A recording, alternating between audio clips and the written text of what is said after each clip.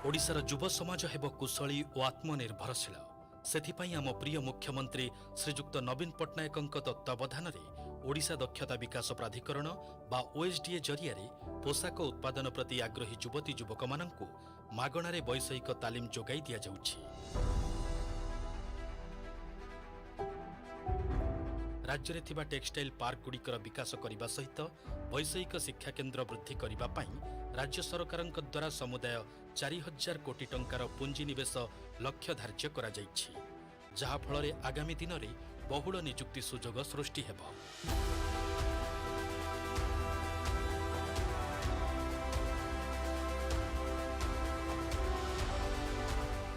एही शिक्षाक्रम रे सिलाई मेसिन ऑपरेटर, नमूना संग्रह दर्जी, सिलाई कार्य तदारख तालीम, शिल्पभित्तिक सिलाई मेसिन ऑपरेटर, लुगाबुणा दर्जी, पोशाक प्रस्तुति प्रणाली सहित एसबु को जांच करने पर तालीम मध्य प्रदान करा जाउछि।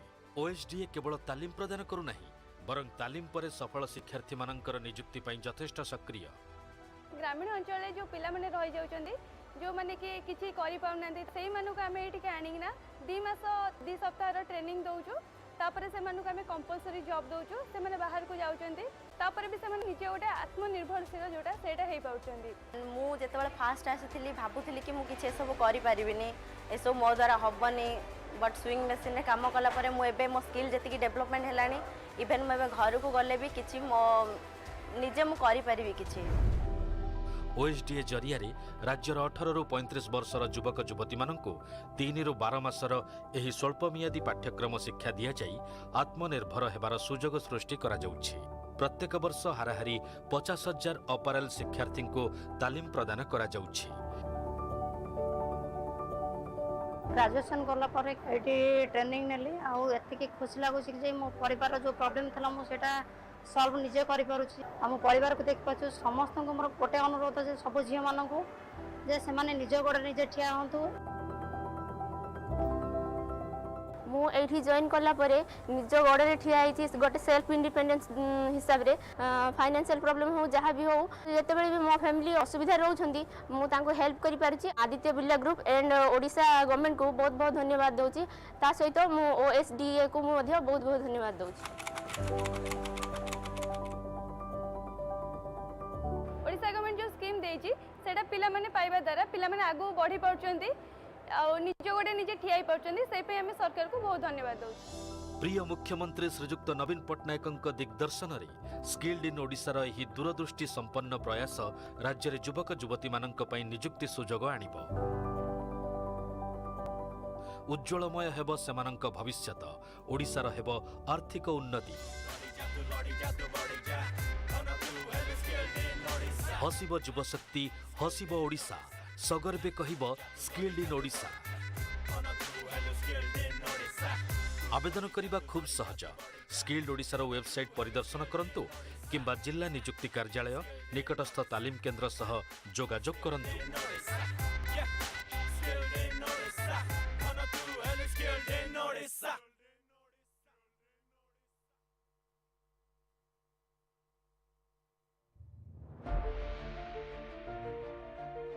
ओडिशार शक्ति युवक माननक पई आसीछि भरपूर निजुक्ति सुजोग।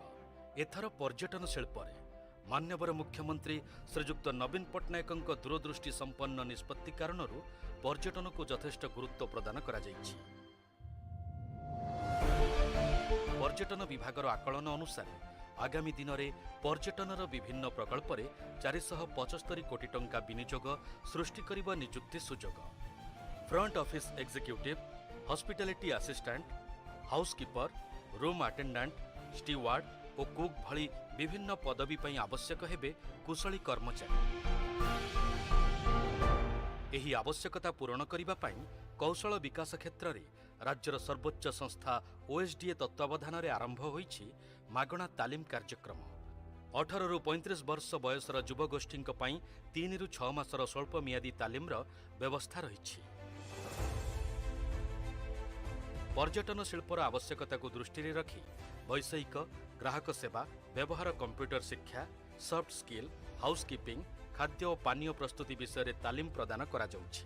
ग्रेजुएशन पर मु जॉब विभिन्न जगह इंटरव्यू देइछि किंतु निराश होई फेरिछि। प्रफुल्ल सार आम गाँ को जाइथिले पिलामानंकु ट्रेनिंग संपर्क में किसी मंतव्य दौले मुझे उपस्थित थी सार कथा मत भल लगी से मुझे छत्रपुर अवस्थित बिजु स्किल सेंटर रे निजर नाम लिखाई आसला देखा पाइली जे परिवेश बहुत भल लगे सार और मैम समस्त सह मिसला मत बहुत भल लगे तापर मु एफएनडीबी माने फूड एंड बेवरेज सर्विस रे मु ट्रेड रे जॉइनिंग कली तापर मु सॉफ्ट स्किल माध्यम रे बा होटल विषय रे किछि जानिया को पाइली मोर स्किल बढ़िबा को लागला पंक्चुअलिटी बढ़िबा को लागला ट्रेनिंग नेवा भितर मोर कस्टमर सर्विस कस्टमर को केमती वेलकम करिया कस्टमर को कंप्लेंट केमती हैंडल करिया कॉफी केमती बनैवा ये सब शिखिली। प्रतिष्ठित होटेल गुड़िकरे प्रशिक्षार्थी प्रत्यक्ष ज्ञान आहरण पई करा जायछि व्यवस्था। सफल शिक्षा ग्रहण पर मासिक 6,000 रु 15,000 टंका पर्यंत रोजगार सुजोग रही। पर्सनल ग्रूमिंग हाइजीन ये सब ऊपर शिक्षा दि जाउछि एवं 3 मास भीतर सेमान को अप टू मार्क लेवल को नहीं कि इंडस्ट्री से केमी डायरेक्टली जॉइन करेंगे डायरेक्टली जॉब रे जाकि जॉइन करेंगे एवं निजको परफॉर्म करेंगे से हिसाब से उपयुक्त तालीम दि जाउछि। 2018 मसीह सीएसता hospitality services training centre OSD under रे स्किल ट्रेनिंग सेंटर छत्रपुर रे स्टार्ट हैला 90% पिला होटल इंडस्ट्री वर्तमान जे पिला काम करछन्ती। तालीम पर सफल शिक्षार्थी मानकर Mayfair Lemon Tree Burger King Sarovar Taj किट hospitality empires Bay Leaf Trident Fortune भली नामी होटेल गुड़िकरे नियुक्ति सुजोग रही। ओएसडीए केवल तालीम नुहे तासह नियुक्ति रे मध्य सहायता प्रदान करुछि। ओडिशार युवशक्ति पई आसीछि एक सुवर्ण सुजोग। निजर आर्थिक उन्नति सह ओडिशार अर्थनीति को करिवे आहुरी सुदृढ़। प्रिय मुख्यमंत्री श्रीजुक्त नवीन पट्टनायक उद्घोष स्किल्ड इन ओडिशा को साकार करने उद्देश्य सर्वदा चेष्टित ओडिशा दक्षता विकास प्राधिकरण। एबे मु सूर्यनगर कैफे कॉफी डे रे इंचार्ज अच्छी 11,000 टका सैलरी पाउची। ओडिशा सरकार को फ्री ट्रेनिंग न नहीं थिले मु आज से नयागढ़ रही जाइथांती। Thank you Naveen Patnaik thank you OST. तो ये आसला पर मोर स्किल बढ़िला से मोर सार को समस्त मैम को एवं मोर सेंटर को आउ ओडिशा सरकार को मो हृदय मो परिवार तरफ मो तरफ बहुत बहुत धन्यवाद जनाऊँ। ये सब संभव हो पार्टी ओडिशा सरकार तेणु हृदय धन्यवाद जनाऊँ। Hasib युवशक्ति Hasib Odisha सगर्वे कहिब skilled in Odisha.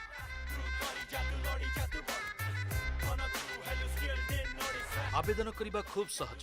Skilled ओडिशार वेबसाइट परिदर्शन करंतु किंबा जिला नियुक्ति कार्यालय निकटस्थ तालीम केन्द्र सह जोगाजोग करंतु।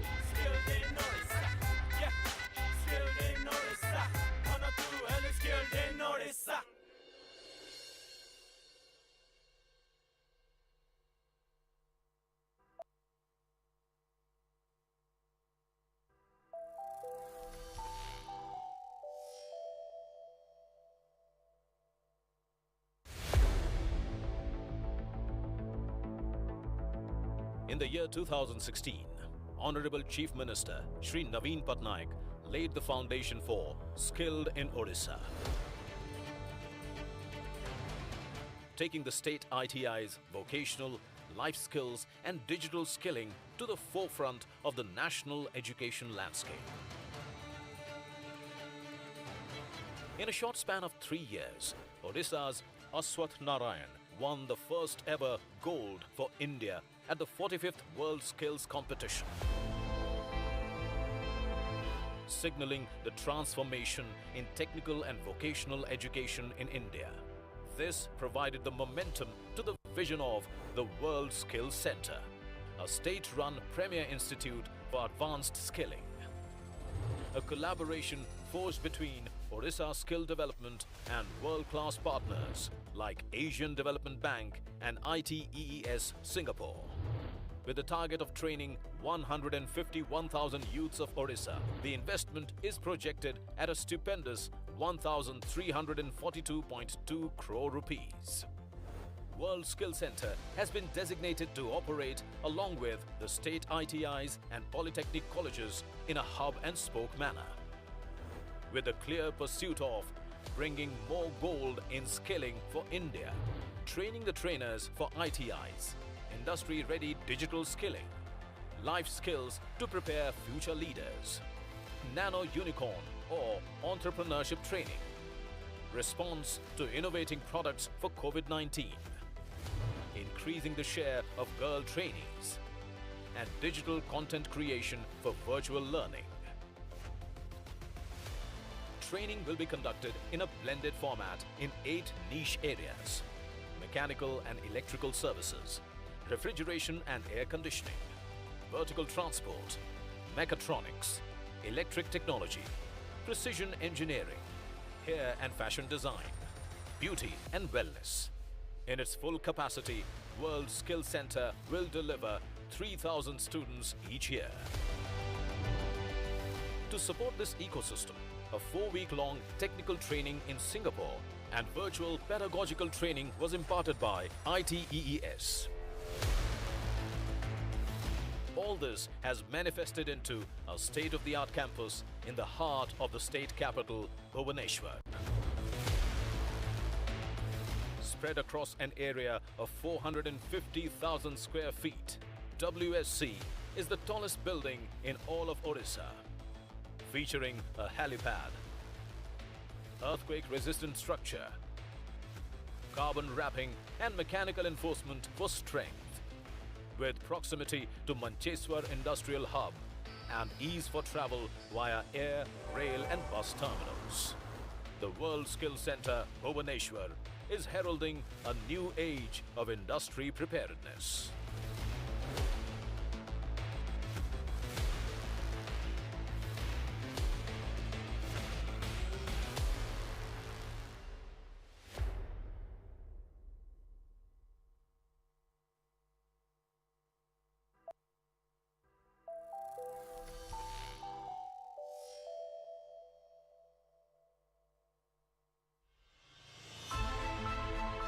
ସମୟର ଆହ୍ୱାନ ସହିତ ପାଦରେ ପାଦ ମିଳାଇ ଆଗକୁ ବଢ଼ିପାରିବା ହେଉଛି ପ୍ରକୃତ ବିଜୟୀର ଲକ୍ଷଣ।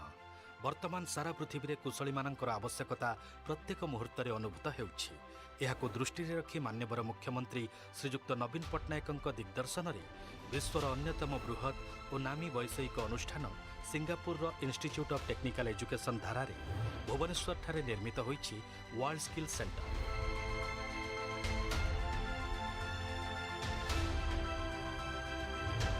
4,50,000 ବର୍ଗମିଟର ପରିମିତ ଅଞ୍ଚଳରେ 1,342 କୋଟିରୁ ଉର୍ଦ୍ଧ୍ୱ ବ୍ୟୟରେ ଓଡ଼ିଶାର ସର୍ବବୃହତ୍ ଅଟ୍ଟାଳିକା ୱାର୍ଲଡ ସ୍କିଲ୍ ସେଣ୍ଟରରେ ପ୍ରଶିକ୍ଷିତ ହେବେ ବିଶ୍ୱସ୍ତରୀୟ କୁଶଳୀ।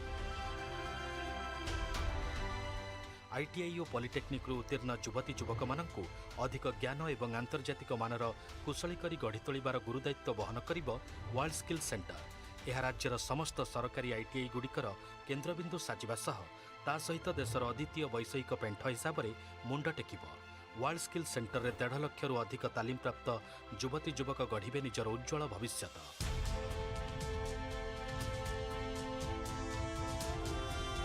ପ୍ରାରମ୍ଭିକ ପର୍ଯ୍ୟାୟରେ ଯେଉଁ 8ଟି ବିଷୟରେ ତାଲିମ ପ୍ରଦାନ କରାଯିବ ସେଗୁଡ଼ିକ ହେଲା ମେକାନିକାଲ ଏବଂ ଇଲେକ୍ଟ୍ରିକାଲ ସର୍ଭିସେସ୍, ରେଫ୍ରିଜରେସନ୍ ଓ ଏୟାର କଣ୍ଡିସନିଂ, ଭର୍ଟିକାଲ ଟ୍ରାନ୍ସପୋର୍ଟ ବା lift technology, mechatronics, electrical technology, ପ୍ରିସିଜନ୍ engineering, hair fashion design, beauty and wellness.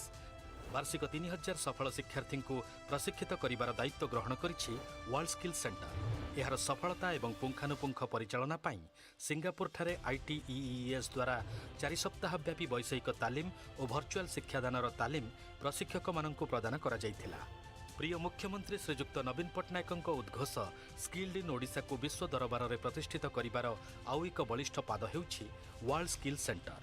ଧନ୍ଦାମୂଳକ ଶିକ୍ଷାକୁ ପରବର୍ତ୍ତୀ ପର୍ଯ୍ୟାୟକୁ ନେଇଯିବା ସହ ସାମାଜିକ ଓ ଅର୍ଥନୈତିକ ଅଭିବୃଦ୍ଧିରେ ଏକ ବିରାଟ ପରିବର୍ତ୍ତନ ହେବାକୁ ଯାଉଛି। ରାଜ୍ୟ ସରକାର ଓ OSDA ଓଡ଼ିଶା ଦକ୍ଷତା ବିକାଶ ପ୍ରାଧିକରଣର ଏହି ପଦକ୍ଷେପକୁ କେନ୍ଦ୍ର ସରକାର ଉଚ୍ଚ ପ୍ରଶଂସା କରିବା ସହ ଅନ୍ୟ ରାଜ୍ୟଗୁଡ଼ିକୁ ଏହାର ଅନୁକରଣ କରିବା ପାଇଁ ପରାମର୍ଶ ଦେଇଛନ୍ତି।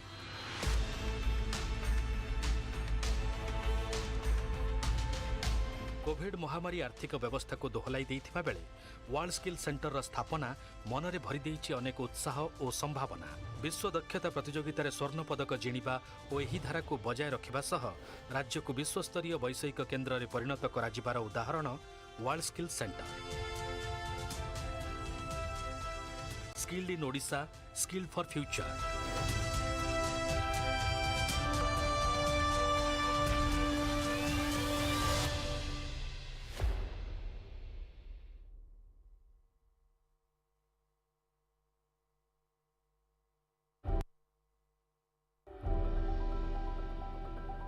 ओडिशा एक कृषि प्रधान राज्य। राज्य रे प्राय 70% लोक कृषि उपरे निर्भर करिथांती। राज्यर समुदाय उत्पादर 26% कृषि क्षेत्र ही आसी थाए। राज्य रे कृषि क्षेत्र रे प्रजुक्ति को जोड़ी अधिकरु अधिक नियुक्ति सृष्टि करिबा उद्देश्य रे आम प्रिय मुख्यमंत्री नवीन पट्टनायकଙ୍କ दिग्दर्शन रे राज्य दक्षता विकास प्राधिकरण बा ओएसडीए 18 रु 35 वर्षर योग्य युवती युवक माननकु कृषि क्षेत्र रे कुशली कराइबा पई जोगाई देउछंती 3 रु 12 मास पर्यंत मागणा रे तालीम।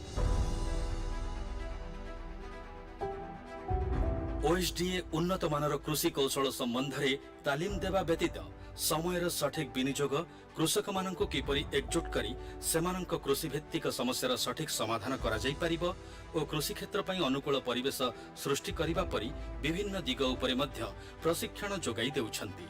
एथि सहित कंप्यूटर विषय रे मौलिक शिक्षा मध्य प्रदान करा जाउछि। ग्रेजुएशन कला परे बेकारी भाबरे बुलुथिली किछि रोजगार नथिला बहुत मानसिक चिंता रे थिली पर जानिबा को पाइली कि राज्य सरकारंकर दक्षता विकास योजना रे एनिमल हेल्थ वर्कर गोटे कार्य चली मागणा रे अछि। एथिरे मु आसी एडमिशन नेली एनिमल हेल्थ वर्कर विषय रे बहुत सारा ट्रेनिंग जानिली एनिमल रो चिकित्सा विषय जानिली फास्ट जानिली तापरे गाई मानकर आर्टिफिशियल इंसेमिनेशन जानिली प्राणी चिकित्सा विषय बहुत भल भाबरे बुझिली जानिली तापरे गाई गरु छेड़ी मेंढा ए सब कुकुड़ा एमानकर चिकित्सा विषय जानिली जानला परे सब ट्रेनिंग नेली 45-43 दिन ट्रेनिंग थिला। ए ट्रेनिंग रे मागणा रहिबा खाइबा सब व्यवस्था थिला। बहुत बड़े उत्तम भाव ट्रेनिंग नेली। ट्रेनिंग नेला परे परीक्षा देई सेटु कृतकार्य हेई मु मोर निज अंचल को फेरिली। निज अंचल रे फेरला परे निज सोसाइटी रे रही कि हमर प्राणी मानक चिकित्सा कली। हां तापरे गाई गरु छेली मेढा मानक चिकित्सा भलो भाबे कला परे निजे किछि आर्थिक रोजगार करि पारली पशु मानक चिकित्सा करि पारली सेवा करि पारली। निश्चित भाव में मु निजर आर्थिक परिस्थिति को बदल पाली। एथे मोर परिवार और मो निजर गुजरान मेंटेन पाउछि। आ बहुत धन्यवाद ओडिशा सरकार को एही स्किल ट्रेनिंग दे दिबार।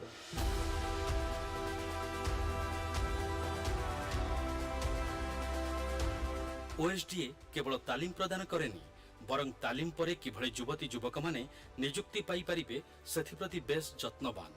Mahindra, Britannia, Escort, Cargill, ITC, Emami, Ruchi, IFD, Keventer परि देशर आगधाड़ीर बृहत संस्था गुड़िक सहित अनुबंधित होइछि ओएसडीए।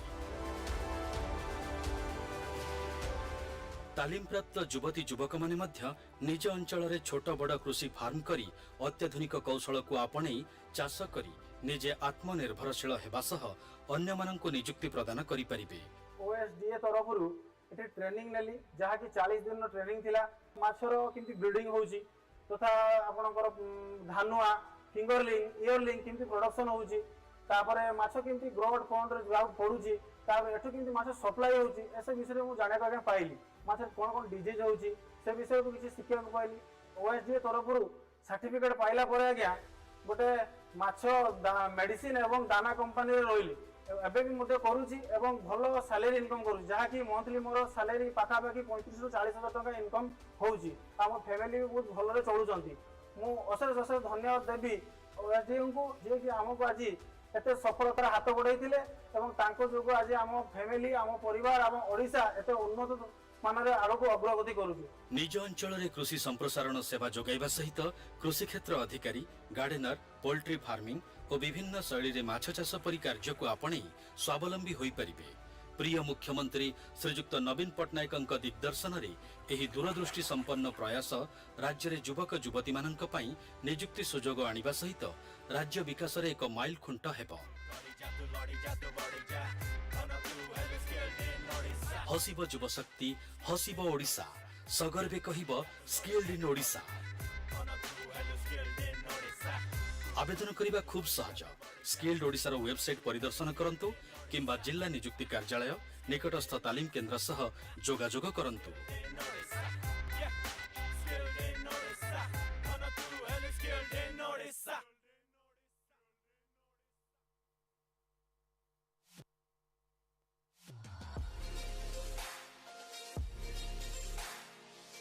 वर्तमान जनसाधारणଙ୍କ ମଧ୍ୟରେ सौंदर्यता और सुस्थता प्रति रुचि बढ़िछि।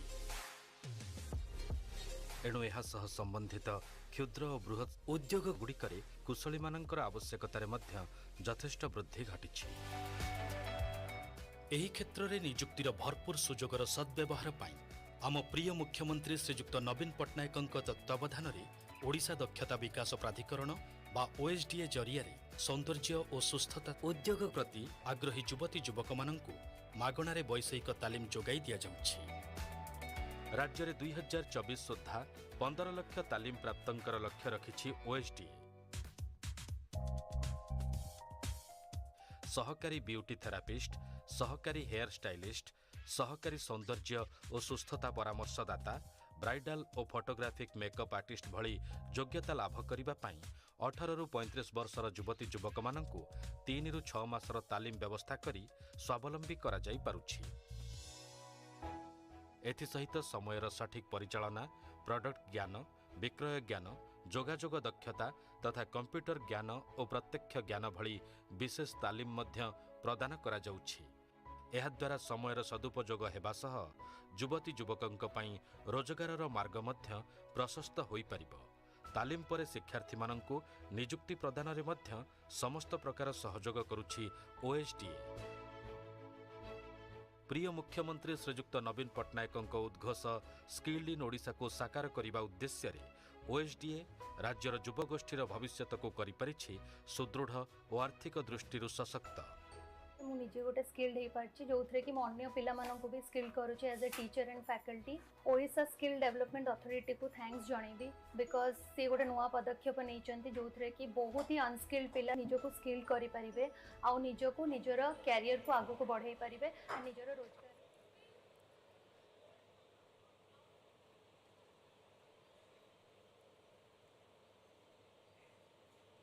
नमस्कार, जय Jagannath and welcome to the third Make in Odisha Conclave 2022.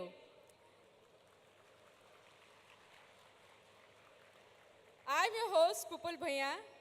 On behalf of Skill Development and Technical Education Department, Government of Odisha, would like to extend a very warm welcome and note of thank you to everyone for becoming a part of this mega event and gracing it with their presence. Make in Odisha Conclave 22 is the flagship investor summit of the Government of Odisha. The biannual event showcases the investment opportunities of the state. In today's scenario, to attract the best of the investment and as per World Economic Forum, the investments will be shifted to regions that has abundant talent fuel line. As we are aware, the world is going through a constant disruption and COVID-19 pandemic has fast-tracked the adoption of technology across sectors. Hence, it is important for all the stakeholders to come together in a congregation like this to brainstorm for our future generation in terms of education and skilling. So everyone, today's session shall include multiple important events such as visionary views of the policy makers, views of our partners, partnerships that will enable our students adopt to the future skills, felicitating the 36 Smart Odisha Hackathon winners, and last but not the least, 3 brainstorming sessions with the industry stalwarts. So ladies and gentlemen, let's start the event and I request you all please clap so that we can start in a good way. Thank you so much again. I hope you all are excited. Are you? Okay, so let's start, and before we start, let's welcome our prestigious guest for today's event to the stage. Please welcome with a huge round of applause our Honorable Minister, Skill Development and Rural Development, Shri Priti Ranjan Ghadai sir.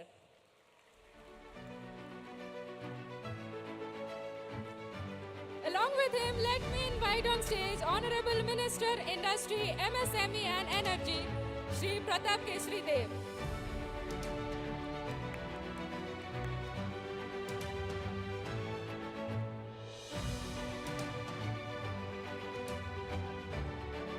Let's end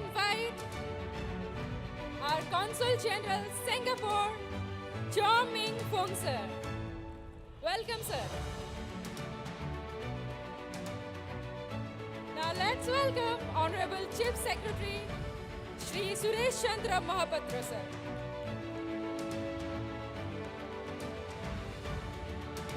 Please welcome CEO ITEES, Mr. Bruce Poe. Welcome, sir.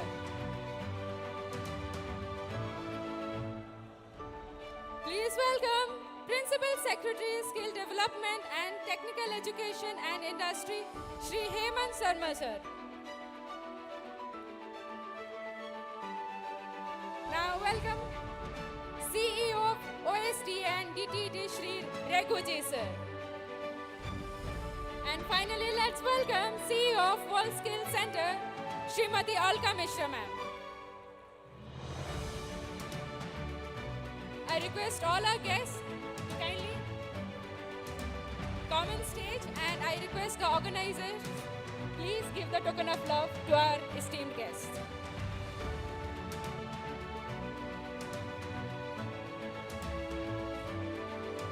All our guests are here. I request everyone, please clap for them.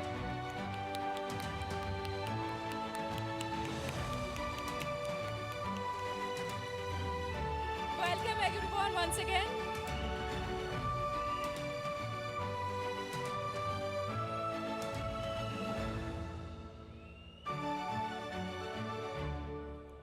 Thank you so much for gracing this occasion.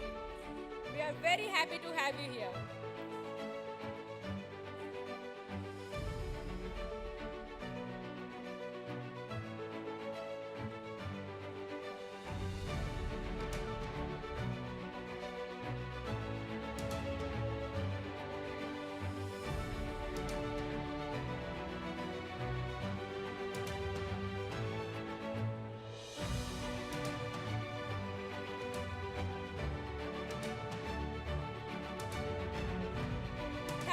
Thank you so much.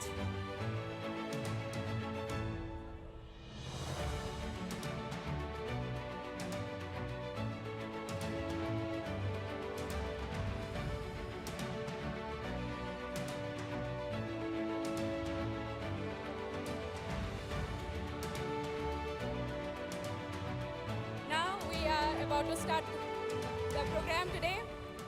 Now may I request Shri Hemant Sharma, sir, Principal Secretary to Government, Skill Development and Technical Education of Odisha, to deliver the welcome address.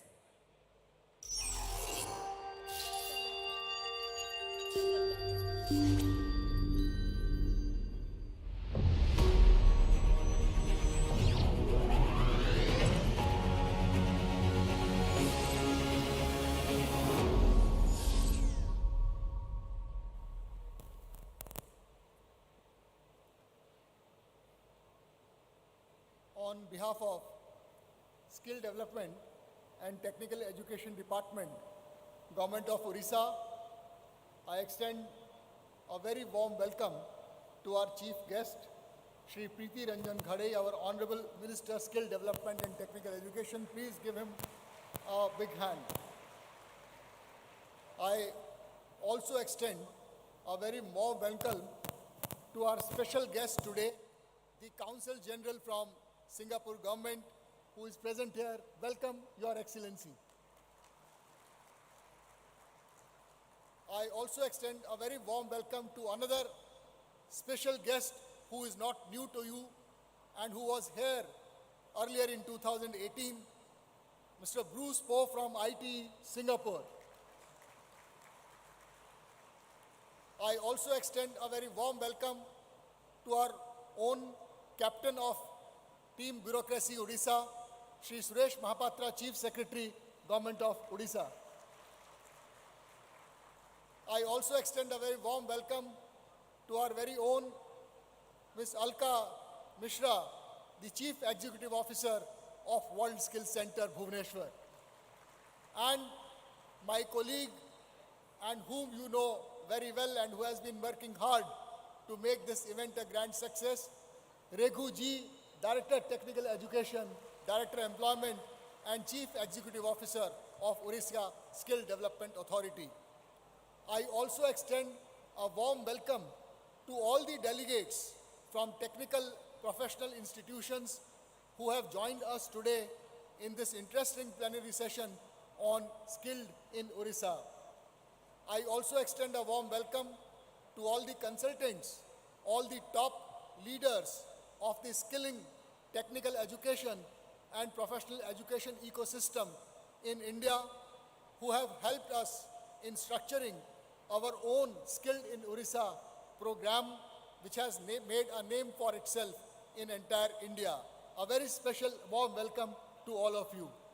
And above all, special welcome to all the participants from technical institutions, engineering colleges, management colleges, universities, polytechnics, ITIs, and the biggest gathering from the World Skills Center, Bhubaneswar, who are here in large numbers. A special welcome to all of you. This session has been structured in order to achieve two objectives.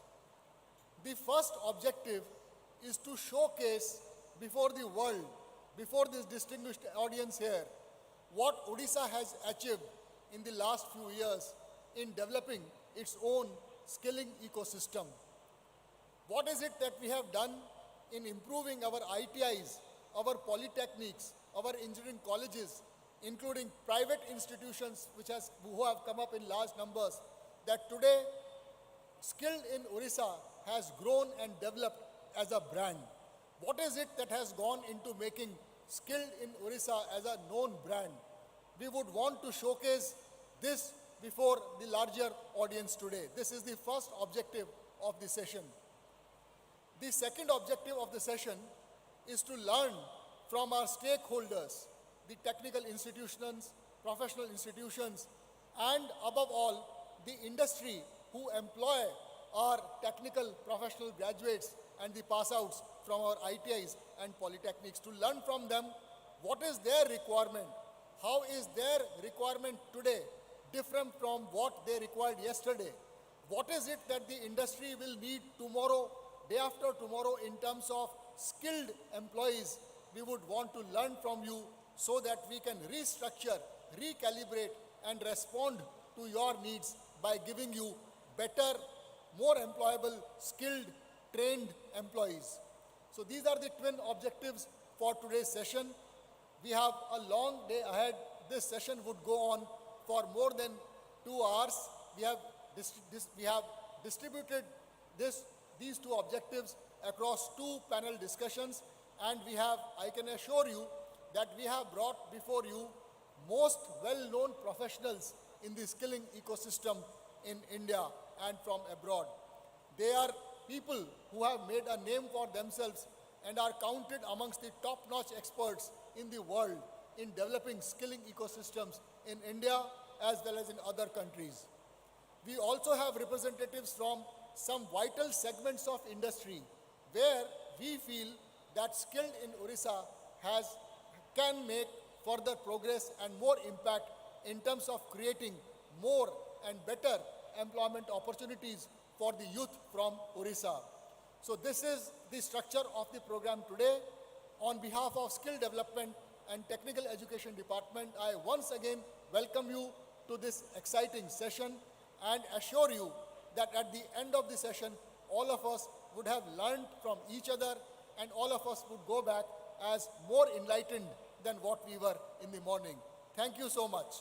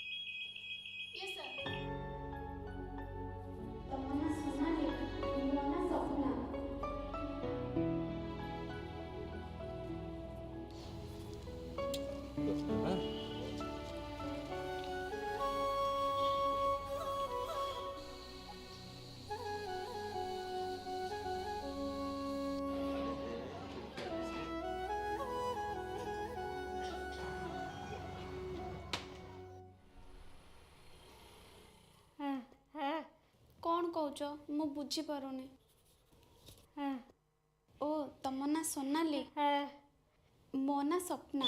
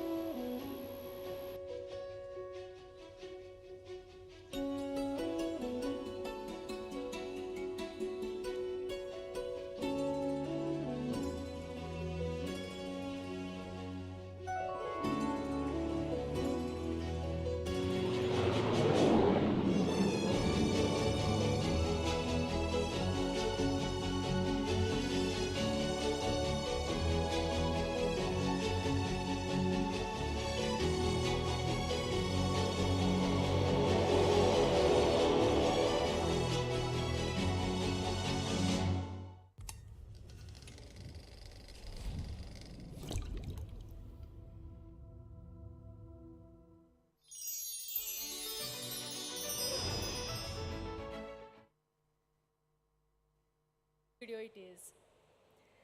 Let's move on. In this complex world of disruption, it is important to forge strategic partnerships to constantly be ahead of the curve.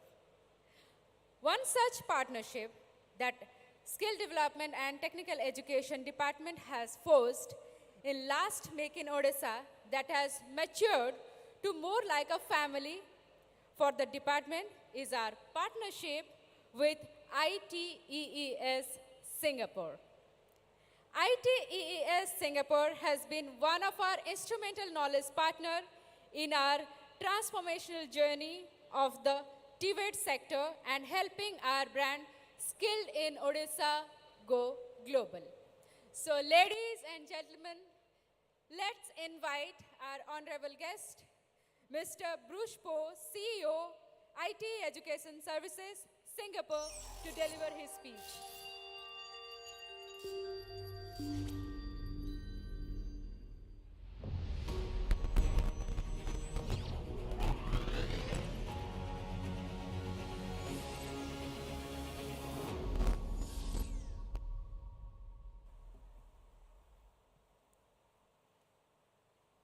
Sri Pritirajam Garaj, Honorable Minister, Skills Development and Technical Education, Government of Odisha, Mr. Chong Ming Fong, Consul General for Singapore and Mumbai, Sri Suresh Chandra Mohaputra, Chief Secretary, Government of Odisha, Sri Herman Sharma, Principal Secretary, Skills Development and Technical Education, Government of Odisha, Sri Regu, Director, Technical Education and Training, Government of Odisha, Srimati Alka Mishra, Chief Executive Officer, World Skills Center, Odisha, Excellencies, distinguished guests, ladies and gentlemen, very good morning. Firstly, let me congratulate the government of Odisha for organizing this juggernaut event, Make in Odisha Conclave, as the world embarks on a trajectory of recovery for businesses. This event is timely to showcase Odisha as an attractive investment hub. IT Education Services from Singapore is extremely honored to be a strategic partner of the government of Odisha in skills development for Odisha and India. Our partnership started in November 2017 when ITs signed the first MOU with the Odisha Skills Development Authority to train 100 principals from the industrial training institutes, which has since been successfully completed. A year later, we signed the second MOU with OSDA to establish the World Skills Center in Bhubaneswar. The iconic 18-story WSC was officially inaugurated in March 2021 by your Honorable Chief Minister Sri Navin Patnaik and commenced its first intake of students in January 2022. ITs also had the honor to deploy 5 IT senior management staff to support the management and operation of this premier skills training center. Today marks another significant milestone in the partnership of skills development between OSDA and ITs as we will embark on 2 initiatives. The first initiative is the implementation of a Singapore internship program for top graduates of WSC to take on a 6-month internship program with companies in Singapore. This internship program in Singapore will provide top-performing WSC students with international exposure and enable them to acquire new skills and work experience relevant to their training. The SIP will also raise the prestige of WSC and eventually position it as a global institute producing graduates not only for India but also for the global labor market. As a start, the first batch of 24 students will start their 6-month internship with companies in Singapore from January next year. The SIP will be implemented over 5 years for a total of 216 graduates covering 9 batches. I'm also pleased to announce that ITs have managed to seek funding support from Singapore government and private entities to support up to 50% of the cost of the SIP. On this note, it gives me great pleasure to specifically acknowledge and thank Singapore's Ministry of Trade and Industry, Sembcorp Marine Private Limited, Port of Singapore Authority, and the Amasa Capital Private Limited for their generosity in supporting this very meaningful cause. The second initiative is the award of IT's Skills Qualification Certificate for all WSC students who have successfully completed the course of study with WSC. This reflects the commitment and belief to build a robust system of high-quality skills training at WSC where students are trained and assessed to the rigorous certification system guided by international standards. I am therefore very pleased to announce that the first batch of students who have successfully passed the necessary exams and assessment will be awarded the ISQ Technical Advanced Certificates issued by ITs Singapore. On this note, I wish to commend and congratulate the Odisha government led by your visionary Chief Minister, for the great strides achieved in the relentless pursuit of skills acquisition and human capital development. Over the last 3 years, I've heard many success stories relating to skills from Odisha, including achievements in the World Skills competitions and the significant transformation of Odisha ITIs into Center of Excellence for Skills and Innovation. For this transformation, I must commend Sri Subroto Bakshi, Chairman of OSDA, for his vision in championing the skills development initiatives in Odisha.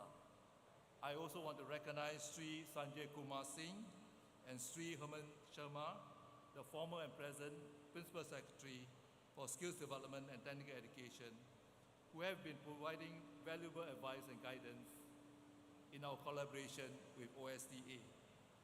My appreciation goes to Sri Raghu, Srimati Rasmita, and Srimati Alka Misra, and the entire OSDA and WSC team who has been working tirelessly with ITs for the success of WSC in transforming Odisha's skills education and training system to build the Skills in Odisha branding in India and beyond. In conclusion, once again, I'd like to thank the government of Odisha for inviting ITs in this momentous event, and we are deeply honored to be an esteemed partner in your journey of transforming lives through skills. Thank you very much.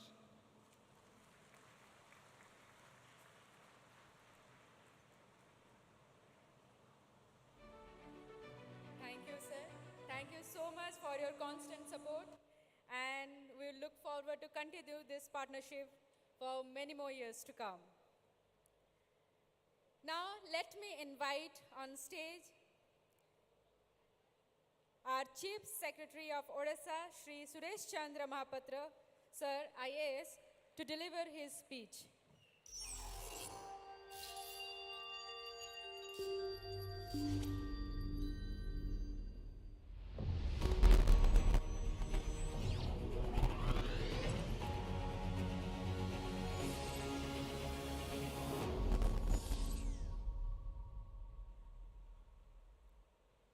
Honorable Minister, Skill Development and Technical Education and Rural Development, Government of Odisha, dignitaries on the dais, invited guests, representatives from different industries, different institutions, students, ladies and gentlemen, I'm extremely delighted to be here today in this plenary session on skill development.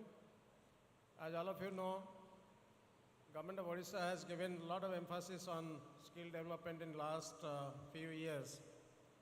In fact, a separate department was created a few years back, the Skill Development and Technical Education Department, with separate minister and separate secretary and other officers, senior officers in the department. This indicates the focus the state has given, focus and importance the state has given to this sector. We have a huge, you can say, huge opportunity in this sector, not only in our state, in our country, because we are one of the youngest population in the world. In fact, we can provide skilled manpower to the entire world.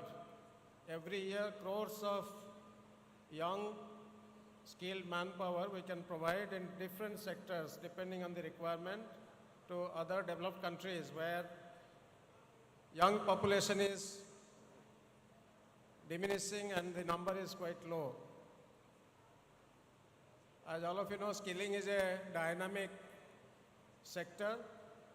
Today's skill may become obsolete tomorrow. So we have to do a lot of research, and we have to identify which are the areas where skilling will be required so that we can be future ready.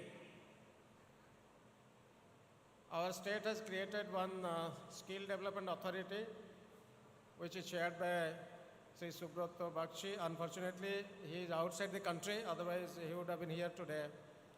So this is the think tank created by the state government, Odisha Skill Development Authority, which is regularly discussing, deliberating, collaborating with different industries, different institutions to find out which are the areas where we can scale up our skilled manpower and provide a livelihood, much better livelihood opportunity to the young population of the state. After OSDA was formed, we have partnered with ITES Singapore. We are extremely thankful to them for partnering with our state, and for the first time, hundreds of principals of ITIs and polytechnics were sent to Singapore.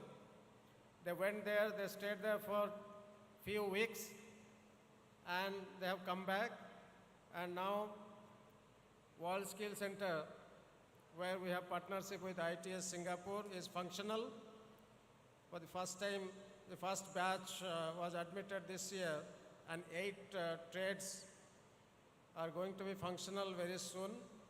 Many of the trades have already started functioning, and this will act as a hub and spoke model for developing all our ITIs and polytechnics throughout the state. As Principal Secretary has already informed you, our ITIs and polytechnics have been completely refurbished, renovated. The HR, the manpower have been trained to meet the challenge of the future. Now, skilling in Odisha has become a brand. Skilled in Odisha has become a brand. Our skilled manpower, wherever they have gone, not only within the state, outside the state, within the country, outside the country, everywhere, they have earned an extremely good name and fame, and they have made our state proud. Odisha's skilled manpower has huge demand in every sector now. So I'll request the department and Odisha Skill Development Authority to regularly innovate, do a lot of research, collaborate with different industries, institutions, to find out the requirement of manpower for the future, and we prepare ourselves accordingly. So this session is going to be extremely important in that respect, and we hope in future we'll be able to meet the demand, not only the manpower requirement, skilled manpower requirement within the state, within the country. We can provide huge number of manpower, skilled manpower to the entire world. So that is our vision, and you have already seen this, the Odisha's young boys and girls. They have done extremely well in world skill competition, which is at par with Olympics of skills, you can say. For the first time, we got a gold medal. India had never got a gold medal in world skills competition. First time, one boy from Odisha, he got a gold medal in world skill. So this is the quality, the intelligence, the sincerity of our young generation, which can reach any level actually. The unlimited scope, unlimited opportunities are available. We have to encash it.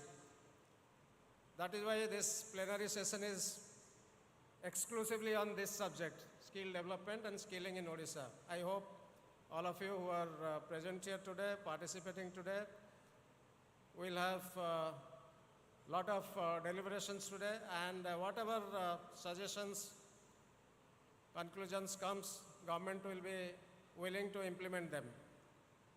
With this, I thank all of you for attending this plenary session. Thank you. Bande Utkal Janan. Thank you.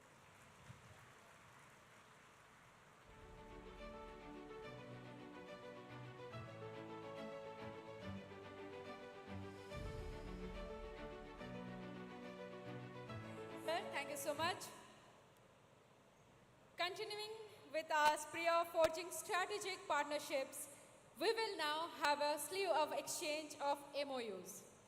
May I request all our MOU partners to kindly be ready to come quickly on the designated spot to optimize the schedule. So let's start with the exchange of MOUs.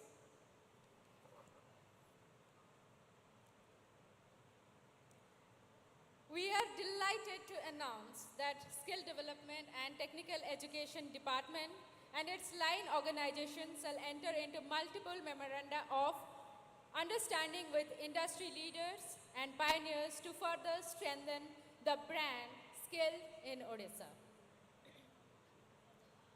Now, each party shall exchange their signed copy of their MOUs. The first one, may I request the team from World Skill Center Bhubaneswar and Institute of Technical Education Services, Singapore, to exchange the MOUs which aims for implementation of Singapore internship program for World Skill Center students.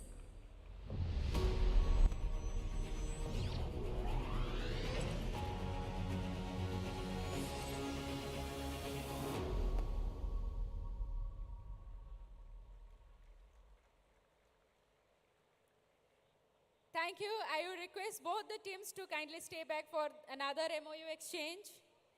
It is time to exchange the MOU once again between World Skills Center and Institute of Technical Education Services, Singapore, for implementation of ITEES Skills Qualification Certification at WSC Bhubaneswar.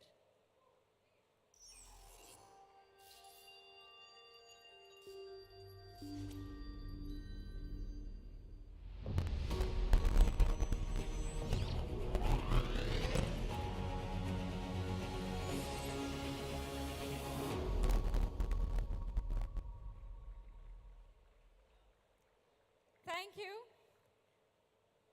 These partnerships with ITEES Singapore definitely takes us to the next level. Moving on to Odisha Skill Development Authority has initiated a program called Digital, Digital Skilling for All, which aims at bringing exclusively in digital skilling in the state of Odisha. Keeping this in line, Odisha Skill Development Authority is today partnering with IBM for digital learning for the students of Odisha, right from schools to technical education students.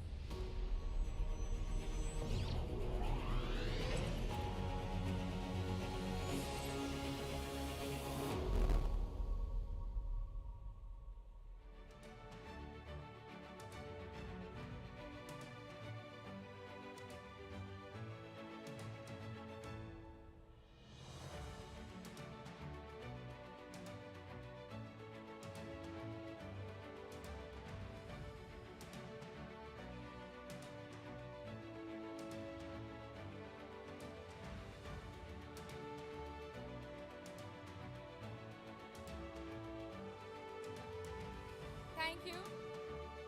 May I now request the team from Directorate of Technical Education and Training Odisha and EVOS Buildcon Private Limited, a reputed and established real estate organization, to kindly join us for the exchange of the MOUs as a sign of partnership for establishment of material testing lab and research center at Bhubanananda Odisha School of Engineering, Cuttack.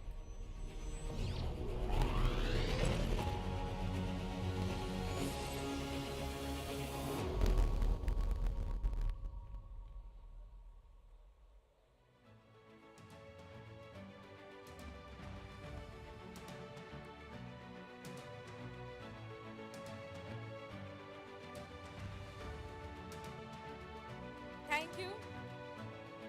Now it's time to request the team of Directorate of Technical Education and Training Odisha and SMS Group, which is a future-oriented plant construction and mechanical engineering company in the metal industry that aims in forging a partnership for collaboration on provision of industry-based training by infrastructure enhancement at Government ITI Bhubaneswar.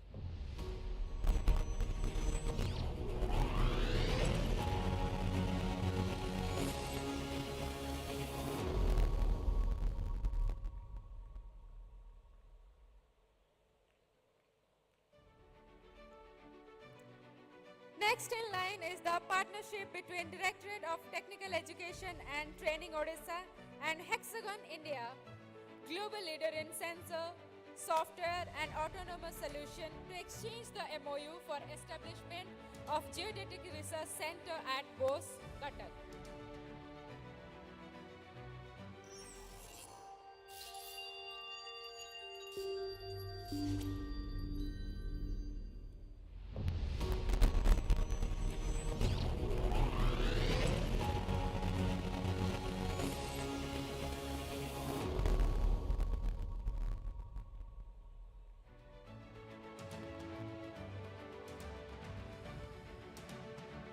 Now it's time to forge partnership with one of the household brand of the country.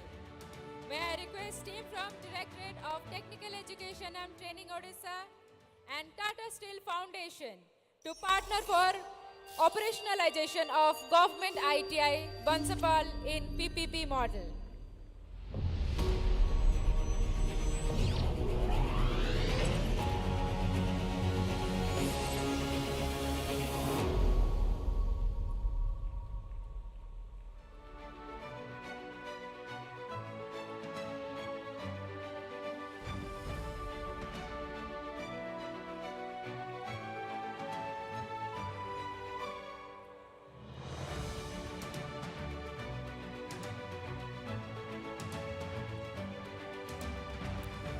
Thank you so much.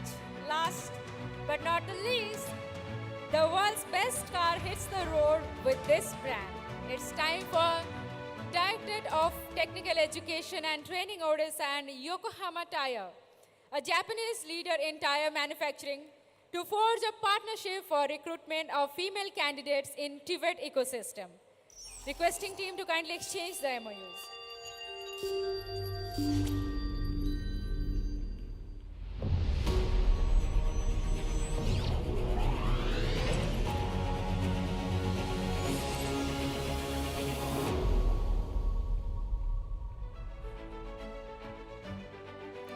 Thank you so much. I request everyone kindly sit. Thank you so much. What a marathon session. These partnerships will definitely add another feather to the brand skilled in Odisha. In its pursuit to become a global brand, and its future people will say, are you skilled or are you skilled in Odisha? And finally, it's time to hear from one of the most dynamic and young leader who is a policymaker of the state. An engineering graduate himself, he leads in a short span of time. He is our leader who leads from the front with innovative ideas and has always been disruptive in his execution. Ladies and gentlemen, please welcome our Honorable Minister of Skill Development and Technical Education, Shri Pritiranjan Ghadai sir, to address the session.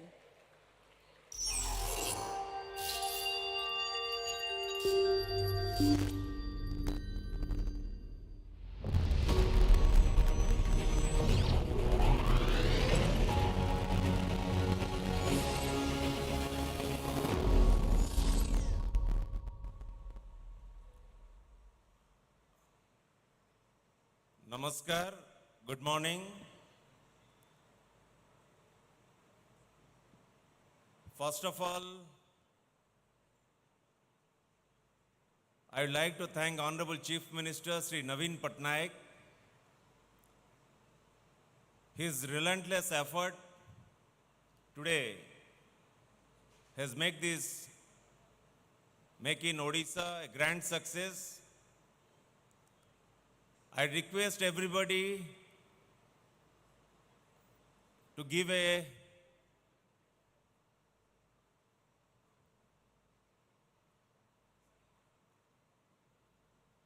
thanksgiving and great round of applause to Honorable Chief Minister Sri Naveen Patnaik.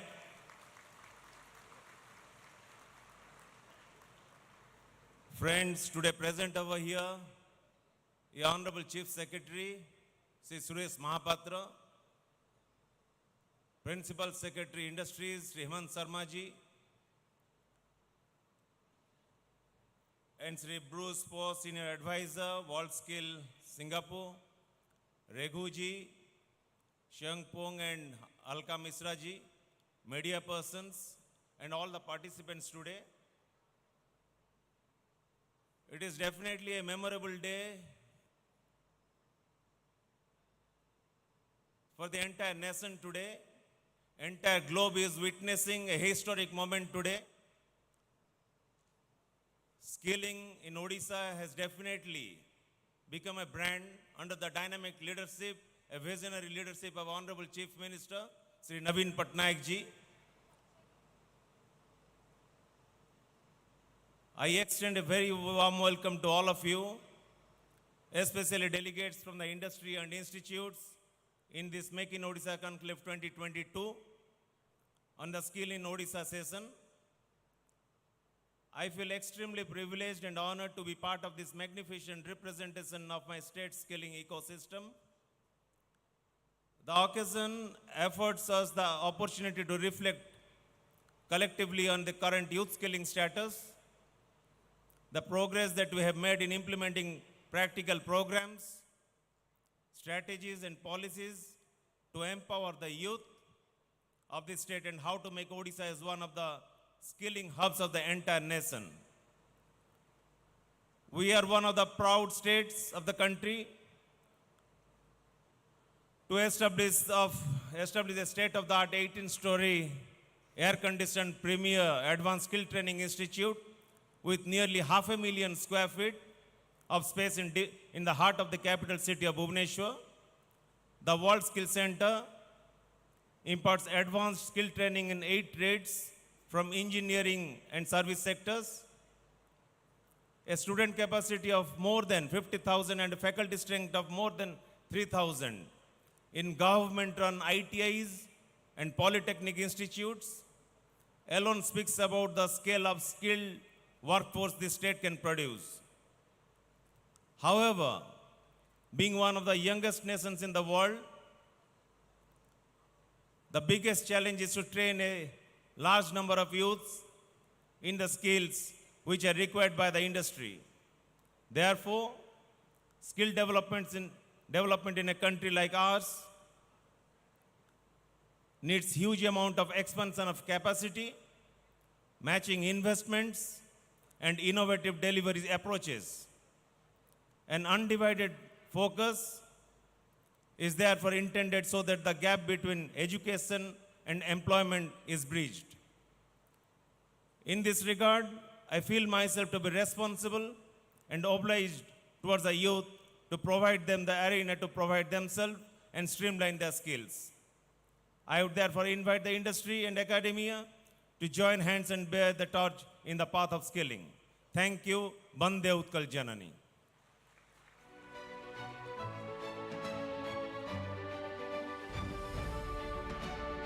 Thank you so much, sir, for your lovely words and your constant support.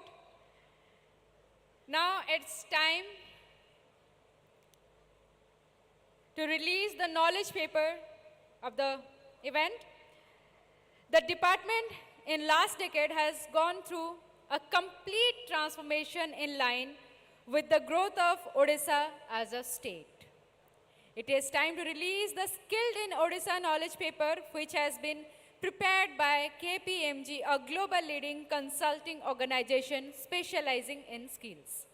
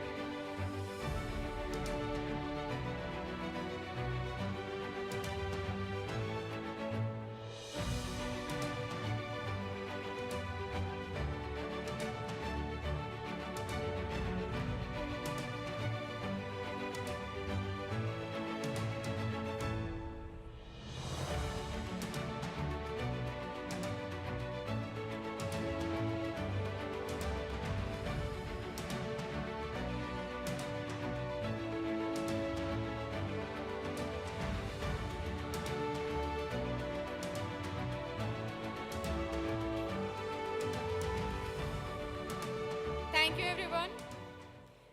Before we move forward, we would like to say thank you to Mr. Bruce Poe for joining us today, as he has a flight to catch. So he will be leaving right now. I request everyone, please clap for him. Thank you, sir. Thank you so much for joining us today.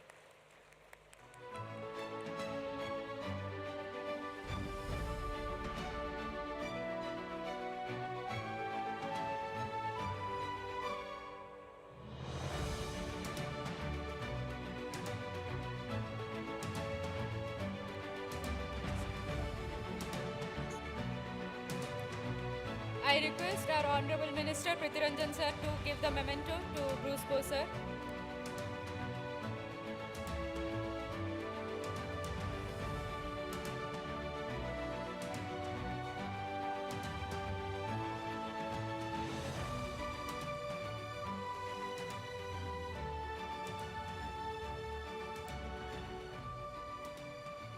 Now it's time to felicitate some of the best minds of the state and country. As you all are aware, since last Make in Odisha Conclave, we have started 36-hour Smart Hackathon competition.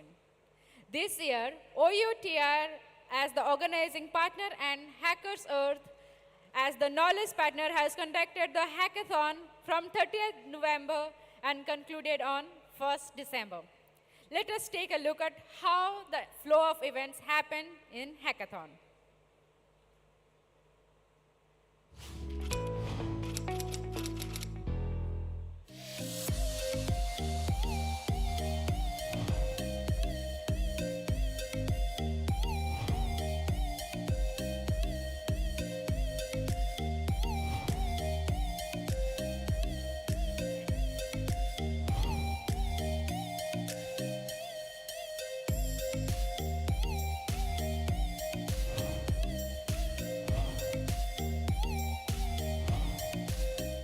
To make this occasion a blessed one, we here remember the Almighty and would like to take this opportunity to call upon our revered dignitaries to light the lamp.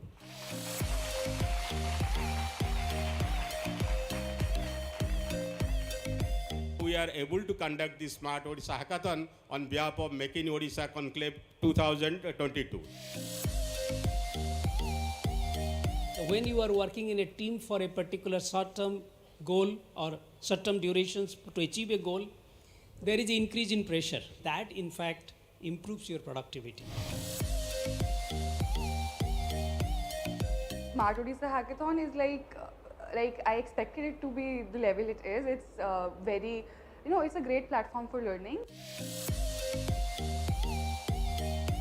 Think about it, be simple and be innovative in your approach.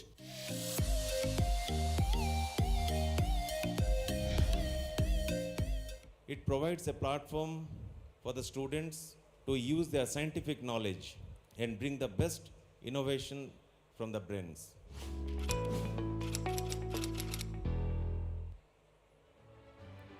What a spectacular video of these young innovative minds. Now we have 6 categories of hackathon, and that is education, agriculture, healthcare, ecology, climate change, environment and disaster management, housing and urban smart cities, and one overall category, Odisha state.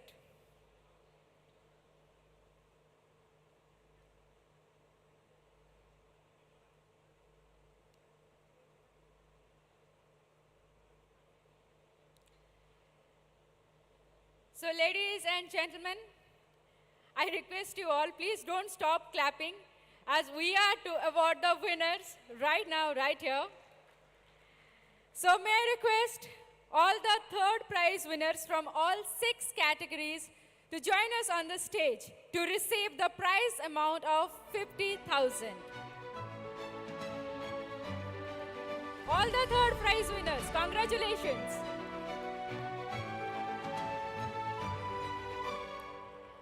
I request our Honorable Minister Prithviranjan sir to give them the check.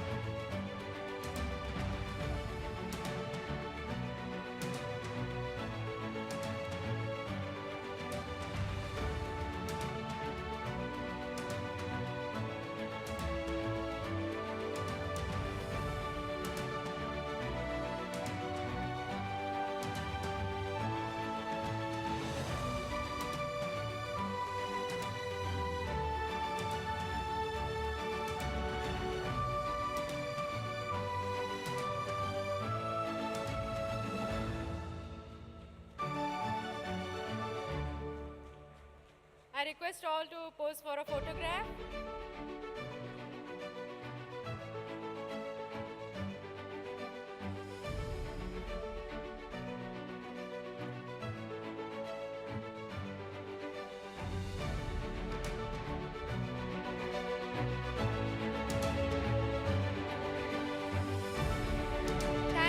Thank you so much all the third prize winners. Now let's welcome our second prize winners from all categories who are winning a prize amount of 75,000 rupees. So please welcome all the second prize winners on stage. I request everyone to cheer them up, and congratulations to all of you.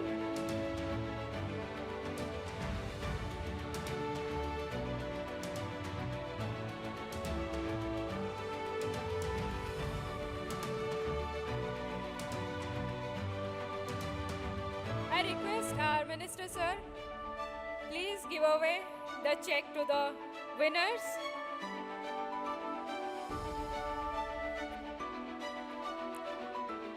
And please everybody pose for a photograph.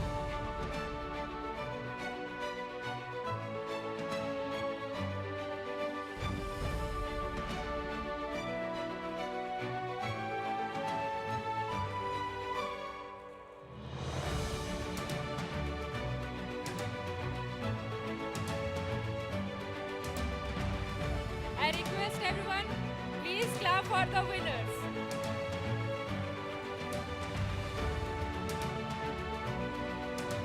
Thank you.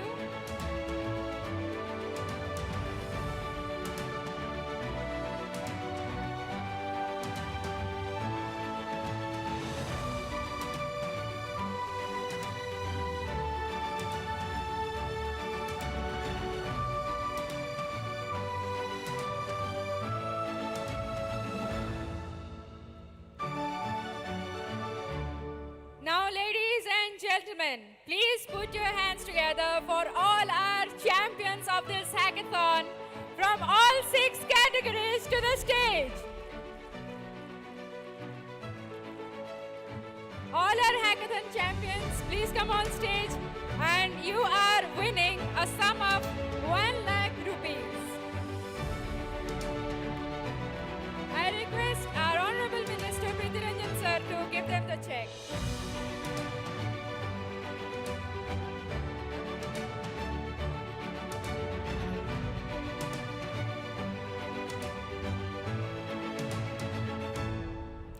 Congratulations, champions. And everyone, please clap for our champions again.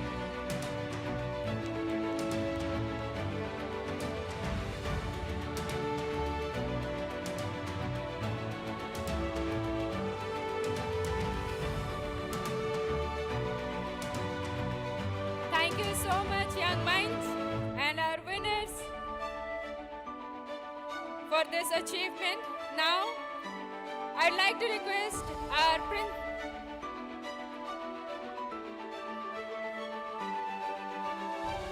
additional secretary sir, Shri Pinaki Patnaik sir, to come up the stage and present the memento to our honorable guests. And these mementos has been crafted by government ITI students Qatar.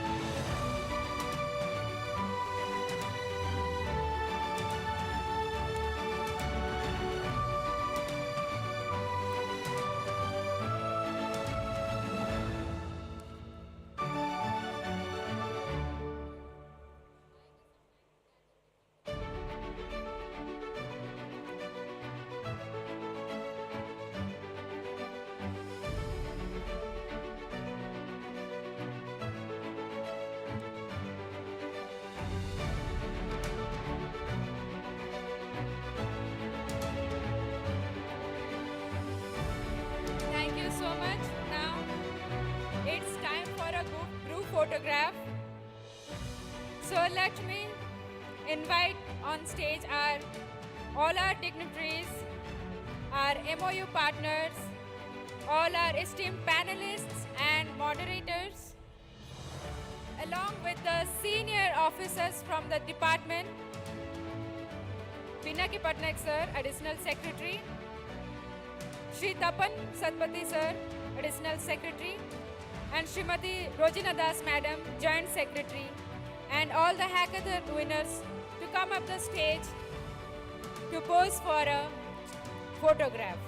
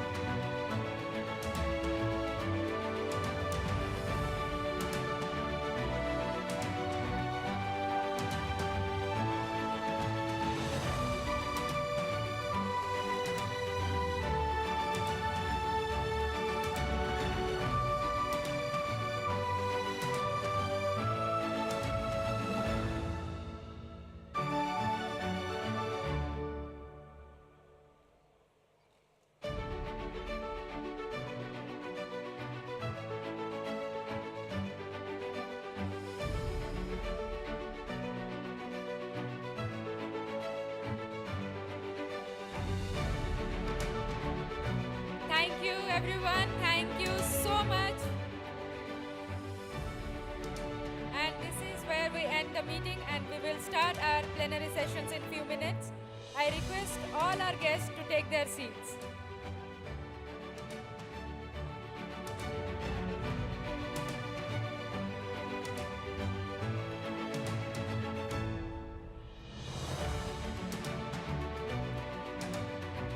And in 2 minutes we are about to start our sessions. So I request everyone to be seated.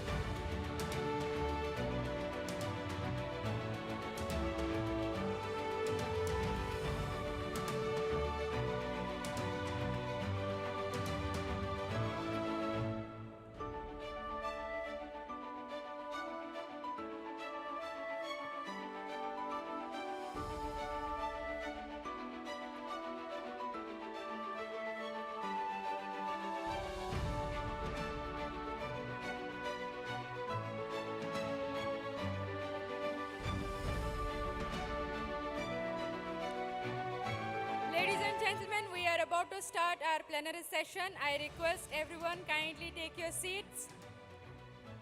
Please settle down as soon as possible so that we can start our session.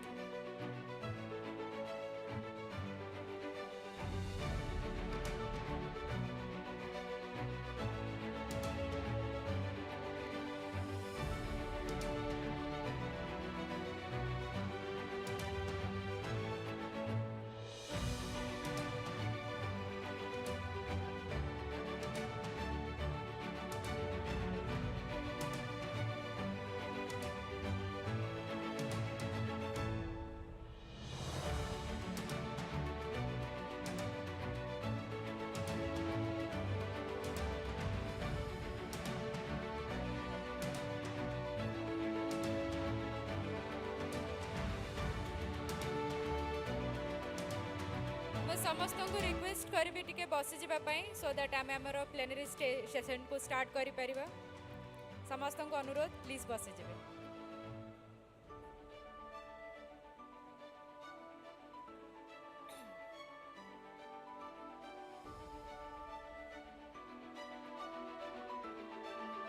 kindly settle down. We are about to start our plenary session.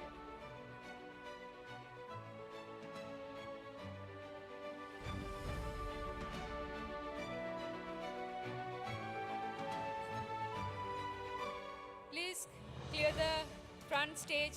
I request everyone please settle down so that we can start our session. We are actually running late, so I request everyone kindly settle down so that we can start the event.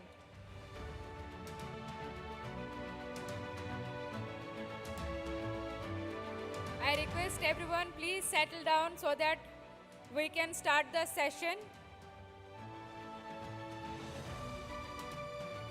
सामने भी जो मैंने अच्छा मो अनुरोध करुच्ची please टिके बसी दिवे जल्दी तो आम आमर सेशन स्टार्ट करबा।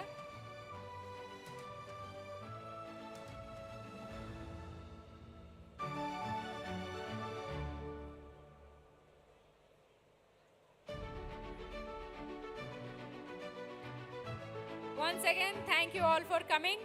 Now it's time to start our first session.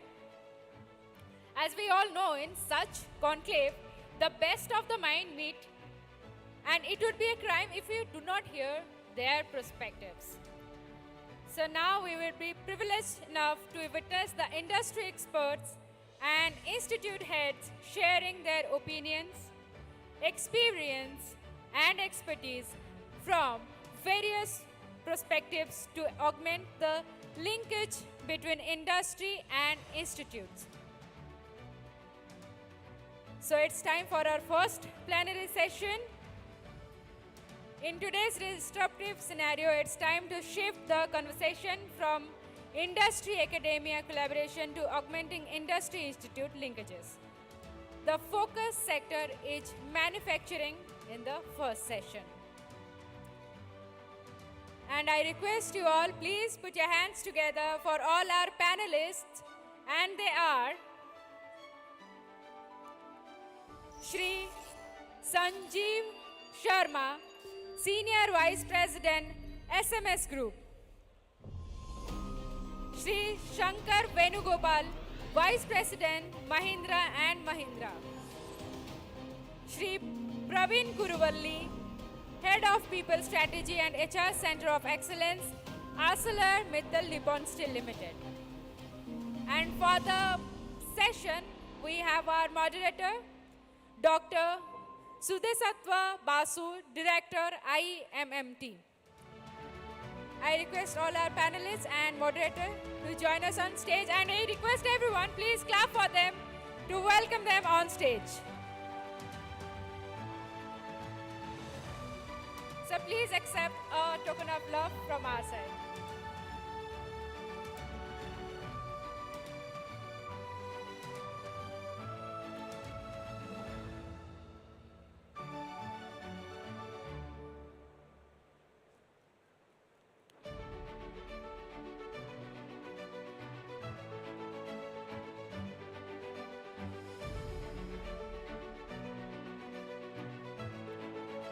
Now, I request our moderator, sir, to continue the session.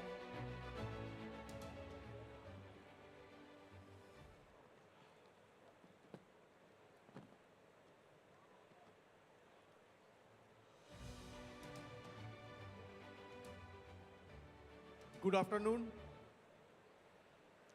I am Dr. S. Basu, Director of Institute of Minerals and Metals Technology. We work in the area of minerals and materials and metallurgy or metal. As the name says, I'm the director of the lab, and we do industrial R&D, and all the participants that we see in this Make in Odisha, especially the theme of minerals and metals, they are our client and we work together. We understand the importance of R&D. I would like to set this up, making few comments, and then we will go to a panelist for their deliberation or their viewpoints. India has approximately GDP growth of 7%. It can go up to 10% if we really work all together and with direction that CM of Odisha and Prime Minister is taking forward. The R&D investment, on the other hand, is about 1 to 2% of GDP, which is roughly about 2.5% of investment of GDP in developed countries. Let's say take the case of United States, about 2.29%. If you take the case of Korea, it is a little higher, in fact, 2.6%. So there is a gap that most of the R&D investment are coming from the government, less from the industry. Why it is so less from the industry? That is what the question. And we really need to work on it. We really need to look into it. The gap that is there in the R&D investment, which I just pointed out, obviously if industry participates in wholeheartedly and completely in India, it can also reach to about 2.5 or 3% of GDP in R&D investment. That's one of the points which is required. But of course, what is required is hand-holding. Many of the academic institutions and R&D institutions working in silos on the R&D development. Industry, on the other hand, also doing R&D development on their own, but they have a limited resources. They also have to look into the production, productivity, marketing, and many things. So if industry R&D or industry as a whole join hand with academia or R&D institutions and work together, hand in hand, build a confidence, then of course there will be more investment, more requirement, and this will go in a loop or in a cycle. That is what happened everywhere in the world or in developed country. That is the model they taken forward. So flow of ideas can come from both from industry as well as from R&D institutions and academia. Adopting new technology, willing to change. These are the things that we try to see. We will see that it happens, that there will be a change, looking for a change, adopting to the change, adopting to the new technology, which is not happening in India. And we would like to see that the technologies are developed in India. And that is possible when industry brings a problem and bring it to the academic institutions or R&D institutions and work together. Not that there will be a funding agency. their engineer, their scientist, our engineer, our scientist will work together in hand, and then only this growth or the hand-holding, through hand-holding, there will be a confidence building, and we will, of course, satisfy the requirement of the industry. With this preliminary viewpoint, I would take this forward, but I would like to show you AV. Can you have the AV, please?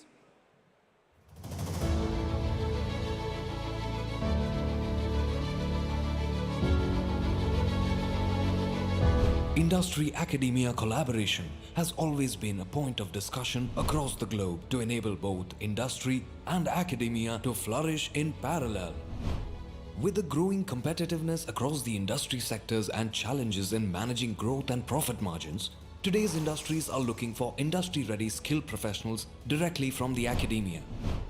The manufacturing sector contributes 18% to the GDP, and India has the 5th largest manufacturing hub in the world.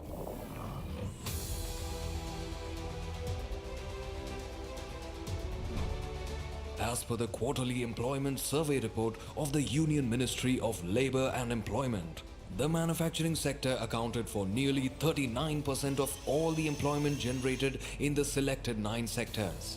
Over the years, India is steadily creating its leadership position in areas such as apparel, accessories, pharmaceuticals, oil and gas, and automobile, to name a few. As per the analyst reports, by 2030, many of the current jobs will become redundant, while new job roles will be created due to AI and automations. In today's scenario, industries alone cannot handle these challenges and opportunities. Hence, it has become increasingly important to shift the conversation from industry-academia collaboration to augmenting industries-institute linkage in the manufacturing sector. With investments growing in the country and the state of Odisha playing a pivotal role, it is important that the state produces a talent fuel line to sustain its leadership position that will play a significant role in the social and economic development of the country. Skill Development and Technical Education Department and Odisha Skill Development Authority is attempting to explore possible answers to some of the opportunities that lie ahead for the industry and academia. Let us brainstorm with the best minds in the country who are here in the Make in Odisha Conclave to deliberate and explore the road ahead of us.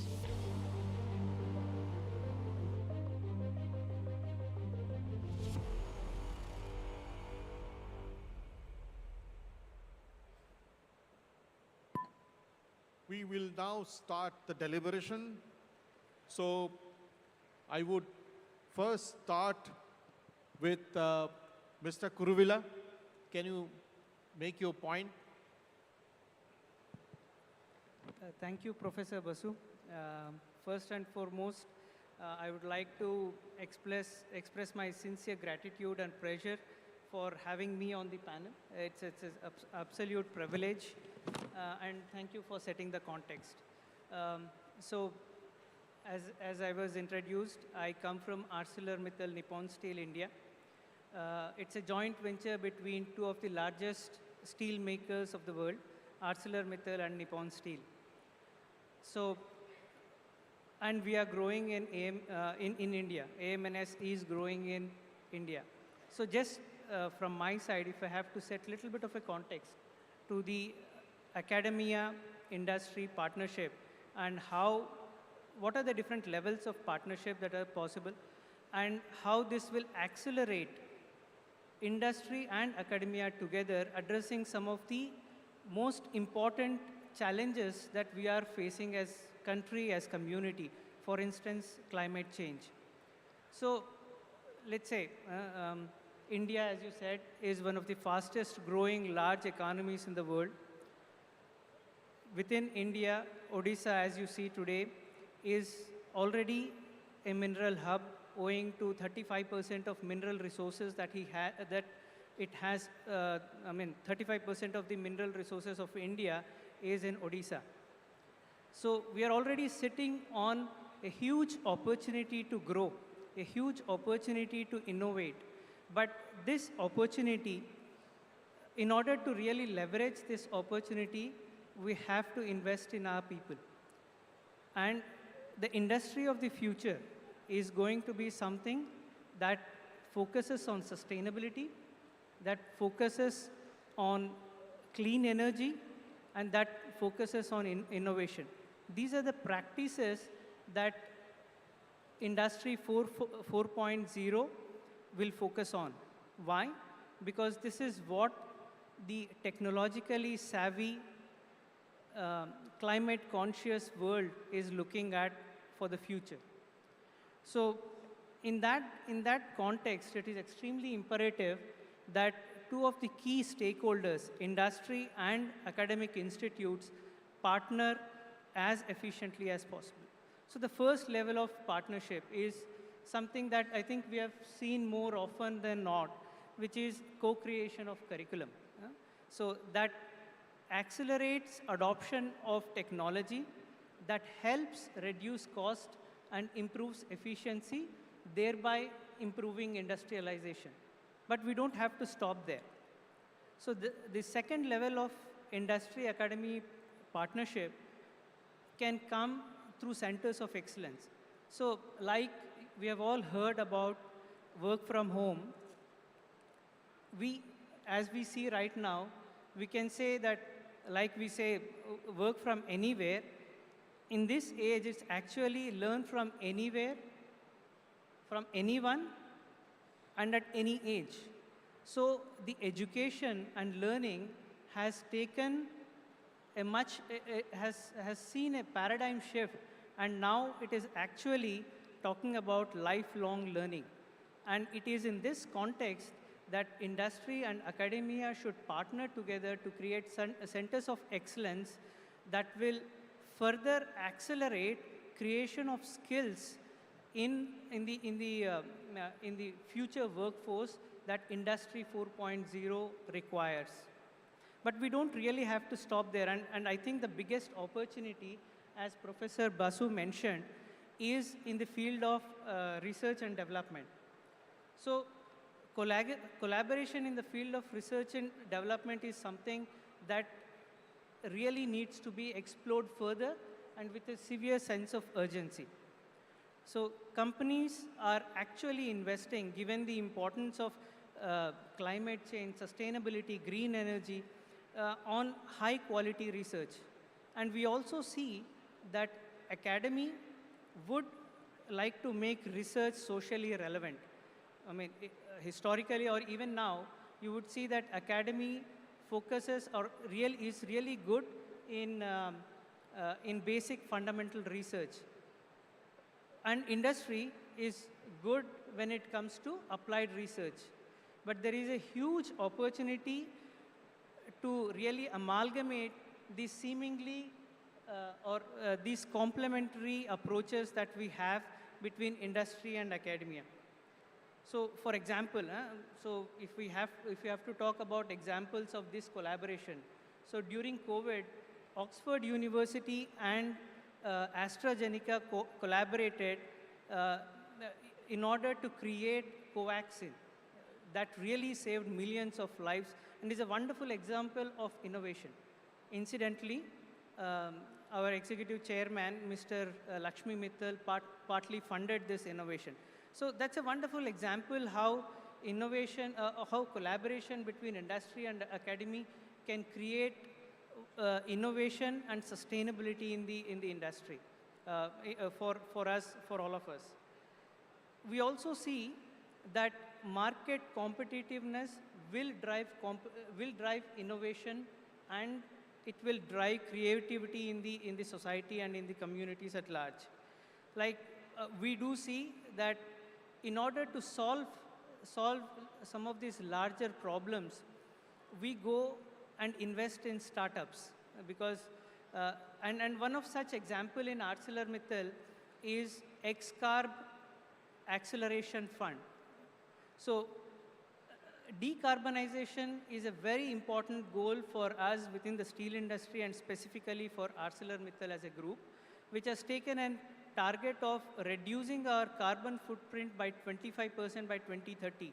So these are platforms which is an opportunity for academia to participate, and these will really drive creating solutions for future. Yeah? The other example is when it comes to investment, companies are looking at investing in areas beyond their mainstream. Like for instance, ArcelorMittal as a steel company, we are investing in renewable energy in India that will help ArcelorMittal Nippon Steel reduce the carbon emissions by 1.5 million tons annually once that is established in 2 years' time. So, I mean, these are some of the examples that will really help us accelerate progress on all the issues that we are speaking about. So, Professor Basu, I completely agree. It's really the focus on R&D. When I speak specifically of steel, India is the second largest producer of steel in the world. We have, India as a country has taken a target of moving to producing 300 million tons by 2030. And industry and academia, which are training the minds of the future and skilling the hands of the future, have all the more responsibility and reason to collaborate on every possible way. Thank you. Thank you, Mr. Praveen Kurwali, for elaborating many aspects. I would now go to Mr. Shankar Venugopal to give his deliberations, talk about the industry-academy interactions and taking R&D forward. Thank you, Dr. Basu. I'm from Mahindra & Mahindra, based at the Mahindra Research Valley in Chennai. So I'm very happy to be part of this very important discussion that we are having today. Because what we try to do at Mahindra is we aim to bring sustainable technologies, both in mobility and also agricultural domains. So I'm from the automotive and farm sector. So when I look at the importance of innovation and collaboration in order to bring sustainable products very quickly to the market, I find that the discussion in this particular platform is very, very critical. You'll all be aware that we have moving into electric mobility in a very quick manner. And it's very important for us to build world-class electric vehicles right here in India. That is possible only if the industry and academia come together and collaborate. Because Mahindra, we have announced the launch of 5 new vehicles over the next 3 years. And for any company to do this, we need to have very strong academic partners for collaboration. The industry is typically focused on applied research, building products. The fundamental research part of it typically comes through the collaboration with academia. When we do this, it's very important to have a very good alignment, because the academia tends to work on certain kind of problems, while the industry tends to work on a very different set of problems. How do we bring these two worlds together so that we can all work hand in hand and build technologies that can directly go into products and benefit the customers? We tried 2 things at Mahindra to bridge this gap, and that's what I want to share today in this platform. One was to bring the academician to the industry through sabbaticals.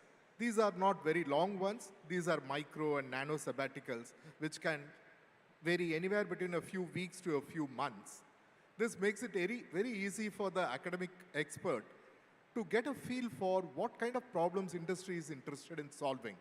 We give them a very immersive experience for a few weeks so that they work as part of our teams and get to understand what kind of problems are relevant to the industry. With this, they are able to go back and write joint research proposals involving both the academic expert and the industry expert, which are typically catering to industry-relevant problems. This has paid good dividends, so I would love to share this idea with you all so that it's very easy to align the interest of the academic expert and the industry expert through this kind of small sabbaticals. The second idea, which really helped us in a big way, is creating technology roadmaps. Because we are talking about not just a small piece of research, but really building a technology in a very meaningful and a very oriented way over the years so that we can build world-class products from India. For it, it's very important to have a clear technology roadmap so that the government can use the roadmap to make sure that the proposals, the research proposals, which are aligned to the roadmap, get funded. So that way, today there is a lot of funding. There is a lot of money that the government spends on funding research. But for it all to add up to something impactful, it's very important to have a roadmap and make sure that the proposals are all aligned to the roadmap. So we did this for electric vehicles. For lightweighting the electric vehicles, we created a 20-year roadmap which aims at significant weight reduction. By 2030, we want to reduce the weight by 30%.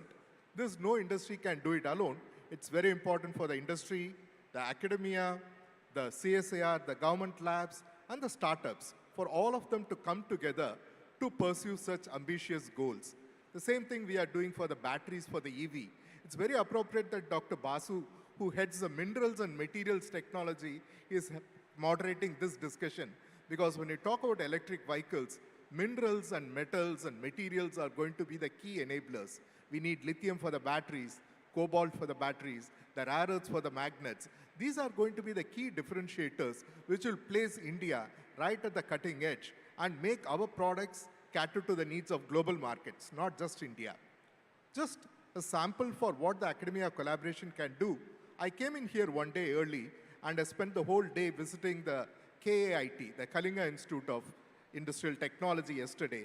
The kind of work that I see there, I got to interact with researchers and young students across multiple departments. The kind of cutting edge work that I saw there yesterday gives me the confidence that this state can play a very key role in setting an example of how industry and academia collaboration should be and how it can really enable innovative technologies that go into global products. So I'm very, very confident that this will happen right here in this state. Thank you.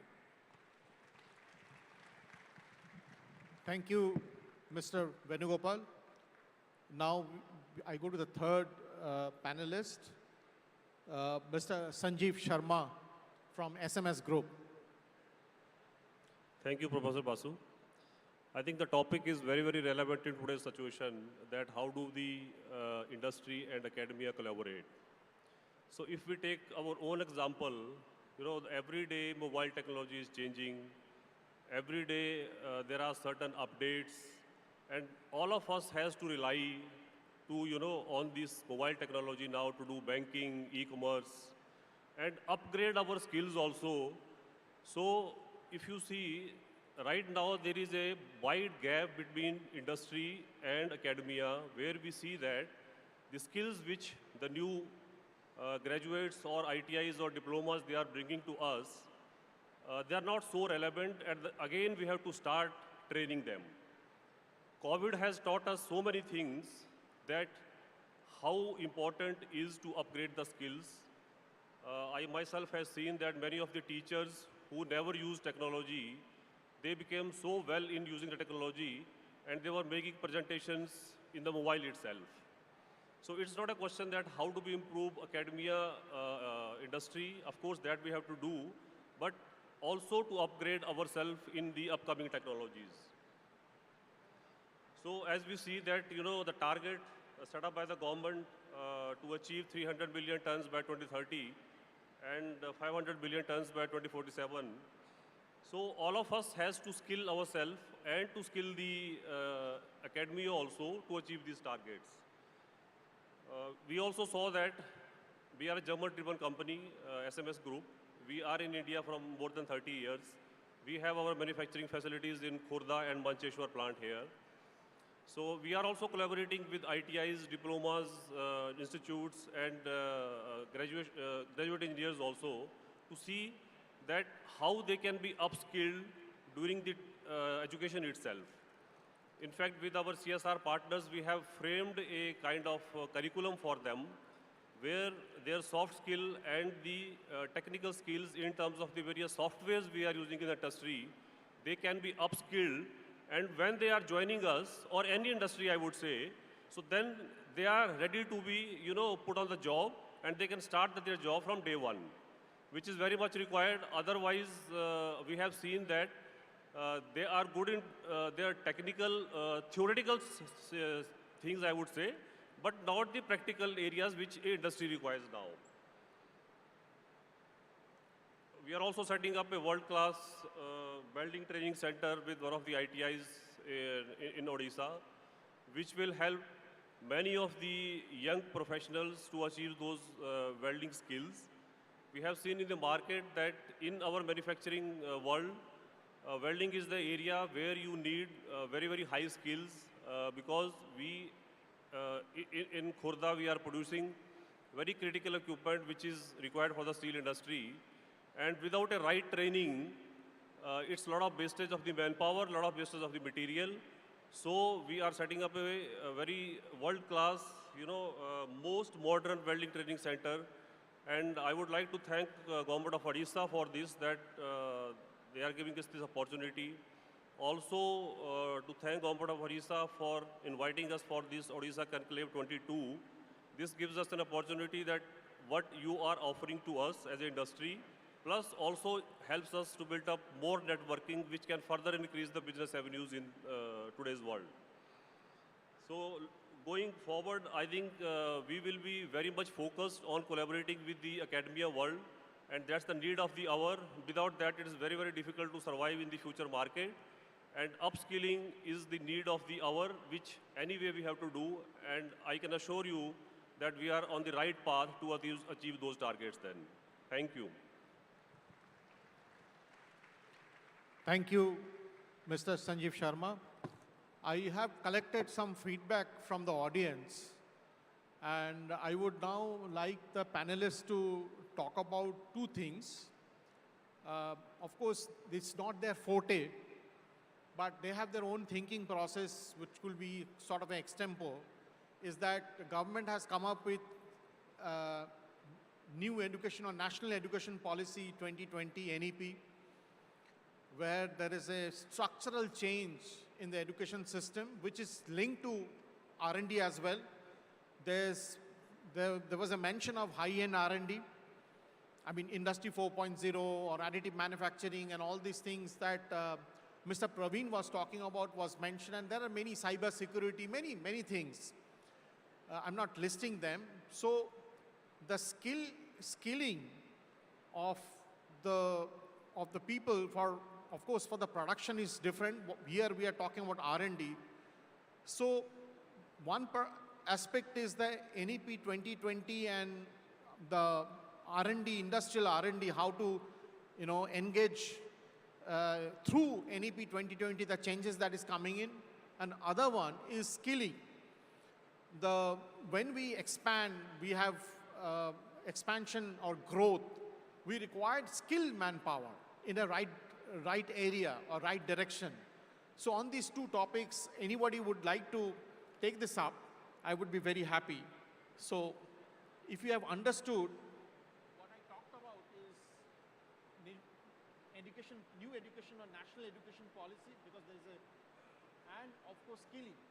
In these two aspects, from the industry side, if you would like to say something.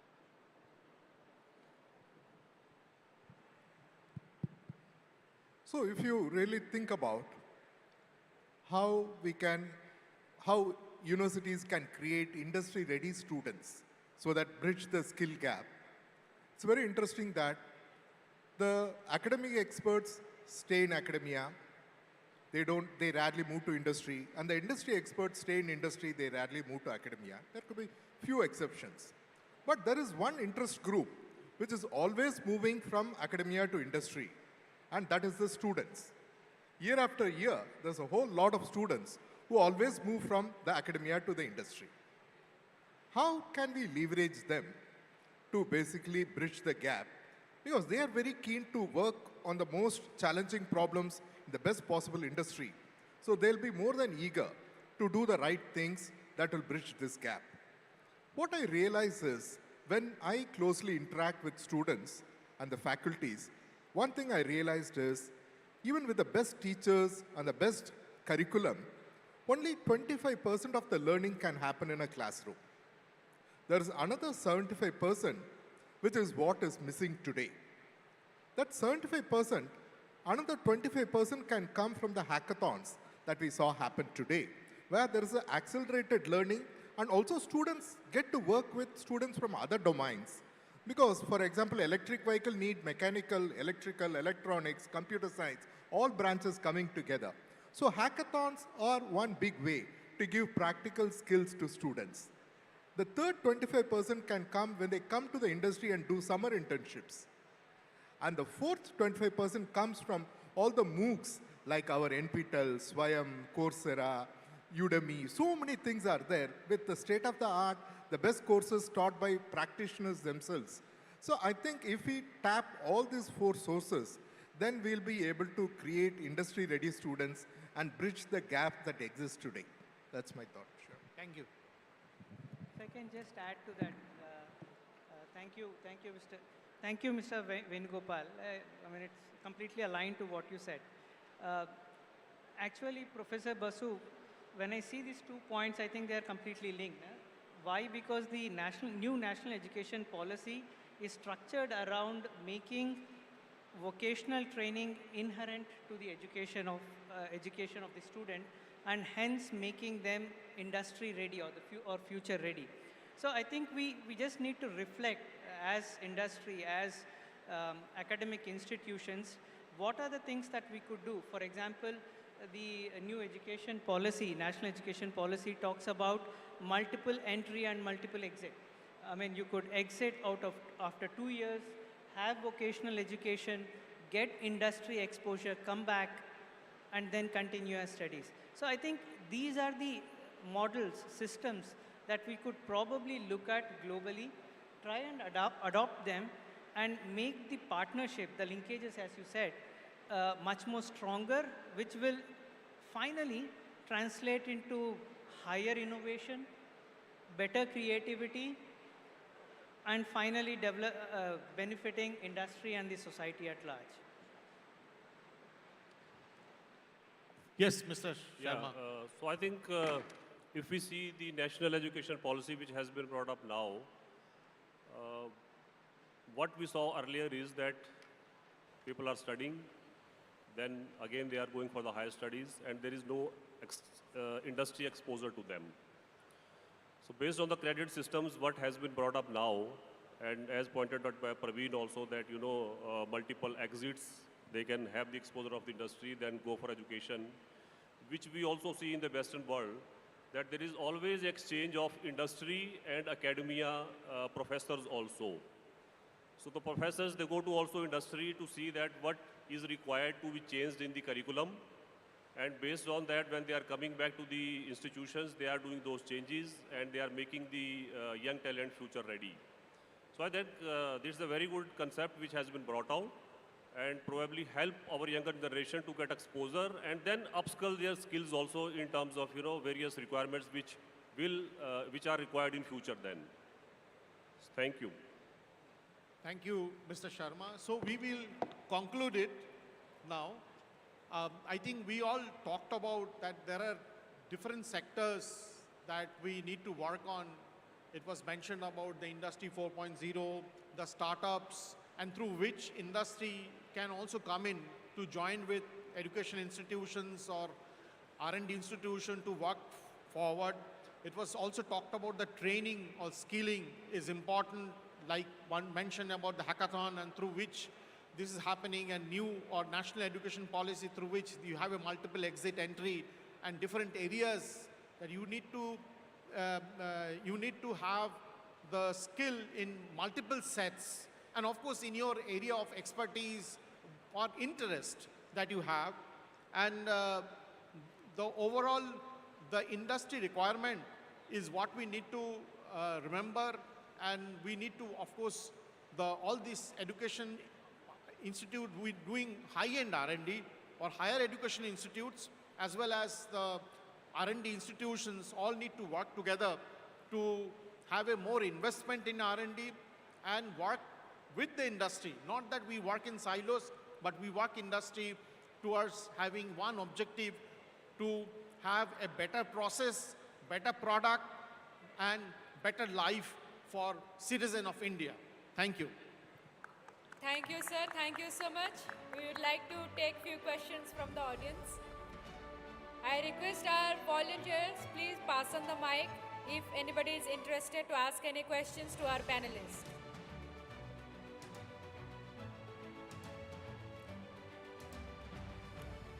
Okay, with this, we are ending the session and I am requesting organizer team to give mementos to our esteemed guests.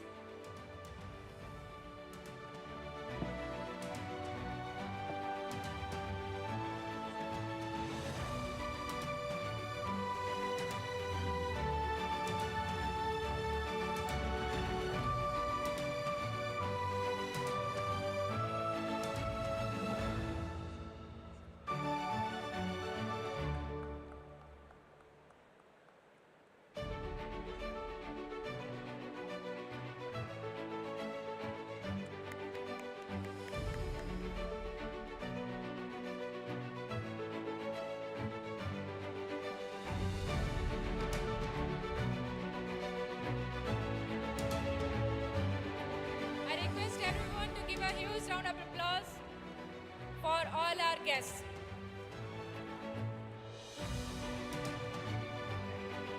I request our panelists along with our moderator sir to pose for a photograph.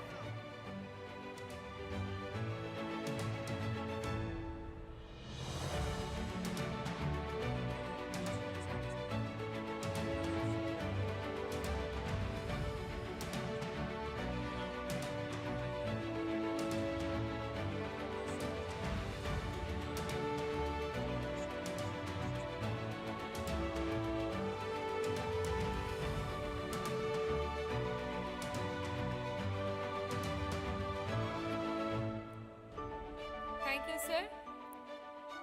And we have our lunch arrangement in Swasti Premium. So after the sessions all are over, we will go for lunch. And it's time to begin with our second session. Thank you, sir. Thank you so much.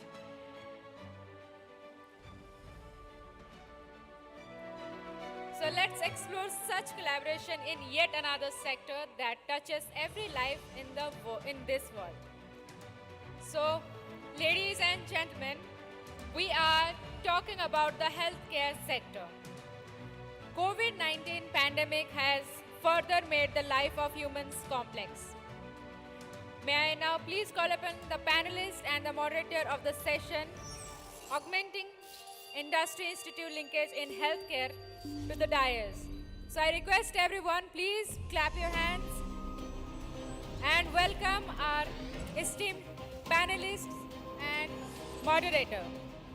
Our panelists for this session are Shri Jajit Das, Director Strategy Ashwini Group, Dr. Vishnu Panigrahi, Group Head Medical Strategy and Operations, Fortis Healthcare Limited, and the moderator for the session, Dr. Sanghamitra Pati, Director, Regional Medical Research Center, Bhubaneswar.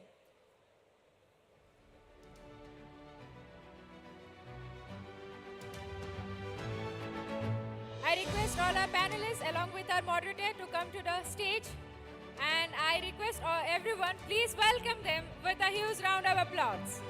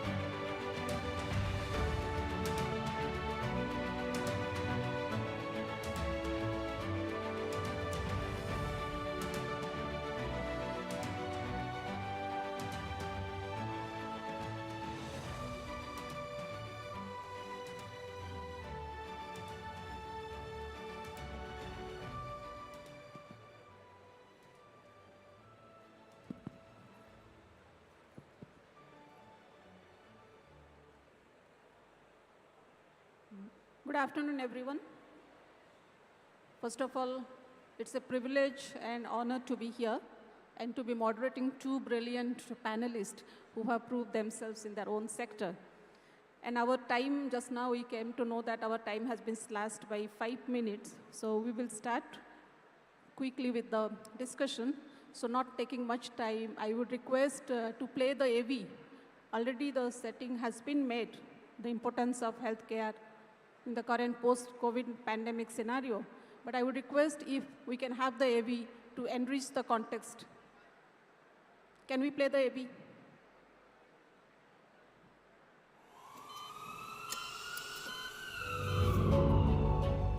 Healthcare is one of the fastest and evergreen sector, playing a significant role in the life of Homo sapiens. With rapid urbanization and sedentary lifestyle, the health complications has grown significantly over the years, especially the challenges posed during the COVID-19 pandemic. Today, Indian healthcare sector encompasses 18% of total outpatient care and 44% of total inpatient care that employs a total of 4.7 million professionals and is growing exponentially. Further, it is expected to reach more than $372 billion driven by rising income, better health awareness, lifestyle diseases, and increasing access to insurance. The need for sophisticated healthcare, continuous R&D, and introduction of digital technology have disrupted the sector in a significant manner. As per the Economic Survey of 2022, India's public expenditure on healthcare stood at 2.1% of GDP in 2021-22 against 1.8% 2021. Hence, to meet the increasing demand from both healthcare providers, payers, and industries, abundant opportunities lie ahead.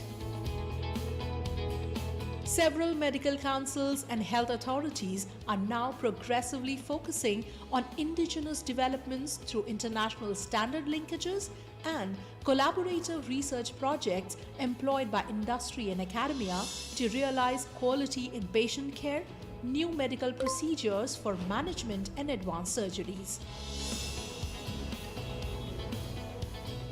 Hence, it is time for academia to work hand in hand with the industry, thereby shifting the focus to augmenting industry's institute linkage in the healthcare sector.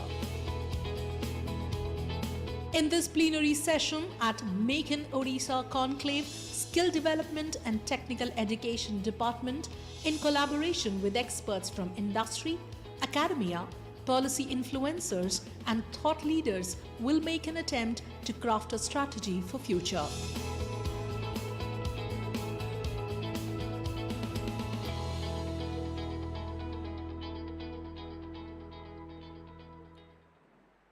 Thank you for setting the story.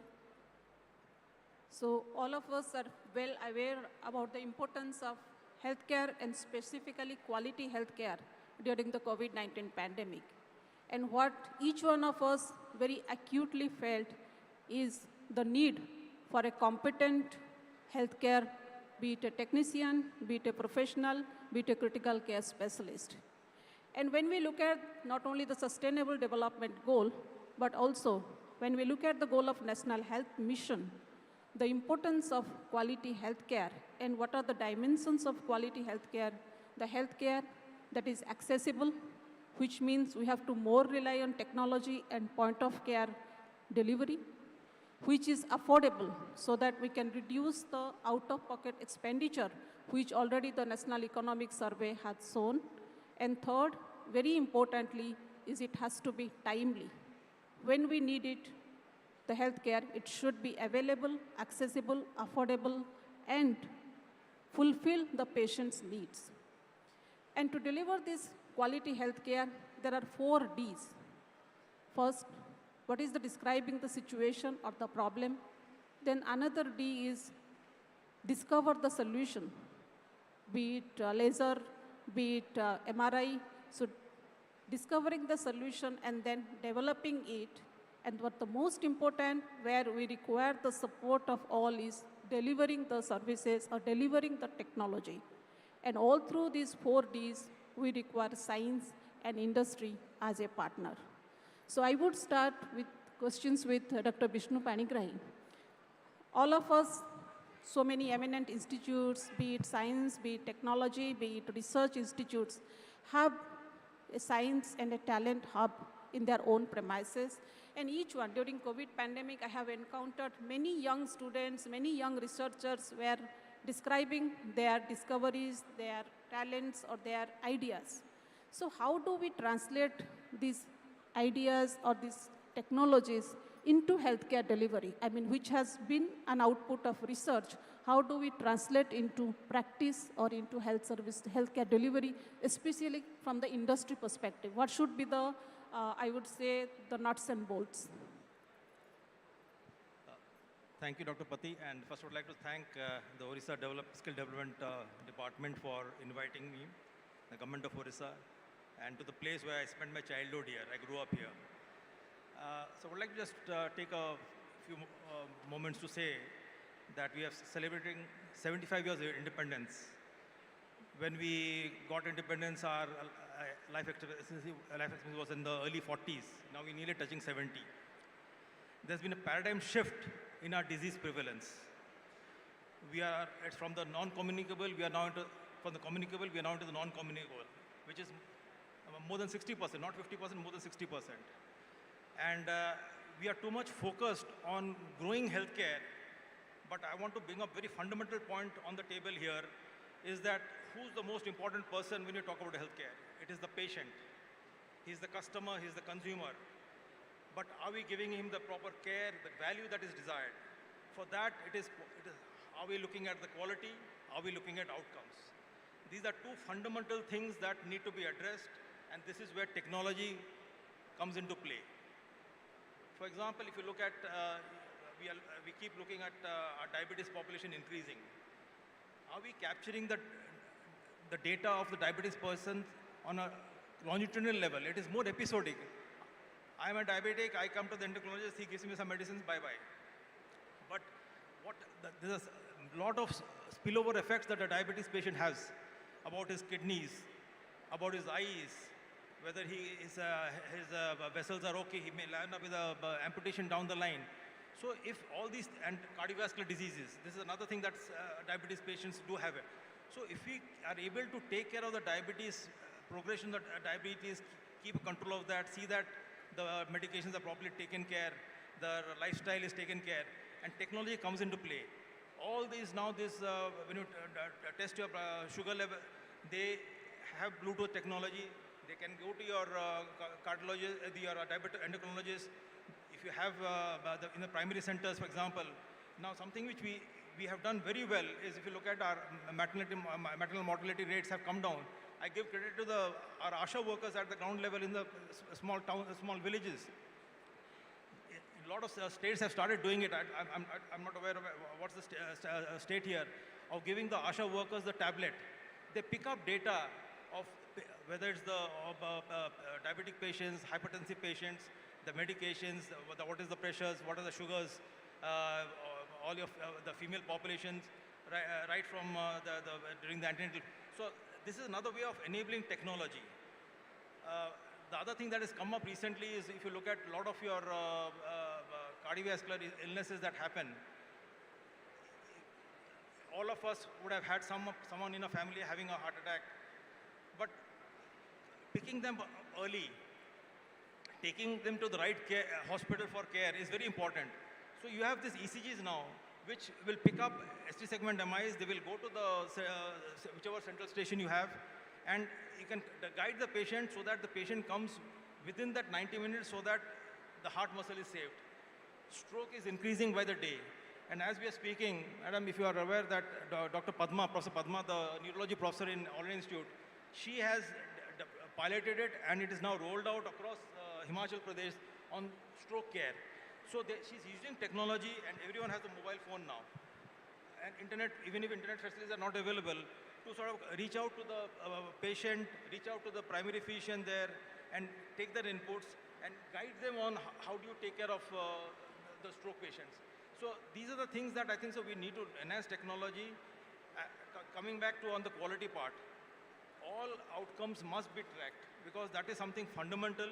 The world is changing, that what is the value that we can give. And now if you look at it, we are moving from acute care to chronic care. That is where we have to take care, and a lot of care has to happen outside the hospital. So going forward, hospitals will become acute care places. So you have to reach out to the homes. So how do you go about that? So that is where technology comes into play, whether it is through the mobile phones, whether it's through the internet. So these are things that you reach out. I'm giving you a small example. Now, a lot of hospitals, they started doing your Indian Institute of Medical Sciences, New Delhi. Most of the OPD consults are booked online. So what is the advantage? They know that this is they got the date on the such and such date, such and such time. So they just come before that. So it prevents hassles for them to sort of come and wait in a line and wait for hours together to go to the OPD and see the doctor. So this is how technology comes in. Your OPD consults, you reach on time.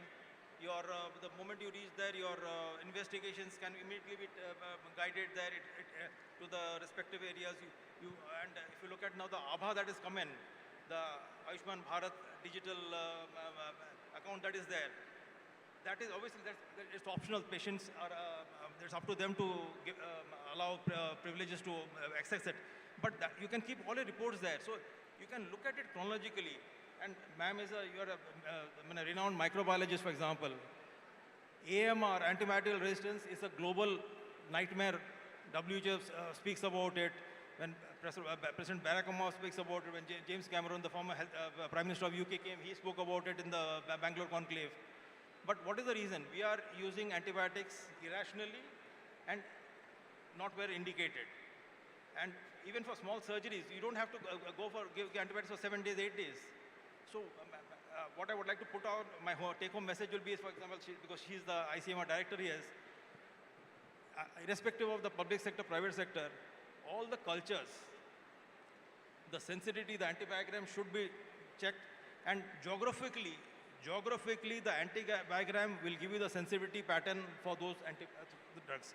So that messaging has to go out, and this is again technology enabled to the doctors in that geography, so the prescription practices are aligned with the antibiogram so that the right antibiotics are given. Instead of giving antibiotics which are already resistant, so we are creating more and more resistance. Thank you. Thank you. In this context, I would just like to appraise all the esteemed audience and you that very recently ICMR has released antibiotic guidelines, and wherein they have prescribed that not to use antibiotic if you have low-grade fever, which is, I would say, a paradigm shift. I mean, indiscriminate use of antibiotics must be discouraged, and the physicians are appealed to use their clinical acumen rather than simply going ahead with antibiotics. So thanks for that. And taking forward, I agree with you that for quality healthcare, we need technology, particularly digital technology, and we need skilled manpower. So I would like to know from Dr. Das, because you have come from all the way from US, and it's a very different field for you, what I understand, switching to healthcare technology or healthcare sector. So my question would be, the audience would like to know, so how do you view the skilling versus upskilling? Because in COVID pandemic, we saw that many technicians, many physicians were trained with different set of skills. So in your view, what is skilling and what is upskilling when it comes to healthcare delivery? And if we look at Odisha now, what are the skill needs of our healthcare workforce? Thank you, Dr. Pati. Thank you to the organizers for giving us a chance, and this is a great privilege to be seated in front of you and speak about such an important topic. You asked a wonderful question. Let's talk about skill in healthcare. Of all the professions and industries I can think of, I think healthcare is at the top when it comes to the need for high quality and skilled resources. A little welding goes wrong, it's easier to fix. I think here we're dealing with human lives. It's understood that this is a very important profession, very important line. We saw a lot of gaps or shortages in our skill and talent and the availability of these during the COVID pandemic. Right? Critical care was in short supply, etc. So if I think about healthcare and to give credit where credit's due, I think the Skill Development Authority in Odisha is doing a wonderful job. I've looked at the profiles that they're encouraging in terms of skill development, starting from general bedside duty assistant to dialysis technicians to cardiac technicians. These are all needed. In fact, I would go out on a limb and say we need even more, and we need to upskill those we have. My view of the skill needs in healthcare is that you can think of it as a hierarchy of skills, let's say.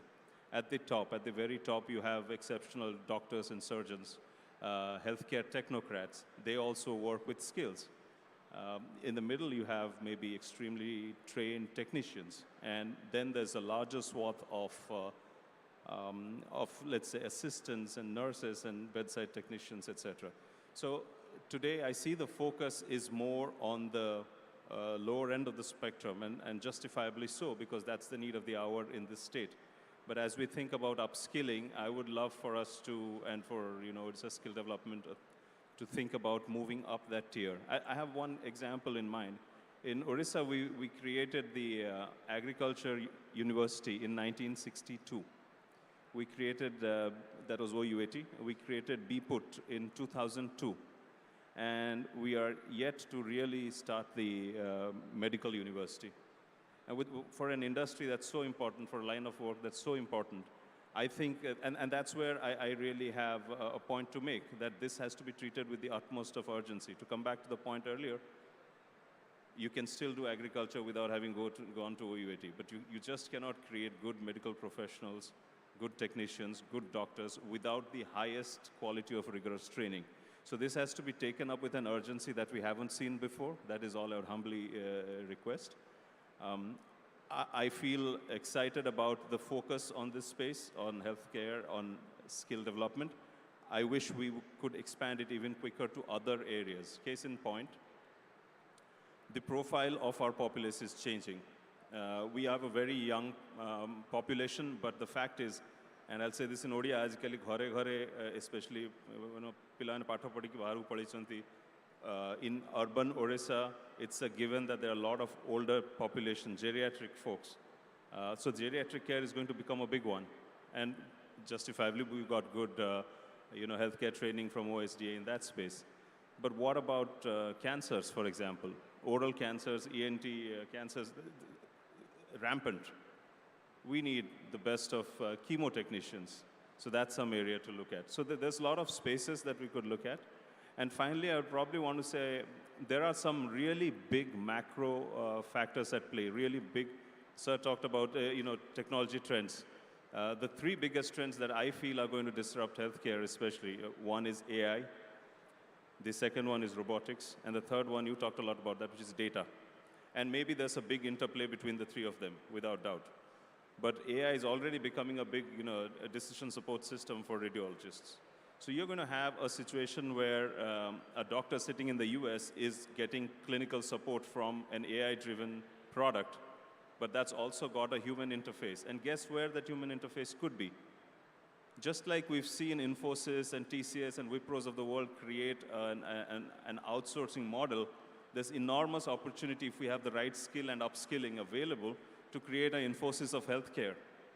And why shouldn't that tomorrow be based out of Bhubaneswar? Why shouldn't we have 100 trained professionals sitting out of Bhubaneswar training or giving, human interface layer and decision support to doctors around the world? So there's a lot to be done. I think part of that depends on what price we put on our wicket, to use a critical, cricketing analogy. If our vision is to play at that level, then we need to be training more, faster, with greater urgency.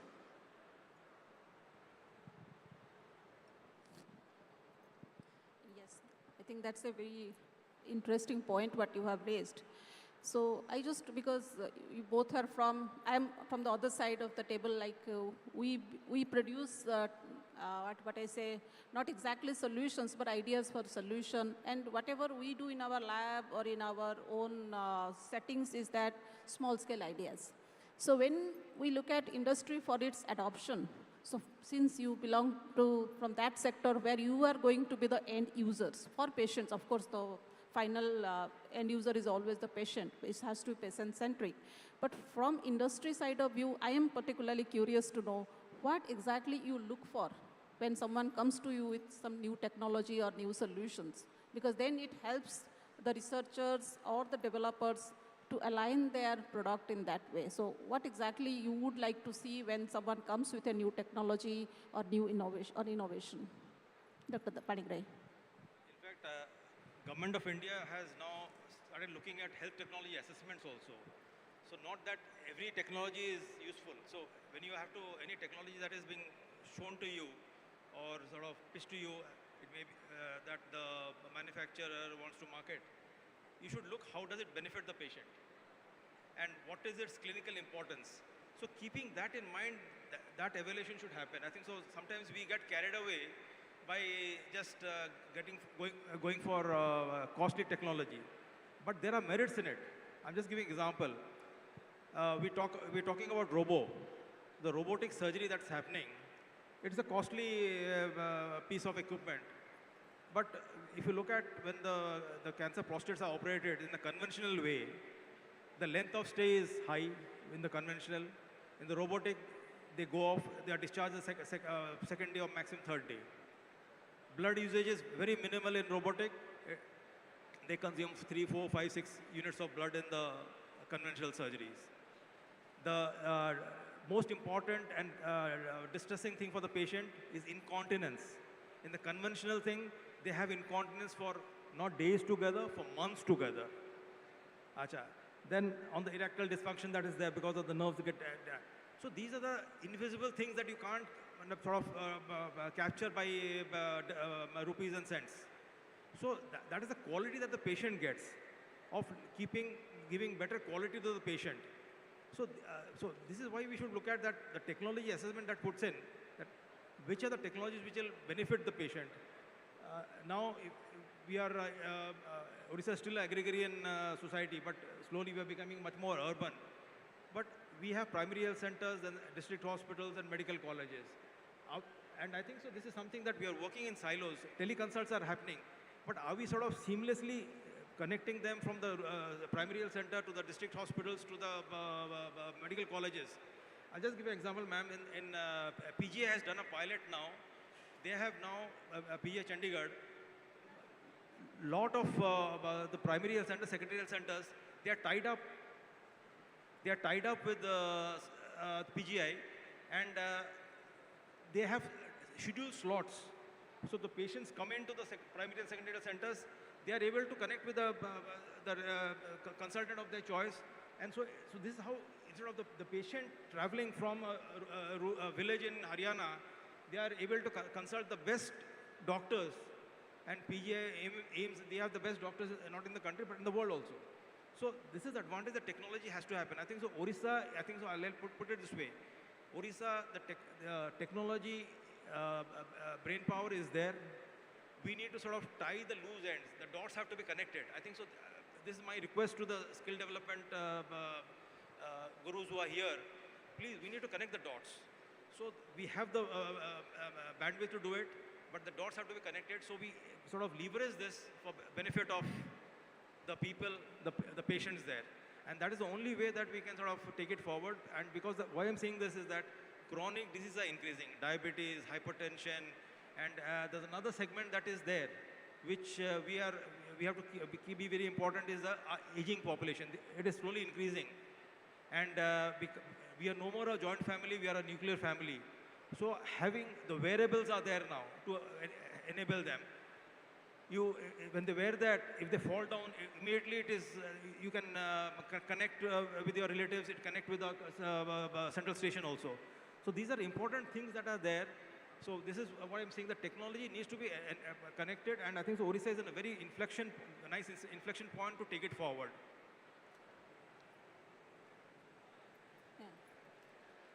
Yes, I do agree with you. In fact, anyone who is working for research, because I come from that fraternity, we usually try on 4 products. One is whether we can have a newer and more accurate diagnostics, or is it more precise drugs or better drugs, or it is something point of care devices. I mean, this the 3D, and the 4th D, which is very, very nowadays coming up, is from big data or from data to decision making, wherein it has become somewhat, I feel, a fascination or an obsession with many young researchers, that how they can use AI-based tools for decision making, or for drug discovery, or for diagnostics. So since Dr. Das, I would like to know, how do you see the potential of AI or artificial intelligence in this healthcare technology or in developing innovations? Yeah, so, picking up on what we were talking about, the use of AI, let's say, there was the hypothetical where I talked about, you could have an Infosys of the future where, you are augmenting AI and helping decision support. There's a human interface layer. There's many other things. Let's take a non-healthcare use case. For example, there's a great need for non-healthcare talent in healthcare. We need a case in point for BSKY, for our group of hospitals. The biggest bottleneck is actually not even healthcare related. The biggest bottleneck is good quality billing and clerical work, because that's a big part of closing the loop. Similarly, marketing, for example, is another area where there's a big shortfall of talent and good. So for us to really deliver world-class healthcare, harnessing all that technology has to offer, we have to take a holistic picture. AI really works with 2 kinds of data, and one is structured information, the other is unstructured. And today, where we've reached in terms of AI maturity, we are very good with structured data. What digital marketing, for example, allows you to do is handle structured data very powerfully. And so that helps you tap into potential behaviors, or that helps you tap into potential risks that might be emerging. Sir was just talking about, knowing in advance something that might occur to someone. So a lot of predictive use case emerge. That could be used in a smart way with marketing. But for that, we need the right kind of talent who can be, it's about being ambidextrous. You have to be good with healthcare understanding and also these associated fields like marketing, etc. Let's look at some of the more fundamental, radiology is a space where this is very practical because it's structured data, it's image processing. It's easier because AI needs a lot of training data, but CT scans have been around since 1972. MRI has been around since 1977. You got 50 years of information to train your AI algorithms on. So these are spaces where it's more exciting. I want to touch upon something else that Sir talked about, which is, you've got the beginnings of a UPI moment in healthcare. UPI has enabled India to become a global fintech leader. Once we achieve something similar with healthcare, which is, an electronic health record identified with an individual, that is when the power of AI is going to get unleashed, because we are going to be able to do all the, calculations and run all the algorithms to identify what might be the right sort of intervention for someone and be able to reach that person in that moment. Madam, can I say something on this? In fact, please. Since the skill development part is there, we need to get the electronic health records, whether the digital mission that the government of India is looking at it, because health being a state subject, because this is where the crunch line is, because this will capture all the disease prevalence, and the health economics comes into play. The state can sort of reallocate resources depending on the different disease patterns in the different areas, instead of saying that every district will have the same medical program, same infrastructure. So this is something that data will be able to sort of help us. So my request is that we need to have this in place. Each and every patient should have the records captured. Yeah, that is, which is much felt need, having your personalized digital health records or electronic patient record. In fact, the ABHA is going to sort out that problem to some extent. And here, every national health mission does have HMIS, Health Management Information System, but it does not capture at an individual or patient level. And for when it comes personalized medicine or precision medicine, we require in toto the history and for example, a person might be allergic to some drug, whether that drug should be given during critical care or not. So electronic patient records, I would also join with you to urge the skill development corporation to think in this light, because this is, we also as a researcher feel its acute need, the need for having your own health records. Now, moving forward, also the National Digital Health Mission is encouraging proposals or projects which are configured around digital technology for patient health improvement. So, I wanted to kind of a free questioning from Dr. Das that, or both of you, is that when it comes to innovation, or you can you just have 3 to 4, I would say, because there are so many priorities, but we have to prioritize among priorities. So in industry, if we ask you, what is your 1, 2, 3 research question which you want to be, which would be answering your technology needs or your solution needs? So what top 3 would be, so that all the young entrepreneurs and all the young technologists can take forward their research in that direction? I'll come back to the value-based healthcare here. Is that the patient's health, whenever patient is being treated at hospital or at home also, their records must be captured and their outcomes must be, because from that data comes out on the treatment that you have given, how they are behaving, what is the final outcome. Because unless the outcomes are captured, we will not know the treatment that we imparted to that patient was effective or not. So this is something that we need to look at. And the other thing that we should be looking at is the functional status of a patient after the patient has a procedure or surgery. And this again, we have, because your through the mobile phone questionnaire or SMS or internet, all these things can be captured. So I'm saying, just for example, someone has a knee replacement, doing 100 joints a year or a month is not the end. Are all those 100 patients able to walk properly, do the normal activities which we were doing earlier? A patient who's had a stent put in for his coronary artery disease, is he able to go back to normal life? So all these things are important. So I think this is where the data will come. So unless you capture the data, you will not be able to sort of look at it, whether the treatment has been okay, we continue with that. So basic thing comes from that. And again, I come back to the quality, that's the hospital stay, the mortality rates, so depending on the procedure. So these things will give us an idea of which are the types of surgeries which are better than others. I'll just give a small example.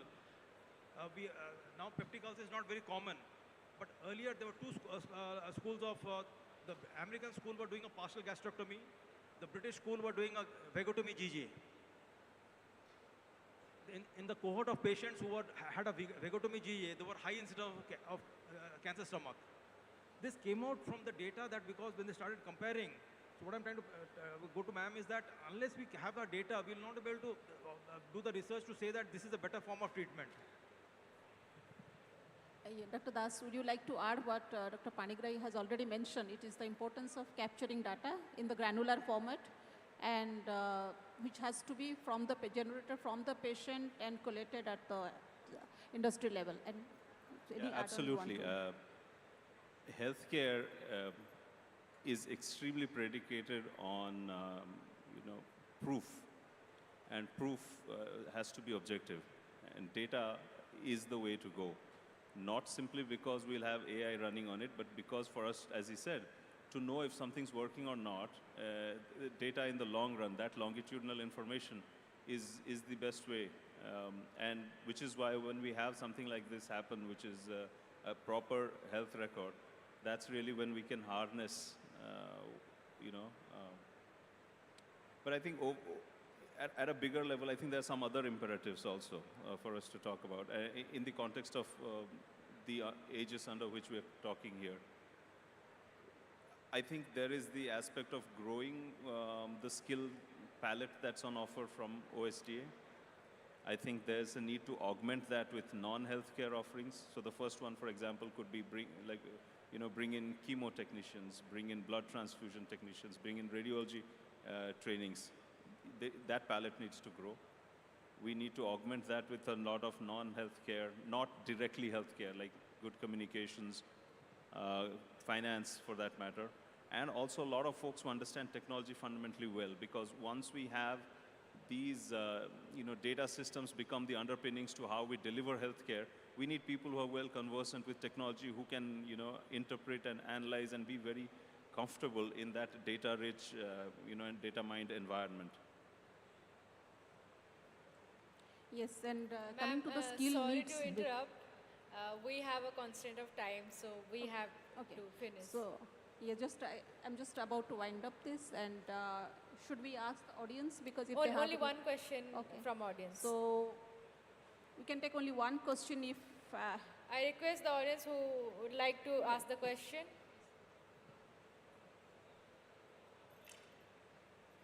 I request our volunteer to please help. While the mic is being given to him, I just try to ponder one thing, sir. Is that nurse? Hello, I'm Dr. S.K. Das, the Deputy Principal of World Skills Center. So we are certainly planning to have a School of Health Sciences in the World Skills Center as a part of OSGA project. So currently we had considering two domains. One is operation and maintenance of medical equipments, and second is global level training for the health workers. So these are the two domains which we are considering right now for. Am I audible? Please hold it close because it's not audible. Okay. Am I audible? Yeah. I'm the Deputy Principal of World Skills Center. So basically, we are planning to have a School of Health Sciences as a part of OSDA initiative in World Skills Center, where we intend to impart skill training for the health sector. So currently, we consider two domains. One is operation and maintenance of medical equipment, and second is global level training for the health workers. Am I audible? It's audible, but it's not clear actually. I mean, deciphering the sentences is getting, for me, and it's getting very difficult. We're not able to follow it actually, the question. Okay, my question is, we are going to open a skill center for the health workers. So there are two domains which we are considering now. One is the technicians for for operation and maintenance of medical equipments. One. And second is a global level training for the health workers. So that is under consideration. Now my question is, what area else can we take up? One question, apart from these two. And second is, which should we take on priority from the requirement perspective of the industry? In fact, I was just mentioning that healthcare is fundamental is the nurses and the technicians, mainly nurses. If you look at it, 70-75% of the touch point of a patient is with the nurses. So we have to have more nurses. There's an acute shortage, and that, as Chief Secretary was mentioning, that we need to keep on upskilling. So I don't know whether it is practical or not. If you expect someone from far off Koraput to come to a nursing school or college in Bhubaneswar or Barampur, it will not be always possible. So just a suggestion is that in the respective districts, if you have attached the nursing training centers, technician training centers attached to the district hospital, they'll be near their home place. So that will be easier for us to pick them up. And now all these virtual modes are there. You can connect them to the main centers depending on how the authorities desire. I think so we have to go into the countryside than becoming too centralized. Okay. Thank you. Thank you so much. Yeah, we are done almost. And I would like to add that skill manpower maybe, like we need a lot of critical care technicians or ICU technician is a need, what I felt during COVID pandemic, especially your dialysis technician, your ventilator operators, they are much Yes, in fact, that is on this. yeah. And secondly, simply training nurses is not enough. What I have seen is that they need to be very thorough and hands-on. How to put a cannula, how to put an IV. Exactly, ma'am. What I feel is that hands-on training, skills is very important rather than knowledge. That is what, Exactly, ma'am. and that's why the skill is all we are sitting here. It's all about skill and the confidence to perform a procedure. Many times I have seen even the fresh MBBS graduates are very scared to even touch the knife. So that's what I feel that the present generation needs to more focus on developing skills and gaining that confidence to operate alone or independently with a patient. In fact, ma'am, we are in partnership with ITS Singapore in this regard. So they have got the best training facility from the hands-on point of view. So we feel that it will be a very productive training for the, in fact, advanced training for the nurses. And therein you can also think of having simulators. Nowadays patient simulators are there, Yes. which can make the way pilots learn. When Yes, it's simulating already the flight exercise. Just yes, so ma'am, it is simulators already. can. We implement AR, VR technique also to impart the training. Thank you. Okay. Thank you, Dr. Panikdahi and Dr. Das, and thank you all for patiently hearing. I do understand lunch is there, but thanks for registering your, I would say, the food for thought. So you for attending this food for thought. Thank you one and all. Thanks. Thank you, ma'am. Thank you, sir. Thank you so much. It was a lovely session indeed. Now I request our additional secretary, sir, Pinaki sir, to present the mementos to our guests.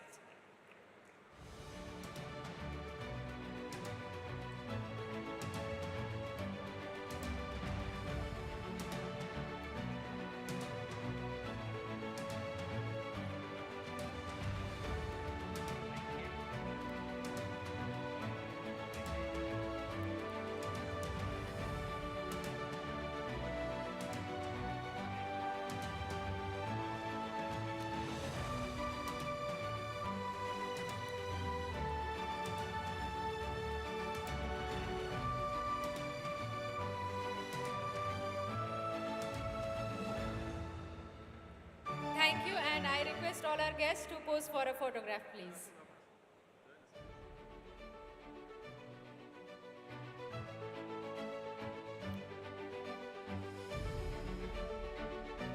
Thank you, ma'am. Thank you, sir. Thank you so much. With this, it is our end of session 2, but we have our lunch arrangements for all our guests at Swasti Premium. But before that, we will conduct our session 3. And I request you all to have patience and sit quietly while the session is going on.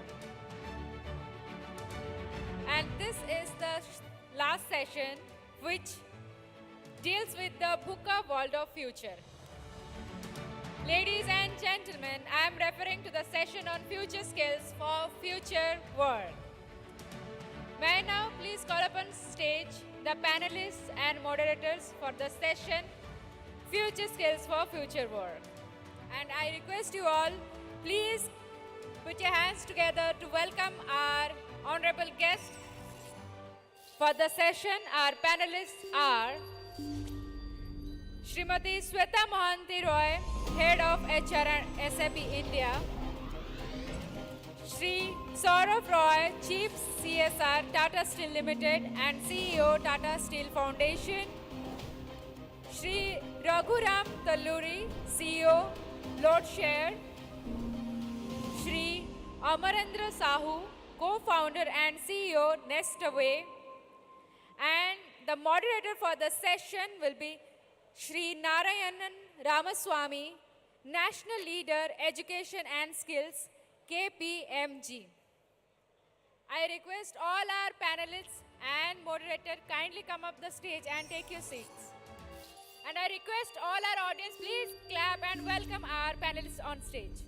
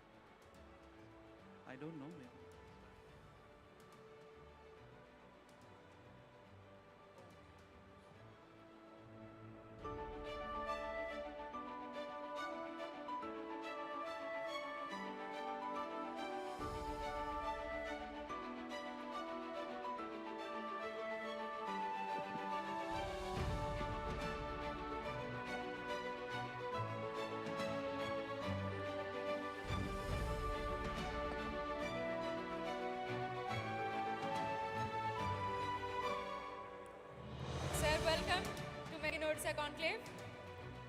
And please accept this token of love from our side. Thank you. And I request our moderator, sir, please continue with the session. Wonderful. Thank you so much. At the outset, before I start, I would like to thank on my behalf, on the panel's behalf, for giving us this opportunity. It's really wonderful to see the state take so much importance and give that importance to skill development. And thanks for this session. They normally say the best session, the most interesting session is before lunch. Because if you want to retain people, which is already thinning down, the only way to do this is get the best speakers. So our session, I believe, has got some of the best speakers. What we are going to speak about is the future of work, which is a very interesting topic. So how is work going to be different going forward? What are the changes that are going to happen in terms of the requirements for work? And hence, what's the kind of skill development that we should be looking for, right? And you saw the introduction to the panelists, simply amazing set of panelists, carefully chosen from traditional industry, from the new age industries. So let me start by just a few words of my thoughts in terms of why this is relevant. I think if you look at some of the mega trends that are already showing up in terms of how the work will evolve. One, as we all know, is the impact of technology, be it the man-machine interface or the online models that have come up, or Industry 4.0, the social media impact, that's one. The second is the hybrid workplaces that are coming. Thanks to COVID, that's only got accentuated. There's also a lot of talk about a metaverse coming in and coming with, like, the holographic images, avatars of people coming in. The third is also in terms of the heterogeneity of the workplace. The women participation in the workplace has increased. We are increasingly looking at people with, the marginalized communities coming in a big way, silver economy where people of different age groups coming together, global workforce coming together. So the heterogeneity has increased. Fourth trend we also see is a lot of environmental impact and sustainability.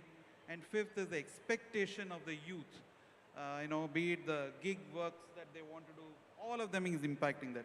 So we're here to talk about that and how we can do.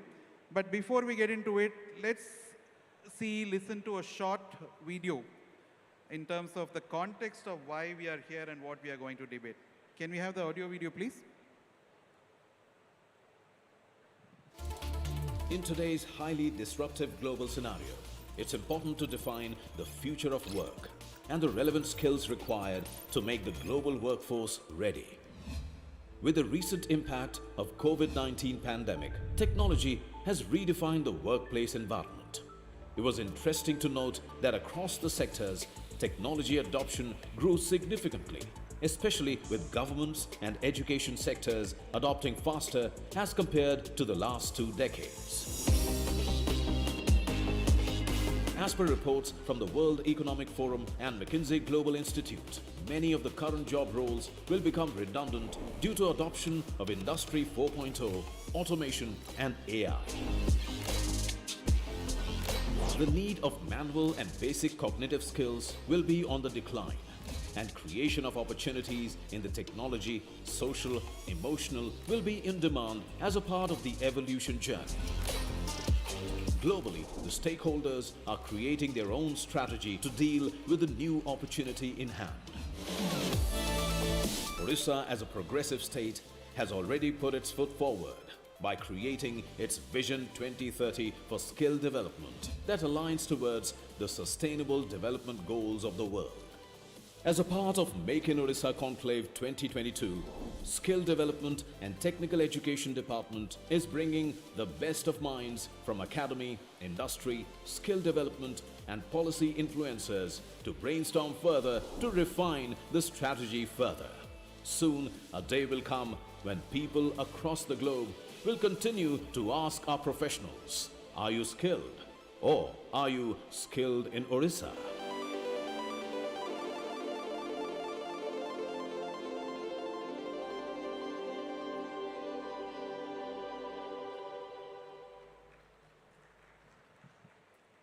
Wow, that was wonderful. Really delighted to see the importance that the state of Odisha gives and for skill development, and I'm sure Skilled in Odisha will be a brand to reckon with. Thank you so much. Shweta, let me turn to you first. You represent the technology industry, which I believe is bearing the brunt of all these changes that are happening. So what are the changes that you are happening as a HR professional? You've been for long doing recruitment and looking at people for the job roles. How do you see that changing? Is it really as challenging as they say?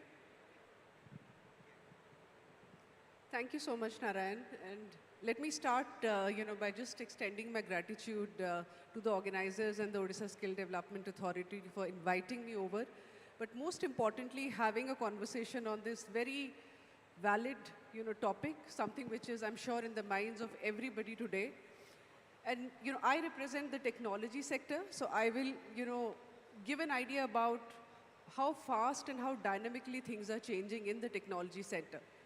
And if I really look at, the three aspects which are most important, which is the work, the workplace, and the worker, there is a dynamic shift which is happening in each of these from a technology perspective. If you look at the workplace, owing and thanks to the pandemic, today you really don't need to be sitting inside an office to do your technology work.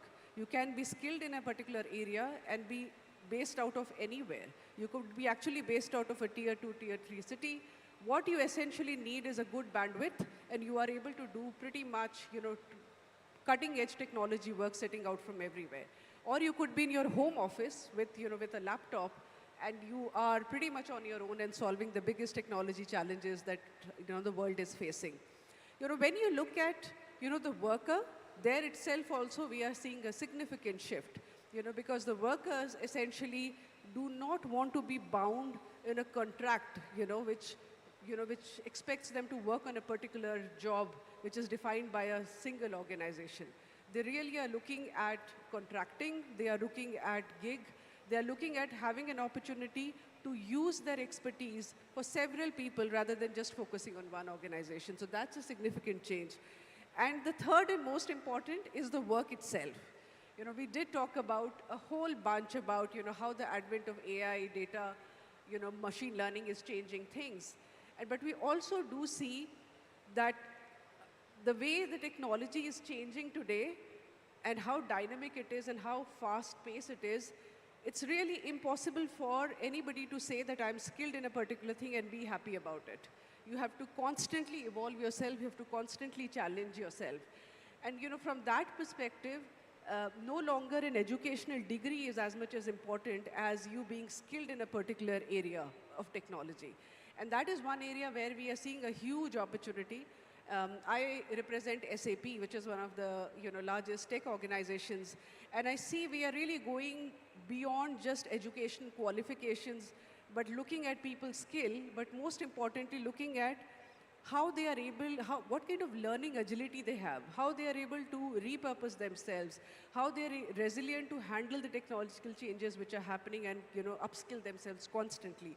So if I really look at my job as a people practitioner, as a human resources person becomes very difficult, because pretty much anything which was templatized as the way to engage, hire, retain people is no longer relevant.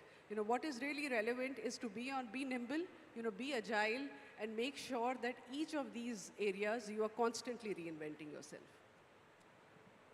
Wonderful. Thank you so much. That was insightful. We always thought SAP and solutions such as SAP created this, the changes in jobs. Good to know that even in SAP you are facing the same issues, and the agility part is very interesting. Thank you. So Saurabh, let me turn to you. On one side we're talking about this new age industry technology. On the other hand, we almost believe that, traditional sectors such as yours is not at all affected, which I know is not true. But in my view, the impact and the need for you to be relevant is perhaps more difficult in my view. I just want your views in terms of how do you look at the impact on future of work in traditional sectors, manufacturing sector and related areas such as yours. So thank you, Ryan, for the question, and thank you to the organizers for having us here, having the foundation here. So, so we look at, I like the articulation that she brought in about the work, the workplace, and the worker. Just want to look at it a little differently. So first of all, manufacturing as a whole is probably undergoing what, in many ways the banking industry underwent when computerization happened right up front. It's a quiet, seeping, creeping change that's coming in.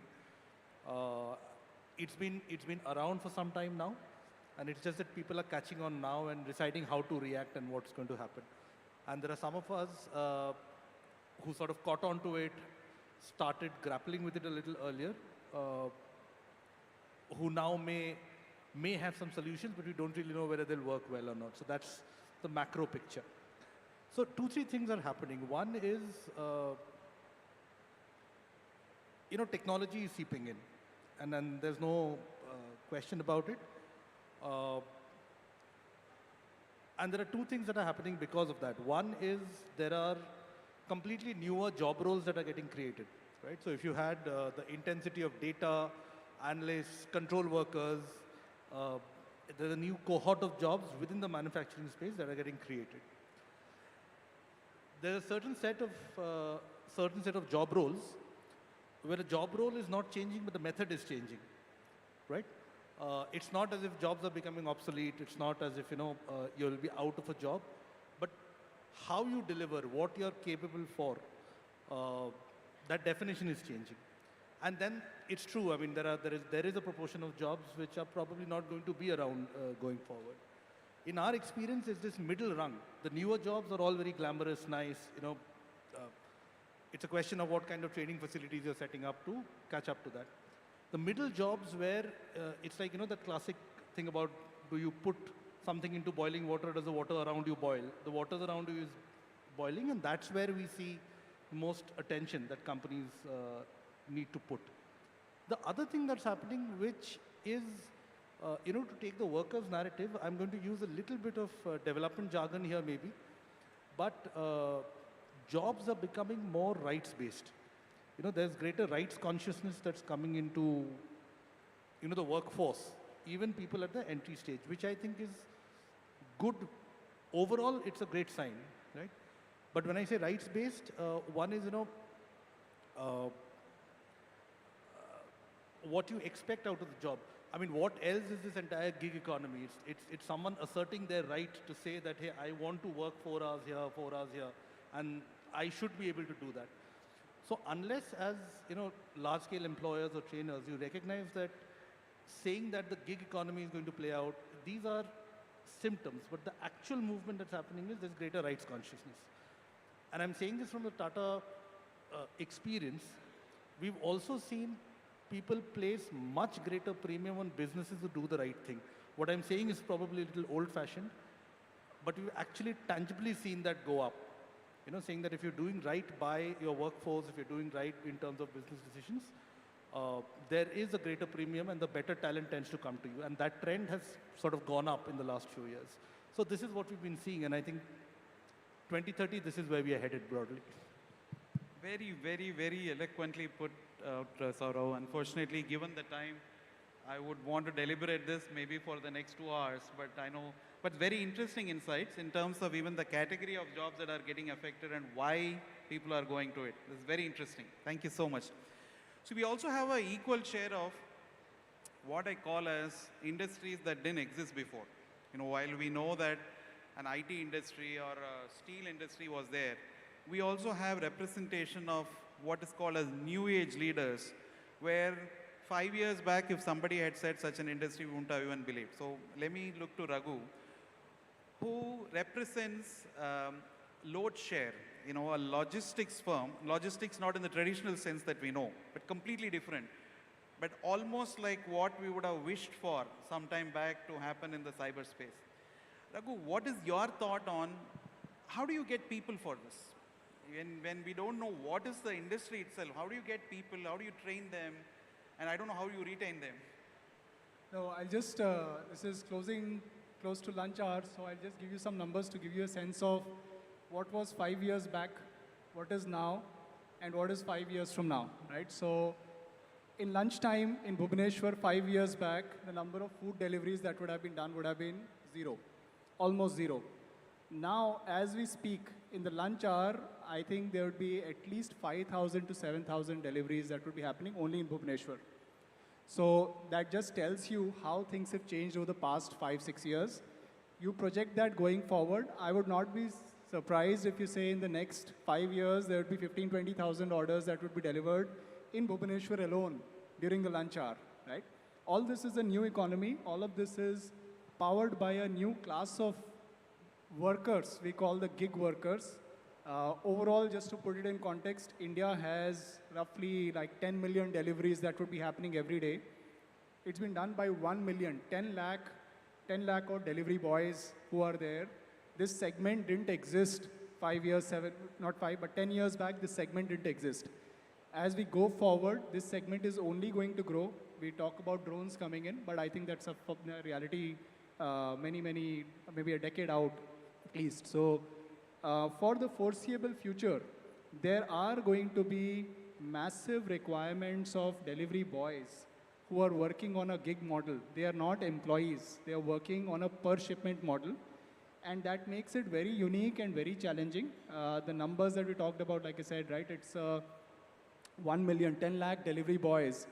To get these guys to work in flexible hours. They don't come and work for 8 hours, morning till evening. No, they come in during a lunch peak. They come in during a dinner peak. E-commerce deliveries happen a particular slot. So to get these guys, we need to give them a economic proposition. I think that's one thing that has been very clearly established. As a company, we have 20,000 delivery boys who work with us. I feel very happy to say that many of these guys actually working with us full-time, they get 20,000 rupees plus per month, right? And this gives them a opportunity to create a great thing for their families. They are able to elevate their socio-economic status. As we go forward, we feel confident that this economic proposition for them will stand. So that's going to be the core of how do we get these guys into the fold. The second part of it is how do you retain them and how do you make sure that you're upskilling them? Because this is not anybody's aspiration, right? This is, people will come in, they'll do it for some time and they'll have to want to move on to something else. So as a company, as a quote-unquote employer of these people, we realize it. And therefore, we have to reconfigure ourselves to say, look, it's not a permanent job, but we want to make it attractive for us to get them in. And you'll find it very surprising that here is one of those industries in India where the demand is actually throttled because of supply, in the sense that we have more requirement of delivery boys than we have them, right? So we realize that for this to become more attractive for people, we have to create a way in which we say, look, come in. I'm going to also help you get skilled further. And I'm going to keep making sure that you have something to look forward to. And I realize that at one point of time, you'll move on and do something else, right? But for the period that is there, I want to be the best employer or best kind of provider of employment for these guys, right? So, and that goes to saying, how do we skill them? These are guys who are, they're not on a laptop. They're not going through formal training institutions or training courses which are held in a classroom. So this is on-the-job training. This is about telling them, hey, this is the way to deliver. This is the way in which we are going to help you understand how to work with our technology platform so that you are able to deliver the best customer experience for your customers, right? So this is a very different paradigm, and this is very interesting and challenging at the same time. And one thing I'd call out is, in the context of Odisha, we found that the delivery boys who work with us, both inside Odisha and outside, have been outstanding, which is why we are here trying to make it a larger program with the government to be able to get many more delivery boys to us, both inside Odisha to cater to the growing demand, and for the deliveries that are happening outside the state. How can this become a great feeder pool for us to be able to offer boys here a fantastic, decent employment, and to be able to provide, fulfill the demand that is outside all over India and which will continue to grow. Oh, wonderful. Oh, this is amazing, right? Imagine you need people. The job role is not very clear and it is changing. You don't have a big brand like SAP or Tata's and other things. You don't have a structured work environment and you don't have a training program.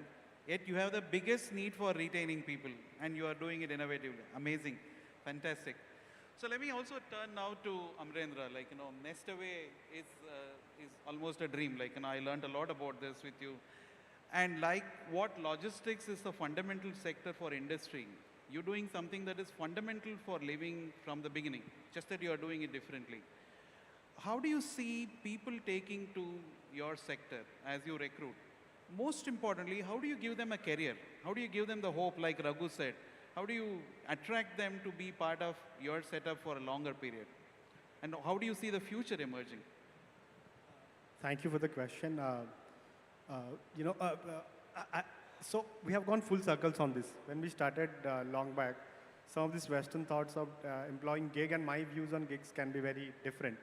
You know, what happens in this, right?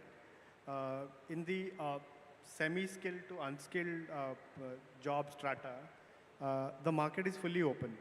And hence, some of these services are not fairly priced. You know, because today, the consumers of services are people with surplus income, and for a better service, people are paying to the brand.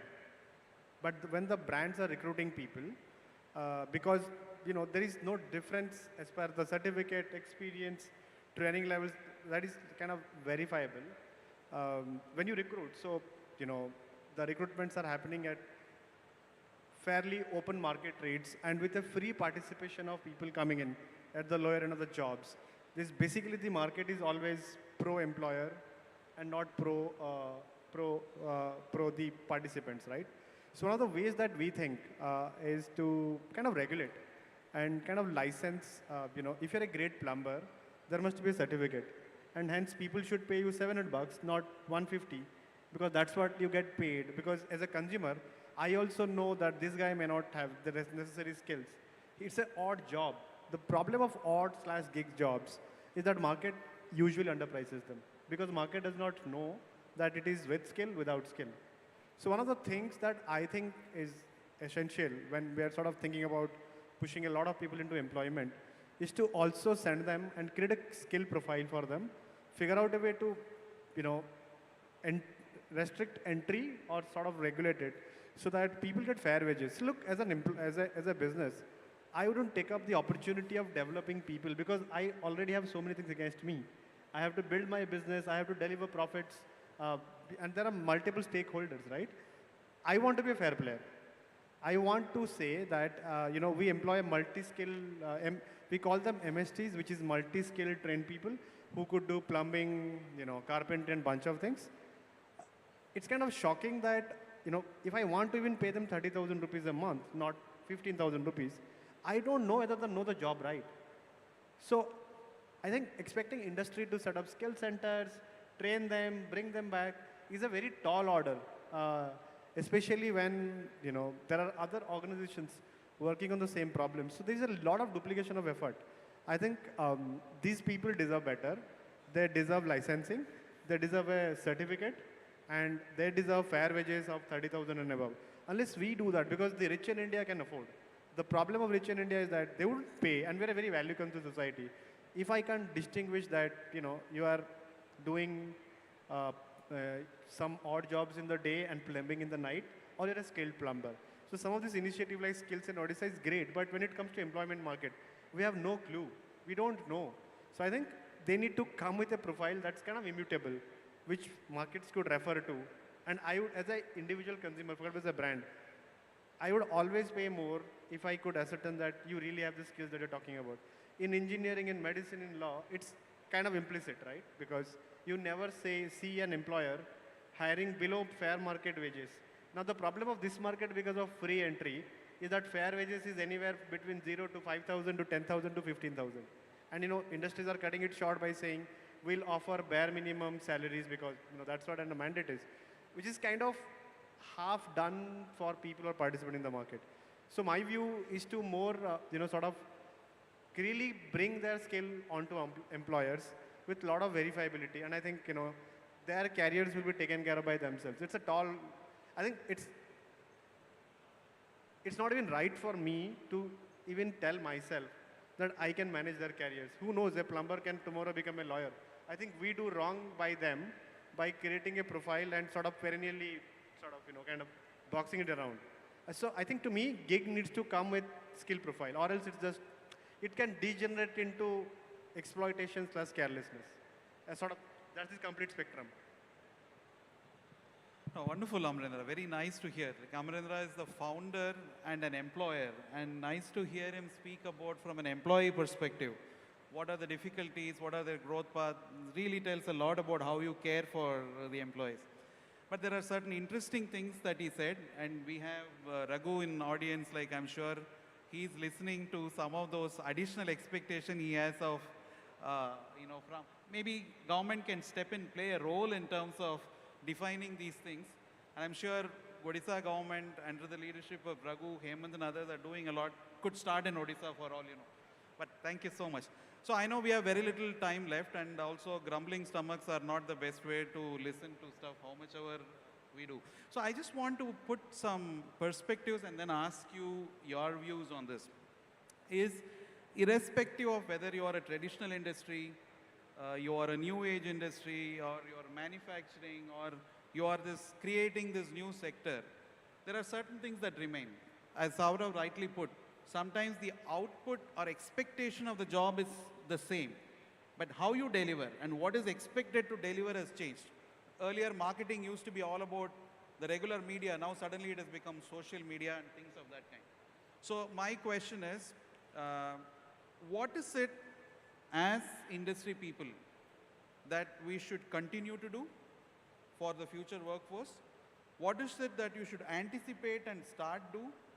And what are certain things that we should stop doing, right? Let me start from you, Amarendra.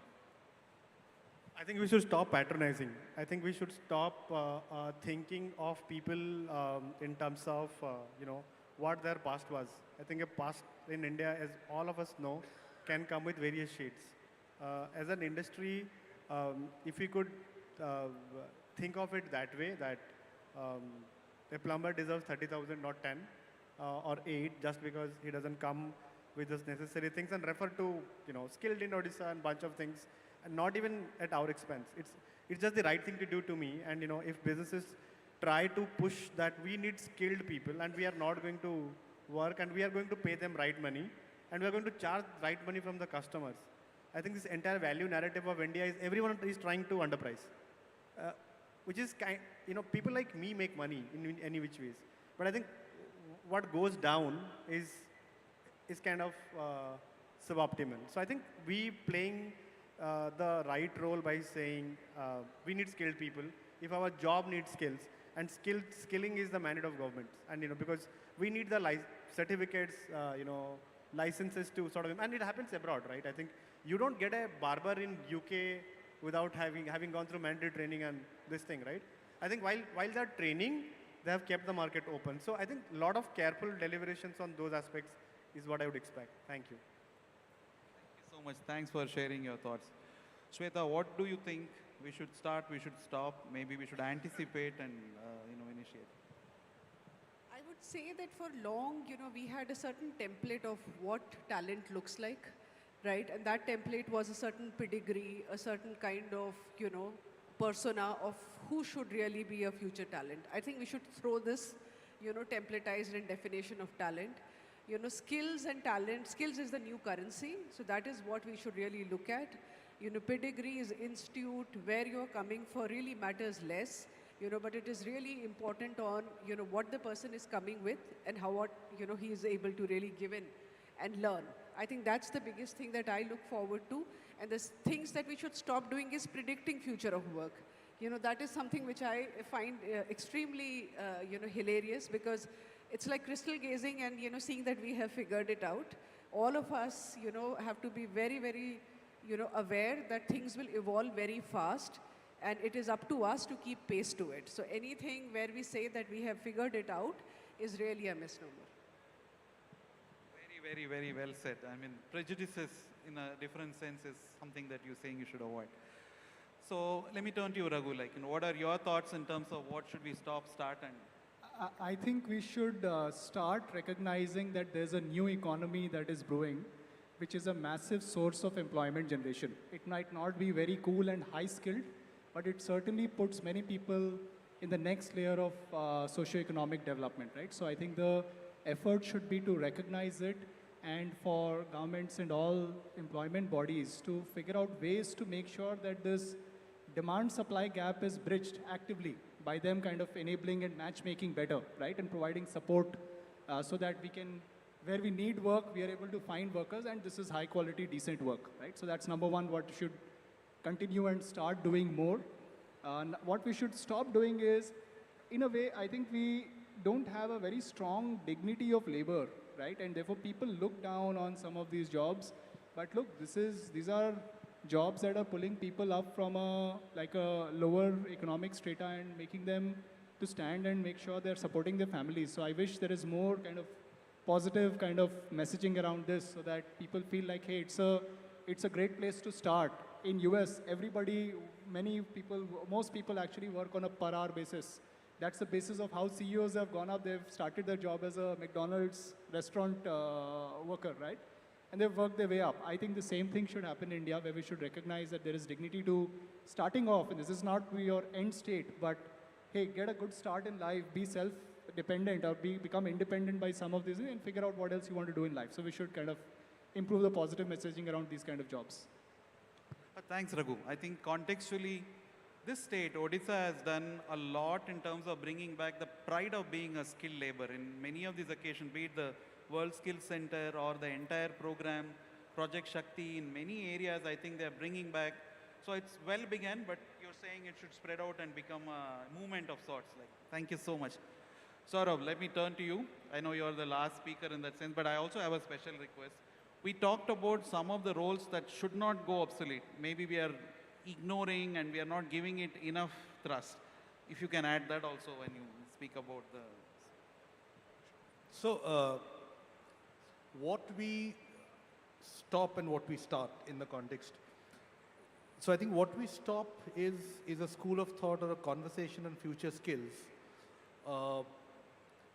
which does not take into account that wherever we are in 2030 or 2035, whatever horizon we choose, the overall construction of India incorporated, the concept is going to remain the same. It is going to be 97, 98% MSME, etc. We shouldn't adopt a large industry model and consider it to be applicable everywhere.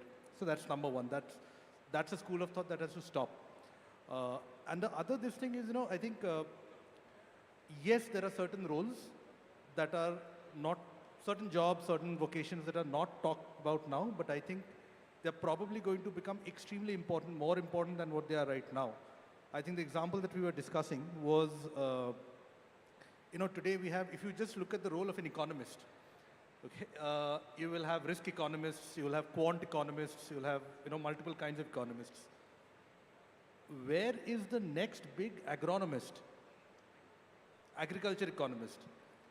So there are many startups who are doing brilliant work on this space, but somehow agricultural economics right from 1970s, 80s seems to be just going on the wane. And this is not just because, of a food basket argument and all of that. If you just look at climate vulnerability, the most profound impact is going to be on food outcomes. So, so there are certain things we need to stop a school of thought on future skills which doesn't take this into account.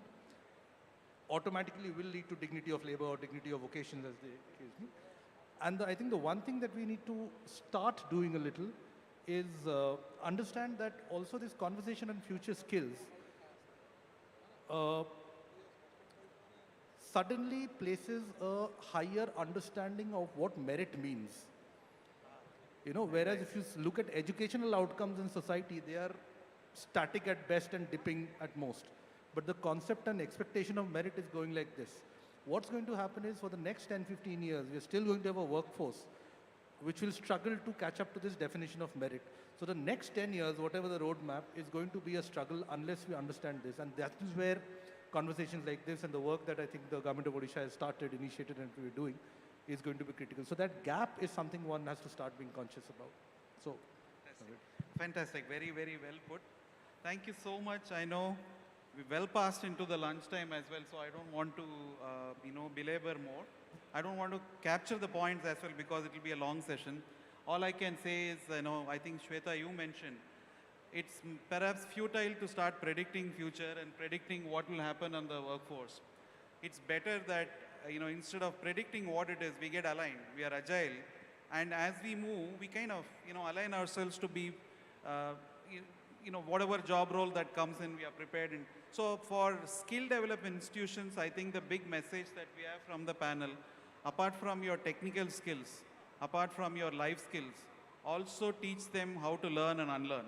The most important skill that the youngsters, and why youngsters, everybody who's working, who wants to work should learn, is how to unlearn and how to learn and how to learn faster. With that, we once again thank the government of Odisha for giving us this big opportunity, and we really thank the time that you all spent here in spite of, like I said, the grumbling stomachs to be part of here. Thank you so much, and we'll conclude Thank this you, here. sir. And we have one question from the audience today. Yeah. So, And I request the volunteer to pass on the mic, please. we'll be very happy to take if there are questions.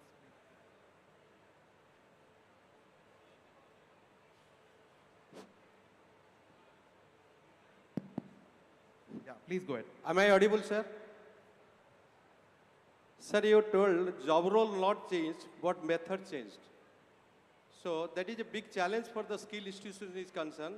Basically, I'm heading one polytechnic, Bose Polytechnic, Cuttack. My question is that we are following some certain curriculum which is designed by university or AICT or SCTBT. Our technology is changing very fast, but it is not possible to change our curriculum frequently because our curriculum is not very much dynamic. How industry can support us to make our students industry ready? Because industry is telling we are ready to pay more, but we are not getting skilled manpower. But we are facing a lot of difficulties to manage the future skill. That is the skill that what industry need. Because it does not permit us to put new equipments as per the need of industry, and it is taking huge time to train our trainer also. So that is a big challenge for us. So why not industry come forward and set up the lab in the institute and train our teachers so that our students can be industry ready. It's a very good suggestion, valid point, taken on board. In fact, in many of those countries where skill development has been successful, we keep quoting Germany and other places, right? Yes. That's exactly what happens. Industry takes the center stage and starts from the beginning, right from defining the curriculum to being a teacher inside the classroom and taking internships and as well as placements and other things that take care. So I think the biggest need is industry should come into the middle and center of skill development rather than be in the periphery. On a lighter note, while I asked Sweta, I also think upgrading is not so difficult. SAP talks about lunchtime upgrades. I'm sure they will have solutions for that. Yeah, no, but you brought out a very valid point, sir. And, I think all the technology organizations are very well realizing this. And that's exactly the reason why you would find that we are really going out of our way and, starting labs in many of these, technology, institutes and universities. And the reason why we are doing this is because we can't also predict which technology will come in. Sometimes students are ahead of us. Yes. So it's a wonderful way for us to collaborate with the upcoming talent and, be part of the curriculum, make sure if there is something new coming in, we are able to pass that information and that skill sets to the colleges. So as I see the future, I do see that this is something which is going to be a single most differentiator about how academia and industries are going to collaborate. In a win-win contribution. Yes, that's very, very important, and this is only going to amplify in the coming months and years. Thank you. Thank you. As we close, I also would urge people to look at this nice compendium of what the state has been doing that has come up. There are many initiatives that Odisha is doing which is captured in this book. So please take time out to read this, please. Thank you, sir. Thank you, ma'am. Thank you so much. What a wonderful session it was. And I request our additional secretary, sir, Pinaki sir, to give away the mementos to our esteemed guests.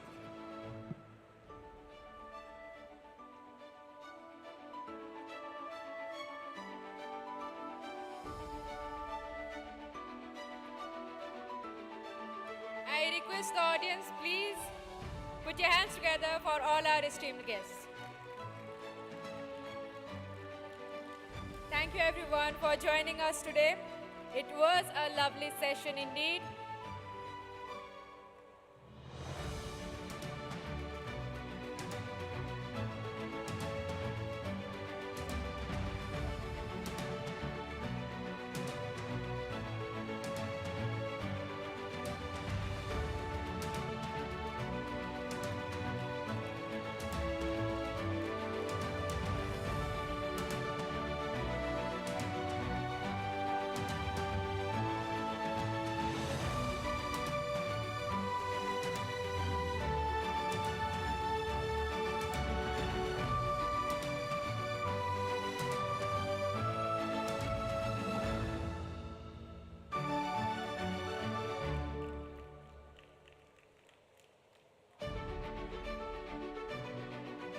Thank you so much, and I request all our guests to pose for a photograph.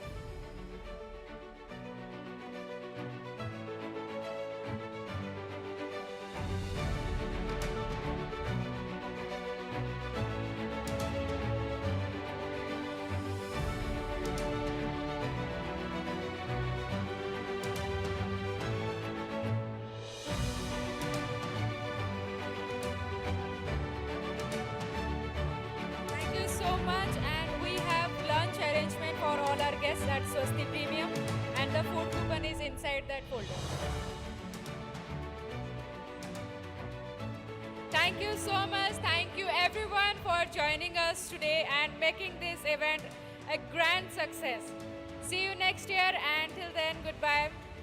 Thank you and have a lunch, healthier lunch and happy lunch.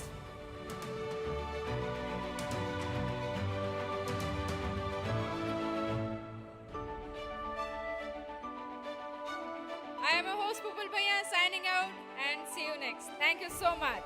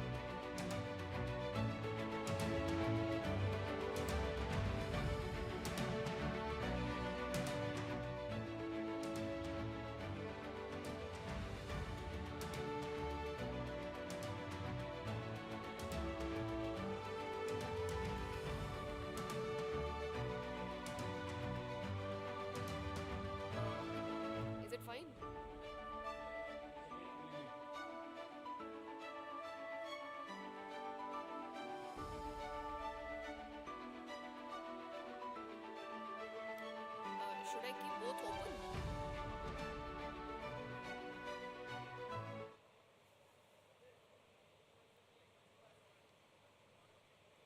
Should I keep both open?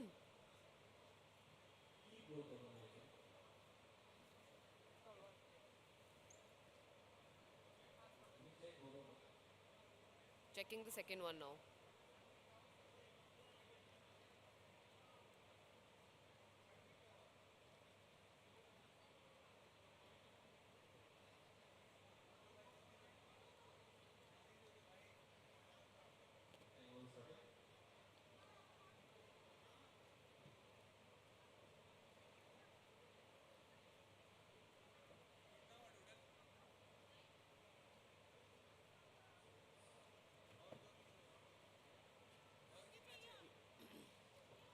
One at a time is better.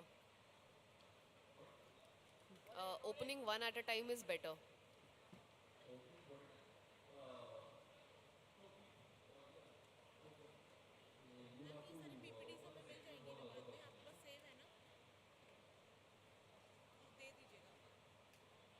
Check. No.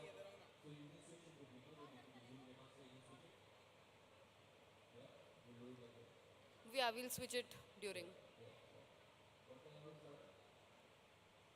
2:30. Can we just check the videos quickly? Both the videos.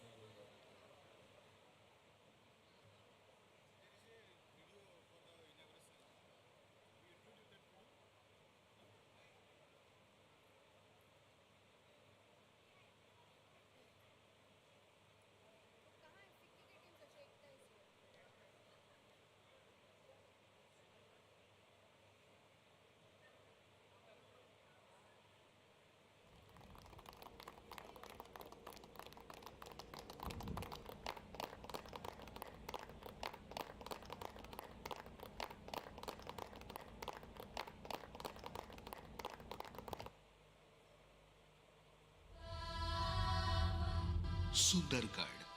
As the name implies, it is one of the most beautiful districts of Odisha, where tradition meets modernity, surrounded by nature, and where its beauty is further enhanced by the four rivers Brahmani, Shank, Koyal, and Ebe passing through here. But how is Sundargarh known to the world? Industrial capital of Odisha. Sundargarh is recognized as an industrial district in the map of Odisha, and it occupies a prominent position in the mineral map of the country. It was the year 1959. Rourkela Steel Plant, the first integrated steel plant in the public sector in India, started its production, and the growth journey of industrialization of Sundargarh district begins from here. The growth of downstream and ancillary industries, which started in 1959, is now a highly evolved ecosystem. We have large industries like Larsen and Dobro, Dalmia Bharat Cement, Dalmia Bharat Refractories, JSW Cement, NTPC Super Thermal, IFGL Refractories, and others. In addition, there are large industries nearby such as Hindalco, JSW Steels, Vedanta, JSPL. The district has significant mineral resources such as coal, iron ore, manganese ore, bauxite, dunite, limestone, dolomite, and quartz. We have a large number of engineering units, manufacturing components to fabrication of large technological structures, equipment manufacturing, high-tech powder manufacturing, etc., which finds market all over the country and abroad. Amongst others, we make engine bogies, components for traction motor for railways, component for tractor industry, general engineering equipments, supporting manufacturers all over the country, solution provider for heat transfer, crushing equipment, foundry fabrication, and others. Being one of the major districts of Odisha, with political stability under the strongest leadership ever, Sundargarh is performing today and is one of the places with the greatest potential for business opportunities. Rourkela, we offer perfect work-life balance. the smart city Rourkela in Sundargarh district, which is also known as Mini India for its metropolitan and diverse culture. The city is called the industrial capital of Odisha, with shopping malls, restaurants, pubs, and other amenities. Rourkela offers a metro lifestyle. When in Rourkela, no traffic jam.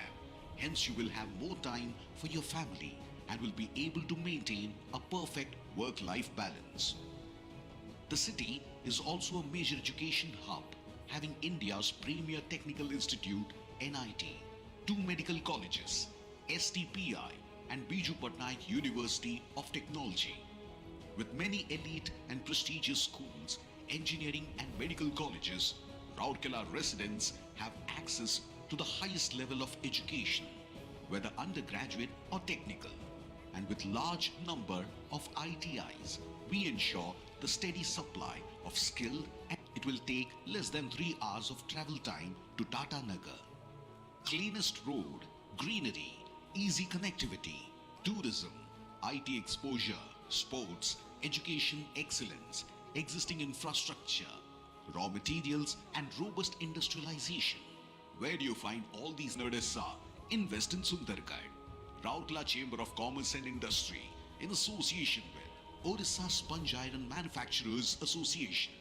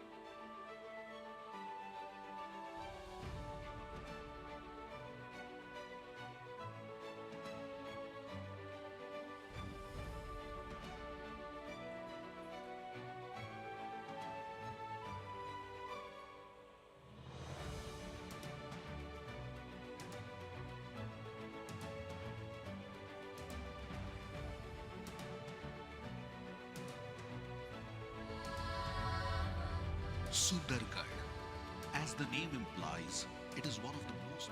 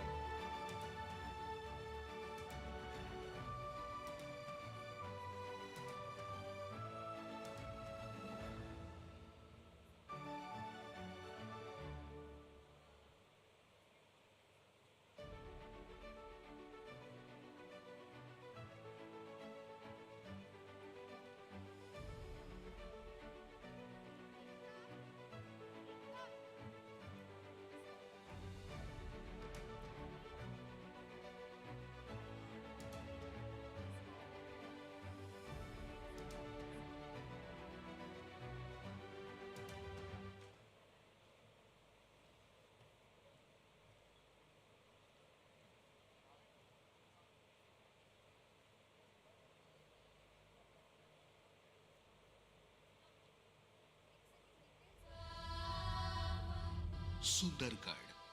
As the name implies, it is one of the most beautiful districts of Odisha, where tradition meets modernity, surrounded by nature, and where its beauty is further enhanced by the four rivers Brahmani, Shank, Koyal, and Ebe passing through here.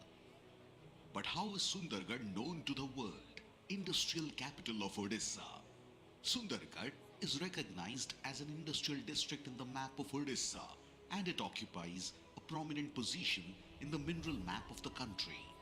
It was the year 1959, Rourkela Steel Plant, the first integrated steel plant in the public sector in India, started its production, and the growth journey of industrialization of Sundargarh district begins from here.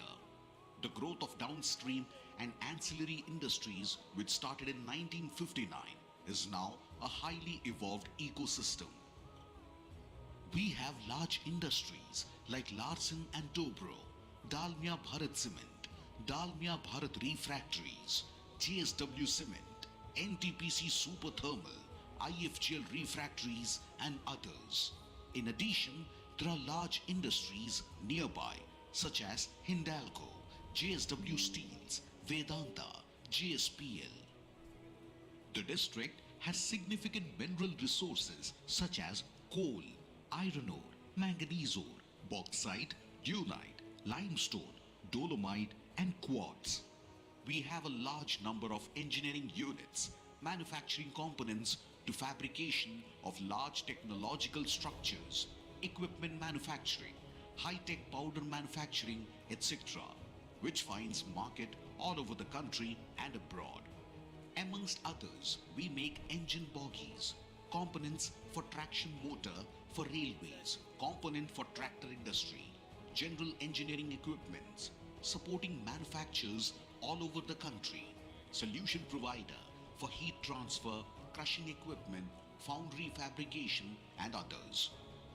Being one of the major districts of Odisha, with political stability under the strongest leadership ever, Sundargarh is performing today and is one of the places with the greatest potential for business opportunities. Rourkela, we offer perfect work-life balance.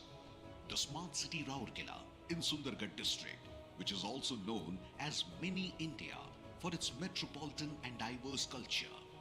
The city is called the industrial capital of Odisha, with shopping malls, restaurants, pubs, and other amenities. Rourkela offers a metro lifestyle. When in Rourkela, no traffic jam.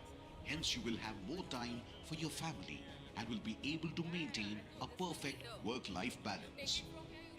The city is also a major education hub, having India's premier technical institute, NIT, 2 medical colleges, STPI, and Biju Patnaik University of Technology.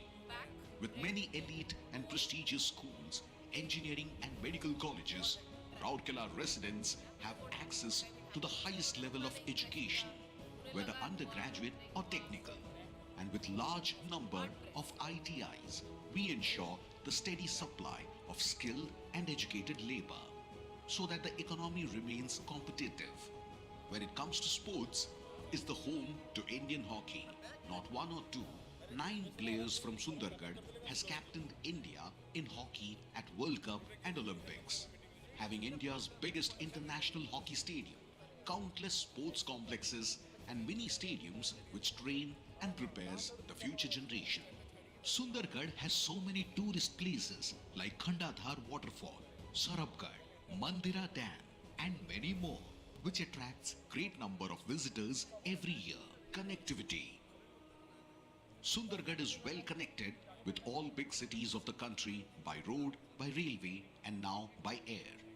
Rourkela railway station on Howrah-Bombay route is amongst the top 100 booking stations of Indian Railway. Jharsuguda Airport and Ranchi Airport are just a couple of hours away. The Rourkela Airport is set to open for business from 5th of December.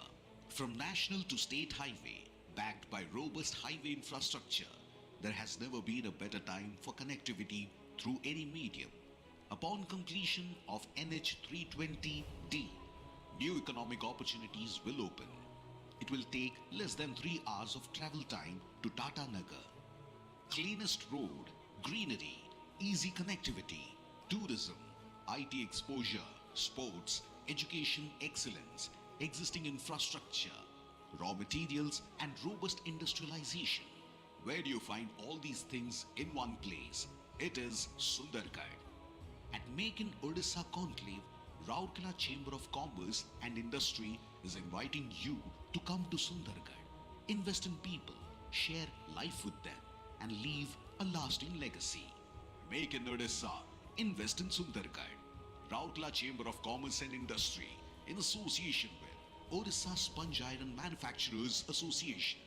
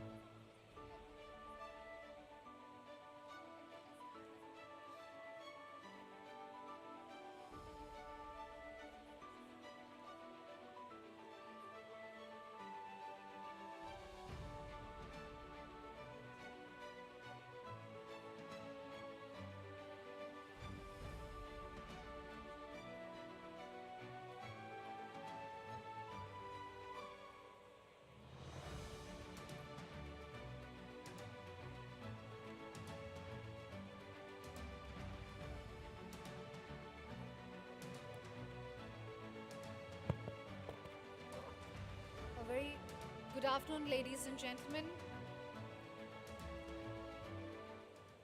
Welcome back to our sectorial session on metal downstreams and ancillaries. Requesting everyone to please take their seats and settle down. We are starting this session in just a couple of minutes from now. We are awaiting the presence of Honorable Minister Shri Pratap Kesri Dev and Shri Hemant Sharma, Industry Secretary, Principal Secretary Industries. So requesting you to all kindly bear with us while we just take a couple of minutes to commence the session. Can you please increase the volume of the mic a little bit?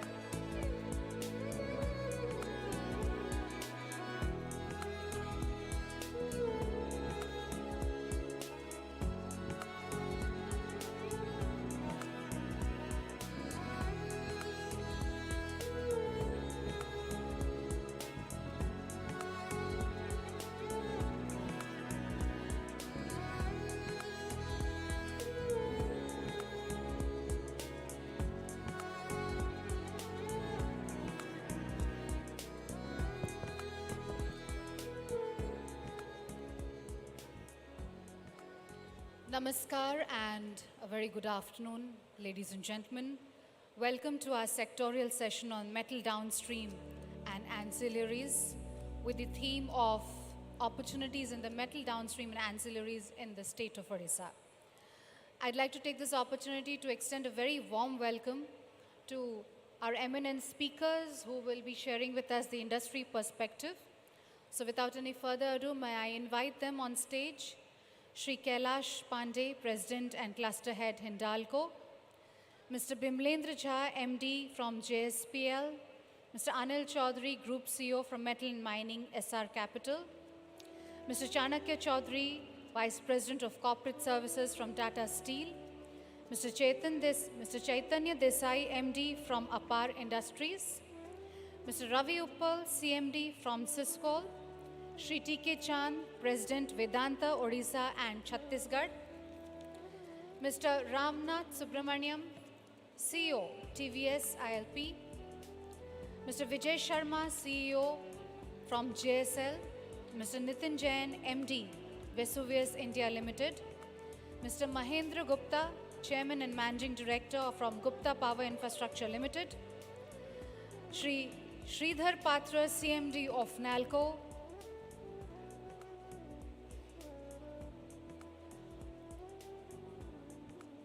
Ladies and gentlemen, can I request you to join me in extending a very warm and hearty welcome to all the industry stalwarts who are present here with us for this session.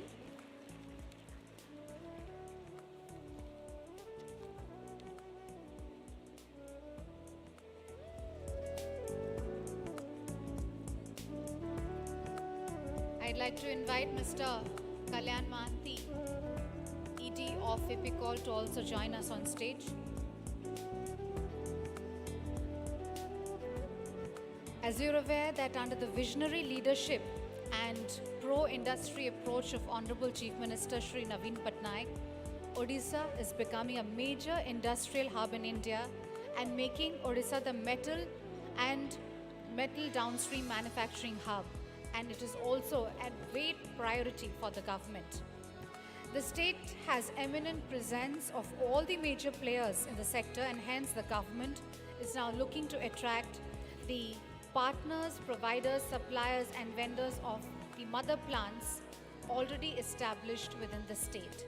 Lakhs of crores are being investment to manufacture steel and aluminium, and these are transported to states like Tamil Nadu, Gujarat, Punjab to manufacture the finished goods. And these goods are supplied back to Eastern India. The state is now well placed to house these downstream units and provide a platform to serve large markets in the region. And also most of the mother plants in the state now have the ancillaries and suppliers based in different Indian states and abroad. Ladies and gentlemen, the government also appeals all the industry leaders in this sector to bring their partners and enable them to set up in Odisha. So with these words, we will now begin our experience sharing by the industry leaders who are present here with us. So firstly, I would like to invite Mr. Kailash Pandey and request him to share his thoughts with us.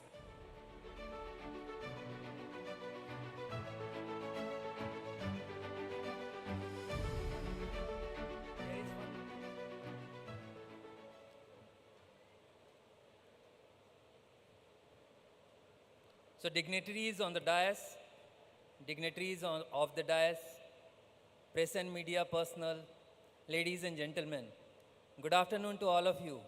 I'm Kailash Pandey from Hindalco. I'm responsible for the plant's operation of Samalpur units of Hindalco. I am here to present you the vision for Aluminium Ancillaries 2030. I have one presentation. Can you put that presentation?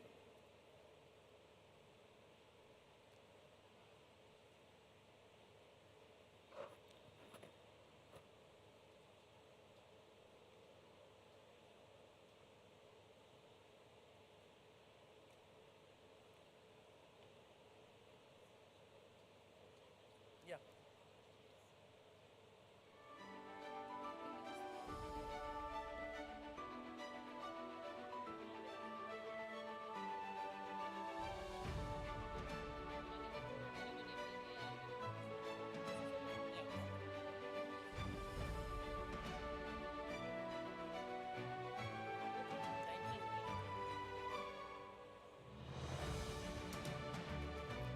Thank you very much. So you all know that Hindalco is a leading global industry player. We have global operations across 10 countries. And in India, we have upstream and downstream plants. Our primary metal capacity is 1.3 million ton, and we are one of the purest metal producer in the world. Our downstream capacity is 350 KT. As we all know that per capita consumption of aluminum is very low compared to the rest of the world in India. In India, the per capita consumption of aluminum is only 2.5 kg per person. And if we talk about China, the per capita consumption of China is 24 kg per person. So there is a huge scope of growth of aluminum in India. And Hindalco has decided to increase the downstream capacity from 135 KT to 475 KT, and the project is under execution. I am happy to share that these expansions are coming in our Odisha plant, Lapanga and Hirakud. One important attribute for downstream manufacturing is the technical capability to produce quality metal. Novelis, which is the part of Hindalco, has the expertise in rolling and recycling. And we are taking the support of Novelis to build the capability, our capability of Indian units. Now I will tell you about the Odisha plant. In Odisha, we have complete value chain of operation, from bauxite mining to smelting to downstream production. And our Hirakud FRP plant is making feedstock for various applications and supplying to customers across India. But none of the feedstock for value-added product manufacturing are consumed in Odisha, and this presents a tremendous opportunity that can be exploited in Odisha.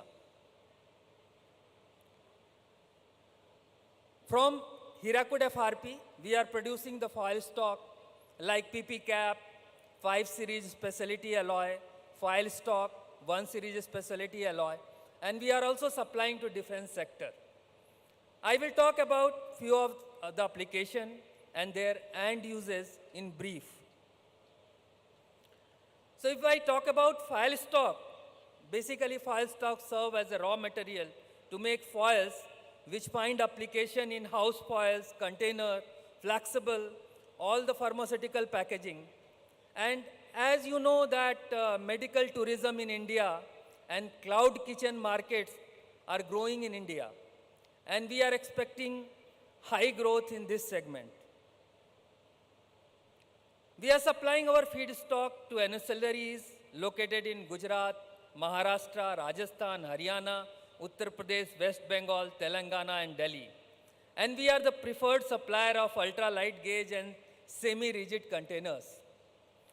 We have also built the capability to handle various customers and handhold various customers and stabilize their plants.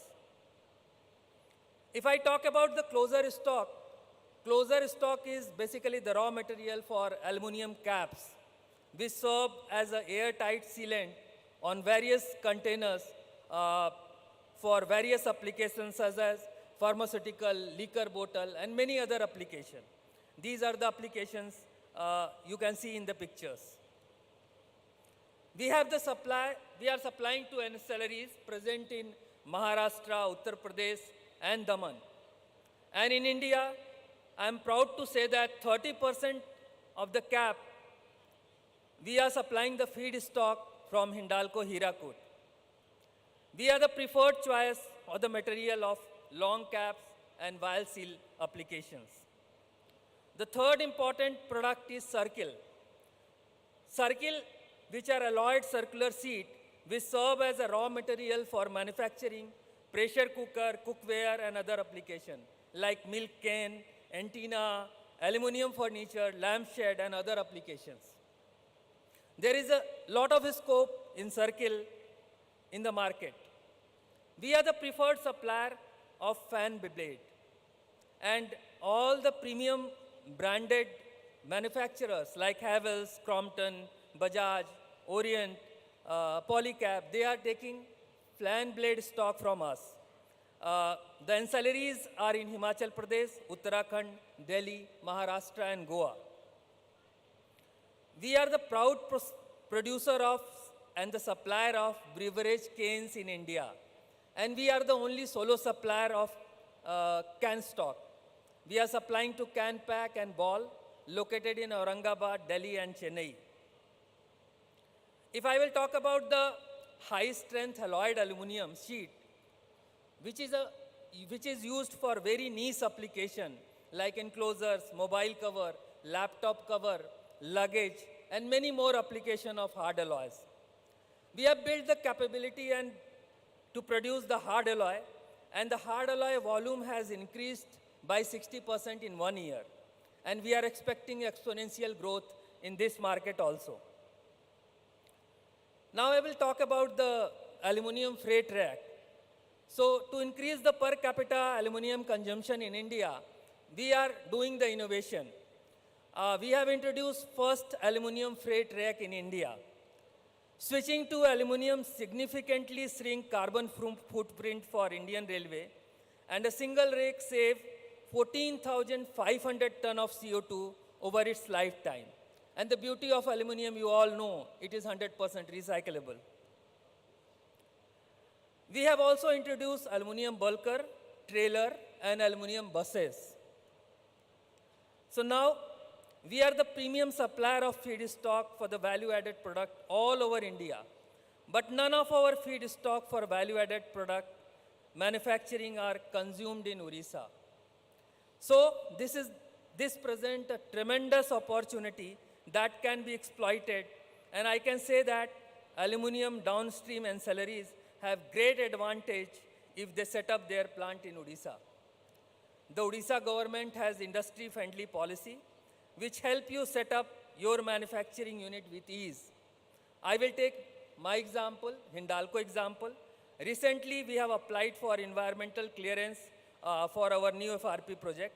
All the clearances were acquired smoothly, and I'm thankful to Government of Odisha, Industry Secretary, for their help and support in land acquisition and single window clearances. All our approvals were received on time, and execution of FRP project is on schedule. We are willing to supply at least 100 KT feedstock to Odisha ancillaries by 2030. And this is our vision for Odisha, to complete the value chain from mine to market. So my suggestion, my request to all the ancillaries that please invest in Odisha, because this is a land of peace and prosperity. Come and join the Jagannath. Thank you very much.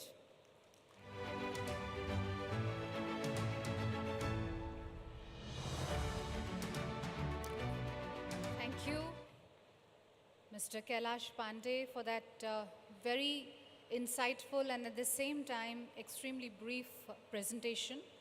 Ladies and gentlemen, we will now invite Mr. Chanakya Chaudhary, Vice President Corporate Services from Tata Steel, and now may I request him to share his thoughts with us.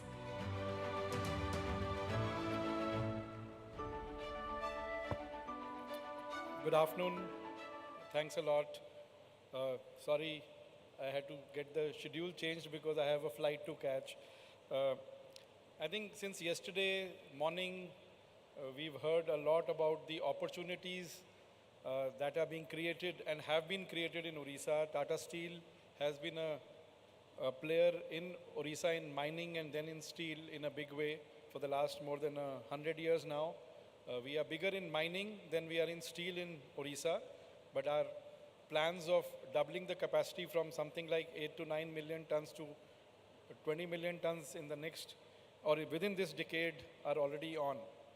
I think the theme is very, very apt from a perspective of what it creates as an opportunity within Odisha.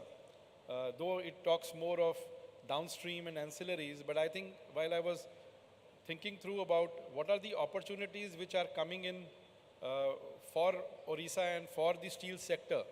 Because what we heard since yesterday is that 35 million tons of steel production going up to close to 100 million in Odisha itself, steel production, which creates a lot of opportunity for capital equipment manufacturing, which I think we have been asking as an industry and we've been talking about it. This is also an opportunity for many of us, including the steel industry and the ancillary units, to tie up with the foreign companies, whether it is in Japan or in Germany or any other country, and ask them to set up shops here, because all these steel manufacturing units will need a capital equipment. And I think that will be the largest support that the steel industry can get and should be moving in that direction. Needless to say that the downstream industries, which can actually be set up next to or very close to the steel manufacturing plants, is obviously there. Our own example of Tata Steel, when it got set up in Jamshedpur, many of the I would say the downstream came next to the plant over a period of time, whether it's the tin plate, whether it's the tube division. We also had some equipment suppliers, like for our conveyors, which was Tata Robin Fraser at one point in time. We set up our own growth shop as well. So I think those facilities will come in. The second part on the downstream was more on the specialty steels, which yesterday also we heard that there's going to be a lot of opportunity in Odisha for setting up specialty steels, and for which we will need very niche players to join us within the Odisha ecosystem. I think what we also see and what is being told to us is that from an infrastructure perspective, which is the most important for any kind of projects and manufacturing sector to set up, whether it is the ports, whether it is the highways, we saw the presentations yesterday and I don't want to repeat that, are obviously in place, and along with the highways, they're also about industrial parks which are being planned, whether it's close to the ports or whether it is all around the western and the northern corridors of Odisha. The conveying systems are changing. The conveying systems are surely becoming more and more environment friendly. They are not anymore going to be only rail or road dependent. So we heard about slurry pipelines, we heard about inland waterways. I think one opportunity which lies here is maybe companies need to set up slurry pipeline systems where steel companies can actually offload that work once they get the right of way. And then some companies can come and say, okay, they will set up the slurry pipelines. Not only set up, they can even operate the slurry pipelines. So this could even be a PPP kind of a model where the land belongs to the government, they give the right of way, the users are in the steel industry, and the companies which set up the slurry pipelines along with operation comes as a third. So I think this is a good model which can evolve. We've also seen some dedicated parks, like in Angul you have the aluminum park. There is a downstream park which is being planned or it's already on its way in Kalinganagar. I think these are very strong hubs of steel making which will surely help us to take the next level of efficiencies coming within the ecosystem. Otherwise, the way the carbon emission and the climate change journey is being talked about, the lesser you travel with either raw material or with finished goods will be very, very important, and it will also help the steel industry and the full ecosystem to reduce its carbon footprint. I'm aware there are many other players and many other colleagues who are going to speak about it, but I just wanted to mention these 2-3 points, and I'm going to end by saying that Odisha surely gives us the opportunity. It has already planned as a very, very strong steel hub along with the mining hub, and that gives us the opportunity to set up the downstream and even the capital equipment manufacturing within the state. And I would only request all of you here and through you to your influence groups to come and share the future. Let's create or co-create a joint future in Odisha. Thank you so much.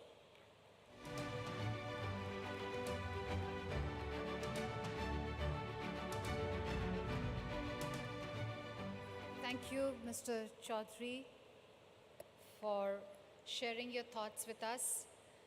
And moving on, ladies and gentlemen, to our next speaker, Mr. Bimlendra Jha, who's MD JSPL. And may I request him, inviting him to kindly share his thoughts with us.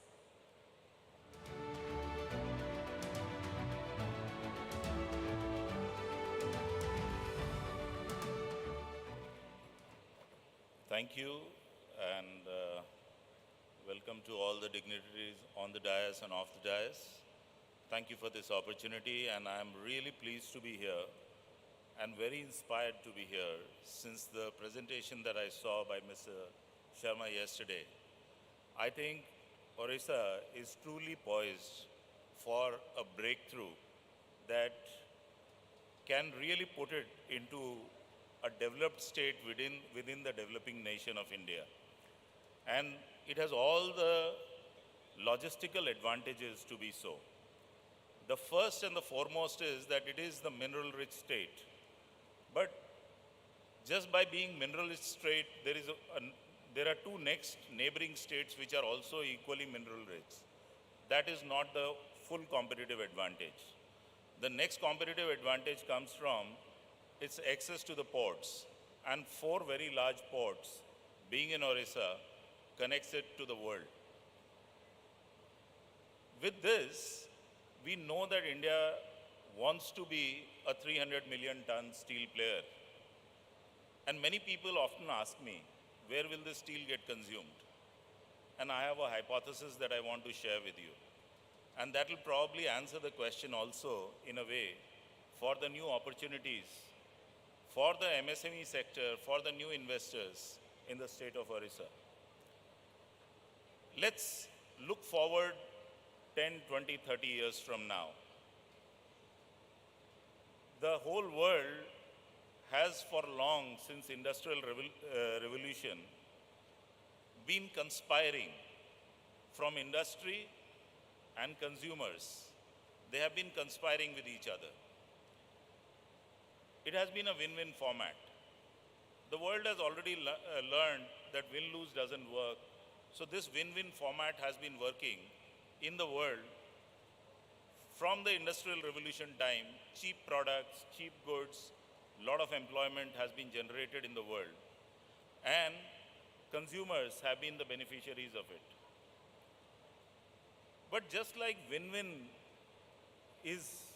win-lose does not work and win-win is a necessary condition, unfortunately, win-win is a collusive concept.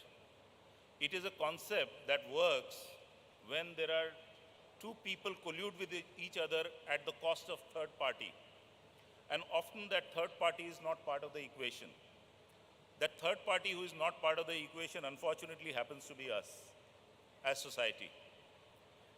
And in this win-win-lose combination, the society has lost in the form of global warming since the beginning of Industrial Revolution. And therefore, the world is waking up to a reality that unless we do something about it, there is no future for humankind. If we are into that state, then there is no solution but to aggressively move in a direction where carbon emission is not only reduced, it is eliminated from industries. Now, what are the materials that the world has been using the most? Number 1 is cement, and number 2 is steel. In order to produce both these products, and of course aluminum and other materials are there, but they're nowhere close to where cement and steel is being used by the world. Even if we include aluminum, all 3 materials are carbon emitters. And they are carbon emitters for a fundamental reason. As far as steel is concerned, ever since Iron Age, there has been one primary reason for emitting carbon dioxide, and which is you have to take away oxygen from iron oxide in order to leave iron behind. For making cement, you have to release carbon dioxide from CaCO3 so that that carbon goes into the atmosphere, but CO is left. Now, fortunately, there is something else that is possible for steel, and which is Fe2O3 need not be reduced to Fe by using carbon. It can be reduced to Fe by using hydrogen, provided we do not emit additional carbon in producing that hydrogen. And therefore, the world is talking about green hydrogen. And that green hydrogen is possible from green sources of energy by electrolysis of water. Those green sources of energy are abundantly available in this state in the form of sunlight. So the very first place where we need to peg ourselves is, where is this green hydrogen going to come from? But that is not where my story is ending. Look at yourself 20 years, 30 years from now, where the world is so conscious of carbon that it does not want to use any material that contains a carbon footprint. There is a technical solution that exists for steel, because assume that in 20 years' time, in 10 years' time, there will be enough green hydrogen that will be available. Is hydrogen-based direct reduction of iron ore happening? Even today in Angul, for example, JSPL uses syngas made from coal, where 52 to 56% is hydrogen as a content. That means more than 50% of the iron that moves inside that shaft is actually getting reduced by hydrogen. And if you can do it for 50%, you can do it for 100%. That's not a problem. But at least that solution exists. Does that solution exist for cement? If CaCO3 has to be converted into CaO, there is no choice but to release CO2. And there is further problem. Look forward, if there are, today the carbon footprint of cement is reduced by using lesser percentage of clinker and more fly ash and slag. Where is fly ash coming from? It is coming from thermal power plants using coal. In tomorrow's world, if there is no coal being used for producing electricity, where is fly ash? If tomorrow's world, there is no blast furnace using coke, and there is hydrogen-based reduction, where is slag? And if both slag and fly ash are absent, what happens to the carbon footprint of cement? It only goes up. And therefore, you have to choose a material which is alternative to cement. A carbon-conscious society will choose an alternative to cement, and which is the only material that directly substitutes cement in terms of strength, both compressive and tensile. And it is steel. In fact, cement has to perforce use steel in order to compensate for its lack of tensile strength. Now, compressive strength is also available with steel, so steel becomes a material of choice for the future. Now, if that is true, and if there is abundance of iron ore in the state, and if there is a possibility of producing green hydrogen in the state, then it opens up doors to the new possibilities for any new investment in this state.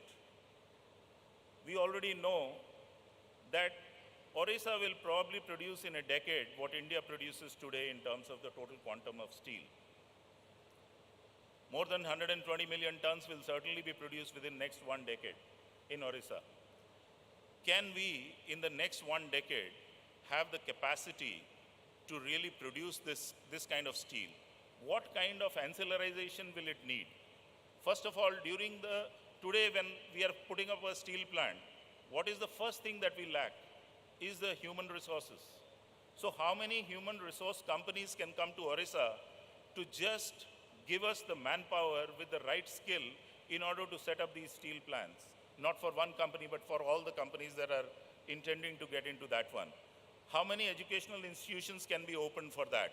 How many technical training institutions can be opened for that?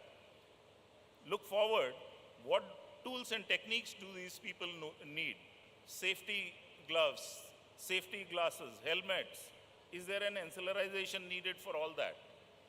Just to make these people work safely inside a steel plant, to create those steel plants. As these things are required, so is the upstream, during the making of steel and downstream, there are so many ancillary units that are required. Of course, there is slurry pipelines and conveyor belts and all the environmental friendly ways of transporting materials that should be practiced in this state.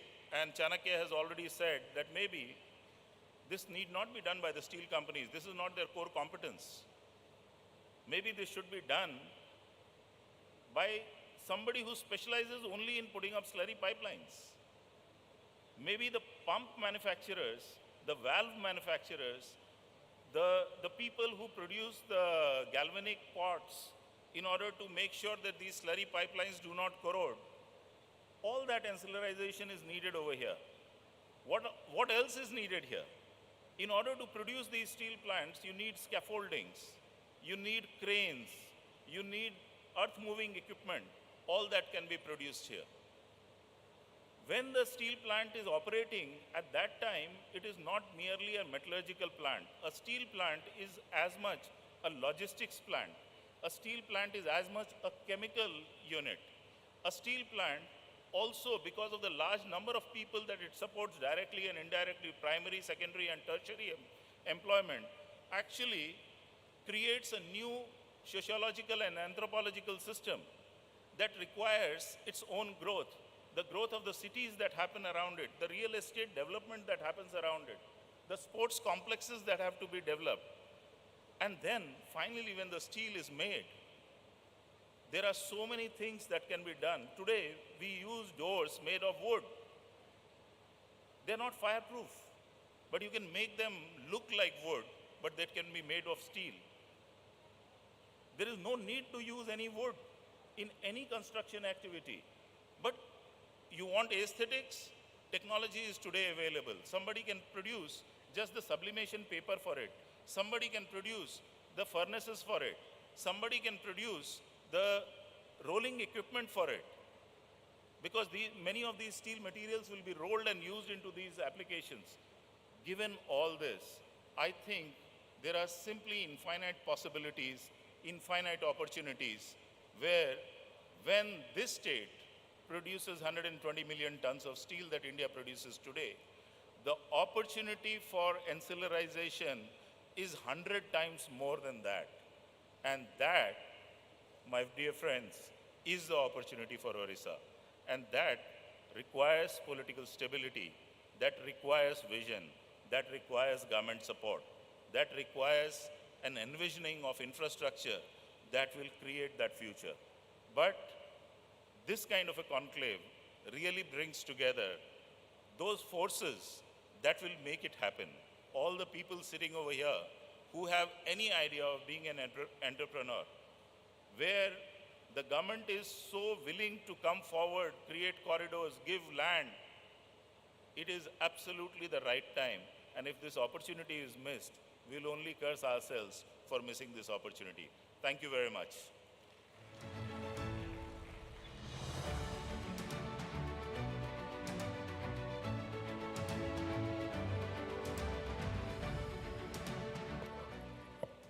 Thank you, Mr. Jha, for that presentation on behalf of your company.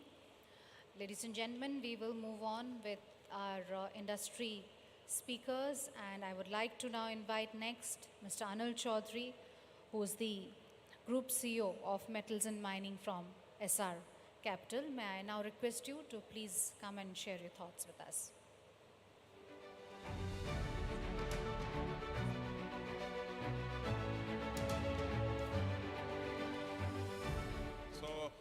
Thank you so much, ma'am, for giving me this opportunity. Good afternoon, ladies and gentlemen. Of course, we are missing the Honorable Minister and also the Principal Secretary Industries in this conclave, in this today's session. So, ladies and gentlemen, the topic assigned to me is very, very, I would say, sensitive, very interesting. And also, when we look at the industry, whether within India or outside India, everybody has been talking of that. And the topic is that how to decarbonize the metal industry in Odisha. But I feel it is not only Odisha, but also the worldwide. And in the entire country, there is a need to decarbonize. But the challenge is how to do it. As you all know, the metal industry is one of the most polluting industries in the world, and all the more so in our country. Because if you see the CO2 emission, which is there from the metal industry, it is close to, say, 10% in our country, and if we look at worldwide, it is somewhere around 7 to 8%. Likewise, in terms of energy consumption, which is mostly coming from the fossil fuel, the energy consumption in this industry is the highest. It is 12% in our country, and worldwide it is just close to 10%. And we have kept, as you know, very challenging target for us that we will be carbon neutral by 2050 for the world and 2070 for our country. So, which appears to be very, very challenging given the fact that the world is short of natural gas, the world is short of hydrogen, the world is short of power which is coming from the renewable sources.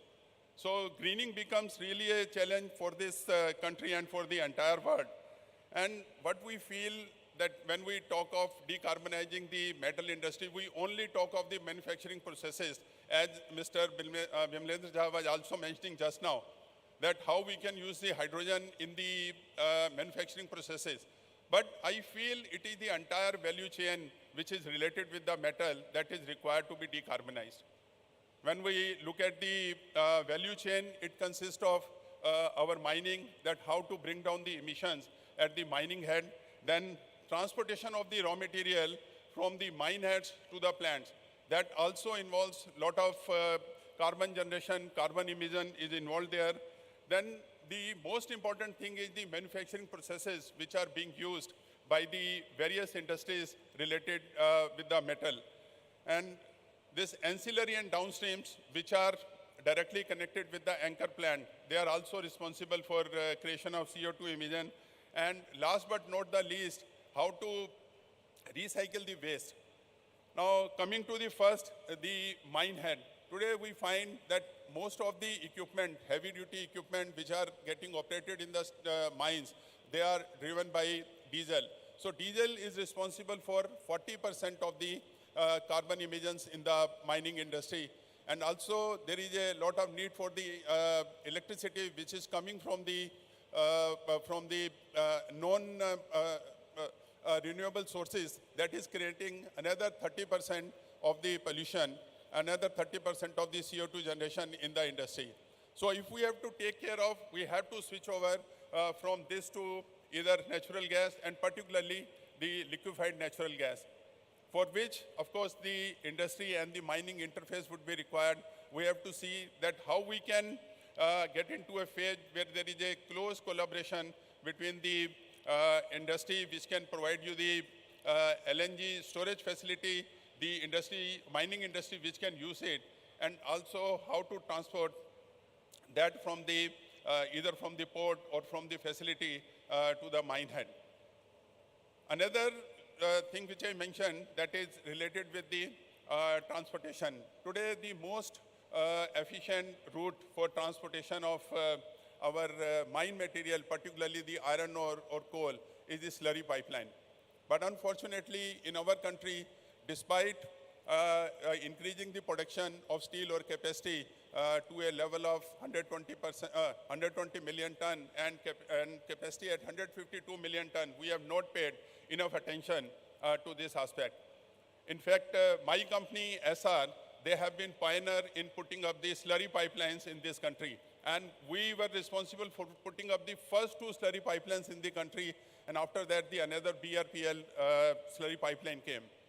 I must say that if we have to survive, if we have to bring down the carbon emission in the time to come, the slurry pipeline have to be encouraged. It is not only from the point of view of environment, but also from the point of view of saving the cost. It becomes very, very important. I must tell you that if we transport material, iron ore, or say coal through slurry pipelines, we are able to save cost to the extent of 80% as compared to road and 50% as compared to the rail.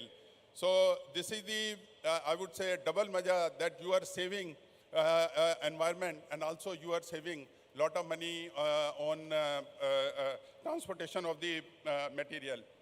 And when we talk of manufacturing processes, today the buzzword is that we will be using the hydrogen. And I feel hydrogen is the distant reality. But the ideation or discussion on this must not stop. I know when the hydrogen is available, it is going to be very, very expensive. And also, it may not be available to the extent it is required by the steel industry or for that matter, by the entire metal industry. But the work must continue in this. But the most important thing is that the facilities which we are creating even today, they will not be able to use the clean fuel. Today, if you see the most of the capacity in the steel sector, be it SAIL, JSPL, JSW, Tata Steel, AMNS, they are expanding only by way of blast furnace BF route only, which is not a very conducive route for the use of the cleaner fuel. And the facilities which are coming up today, they will last for another 30 to 40 years, and it is not easy to replace those facilities in the coming time. So even if we feel like in the next 30 years, we will not be able to decarbonize the metal industry, I'm telling it very frankly, don't take it otherwise that we don't want to work towards this. But if you take it from me, because the expansion is taking place only through BF route. Reason is simple, we do not have any other cleaner fuel available today. Natural gas is not available. Hydrogen, of course, as I said, it is a distant reality. And if we look at syngas, that is also not going to happen in the coming time. I understand only last week the Secretary Coal called a meeting and where all the big industrialists of the country were present and they refused to get into the syngas, whereas the national coal policy has kept a target that by 2030 we will be having at least 100 million ton for the purpose of coal gasification, which can be used for various purposes particularly in the metal industry. So if that does not happen, it will be very difficult to decarbonize the metal industry. Now, if we look at the processes, the incentive for certain things have to come from the government. Otherwise, we will not be able to move to a cleaner environment as far as metal industry is concerned. We have to create the new facilities, like I can talk particularly of steel because 95%, whether in terms of value or in terms of volume, it comes from the steel industry. Unless we go in for the DRI, EF route for steel making, it will not be possible to decarbonize the steel industry. We have to move towards that. And if we use the natural gas for DRI, we can cut down the pollution or environment or CO2 by 60%. But if we use the hydrogen, only can we bring it down completely. But at least a step towards that is required. So we should encourage use of the DRI technology. And whatever DRI technology today it is operating in the country, that is again being run by way of pulverized coal, by way of imported coal. We are importing it and we are using it for the industry. So here we need a lot of improvement. Then, of course, when we talk of decarbonizing, the most important thing is that we have to invest in the research and development facilities. I was going through the website of Ministry of Steel. The allocation which they have given towards R&D for various years is minuscule. By spending few crore, we cannot progress in the direction whereby we can use the cleaner fuel for the purpose of metal industry. So entire this industry has to come together and has to approach the government and tell them that more research and development is required, more support or hand-holding is required from their side. And when we talk of this ancillary and downstream industries, the anchor plant becomes very, very important. Anchor plant has to give them the support because they are not in a position to employ the processes which are environmental friendly. So that support has to come from the anchor plant because the anchor plants, they have all the facilities. They can always encourage them to go in for the cleaner processes. As and when they change their process, they can encourage the ancillary or downstream industries also. And for ancillaries, I find that the very important example is that of the Maruti Suzuki. They created those hubs in, say, 80s sometime, but they are still providing them the same support as they were providing them in 1980. Somehow that is missing in case of other industries. The anchor plants have just left the downstream and ancillary industries on their own, and they are not able to switch over to technologies which gives the clean environment. And as I said that last but not the least, the process or this waste recycling and also the use of the various dust and fumes which are there in the steel industry has to happen at a large scale. It is said that in the metal industry, nothing is waste if we are able to capture it or if we are able to recycle it.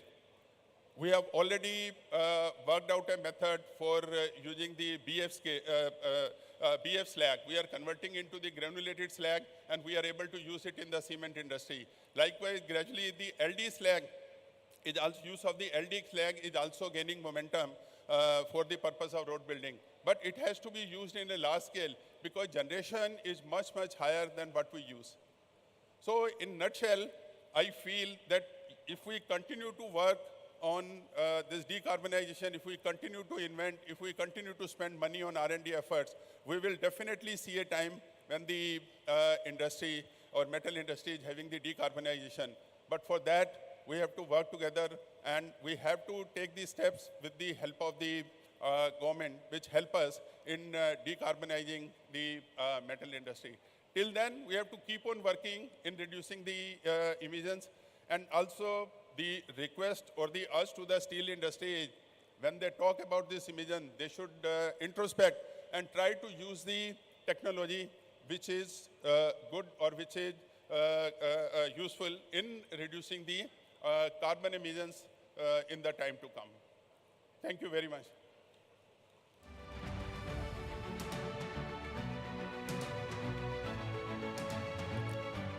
Thank you, Mr. Anil Chaudhary, for your thoughts. And we're moving on to our next speaker. May I now invite Mr. Chaitanya Desai, who's the Managing Director of Apar Industries, requesting him to kindly share his thoughts with us.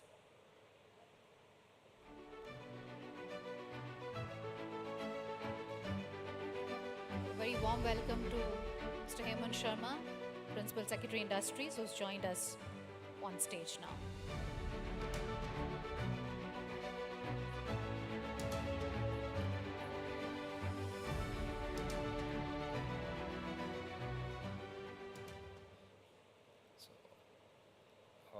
Dignitaries on the dais, ladies and gentlemen, a very good afternoon. First of all, thank you very much for inviting me to speak of my experience in Odisha. There are two things I would like to say which have attracted us to Odisha from our childhood days. I used to come here to do the beautiful darshan of the Jagannath Puri, and the second big attraction to us has been aluminium.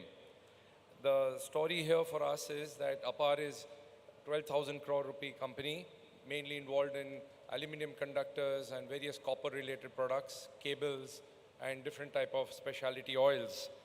And over the last 50 odd years, we have been buying aluminium, which has been actually coming from Odisha, but we were producing in the western part of India, being an entrepreneur from Bombay. So we used to transport all the aluminium all the way from one corner of India to the other, and a lot of the product used to go back to the eastern part of India and other parts. So there was a huge logistics cost which was involved. So our motive of coming here to Odisha was to try to figure out if we can come close to an aluminium smelter so we could actually buy the molten aluminium. And thanks to Hindalco, we could put up a factory in Lapanga. And it has been a wonderful experience thanks to the whole government of Odisha's very proactive stance on ease of doing business. Before coming to Odisha, we were actually in two minds whether we'll be able to manage, because we are not exactly having deep pockets like a lot of our colleagues who are on the dais here. An entrepreneur, definitely with limited resources, whether it would make sense, whether we could manage from a headquarters out of Mumbai. So then I came for myself to try and experience and see how it looks on the ground. And this is what I found. I actually visited first Bhubaneswar, and then I visited Jharsuguda. And there I remember taking a train, because in those days the airport at Jharsuguda had not started. So the train from Jharsuguda back to Bhubaneswar was late in the night. And I can vividly picture how I was seeing young management trainee girls, ladies, who were with laptops pretty much in the middle of the night walking on the station. And that gave me a very positive feeling that if they could feel safe at that hour of the night, and it was such a busy station that everyone was, absolutely busy doing their own thing. Law and order seemed perfect. We saw that all the basic amenities were in place: schools, colleges, hospitals, hotels, banks, cultural, social, religious places. It was all there. So when we announced within our company that we'd like to set up the factories here in Odisha, there was a long list of employees, much to my delight. People who came from the eastern part of India, particularly from Odisha, they were lining up and requesting that, can we be please transferred to this new factory? And I was telling them, just be patient. The plants are coming up, just hang on. We are going to definitely transfer you. Because they had an incentive to be closer to their hometowns, even closer to their aging parents. So these are the things which we saw practically. And of course, subsequently, with the commercialization of the airport in Jharsuguda, it has been a great boon to some of us who can actually travel much easily here. What I'd like to say is, and what I've seen here is that the government of Odisha has been extremely proactive in giving us a lot of support in all the various areas that we needed, especially for putting up a factory in a record time of 5 months. Same plant which we were putting up in places like Silvassa, Maharashtra, Gujarat, were taking us over a year, and here we could finish in 5 years. I also feel very proud that the government allowed us. They were very proactive to use the hot metal, which was a new concept back then. Within the Sterlite or Vedanta group, yes, it was a possibility, but it was considered part of the same organization. But here, when there was a different organization to buy the land, to actually transport the hot metal with the support of Hindalco and the government, facilitating the whole activity. So we are hoping that just like us, many others will come forward, because our incentive is if there is enough critical mass of various entrepreneurs who are ready to invest in Odisha, it is going to help, just like we've seen in the old days, 15, 20 years ago, how it used to be in South Gujarat or Silvassa or Maharashtra, where some of the transport which used to happen from road got converted to trains.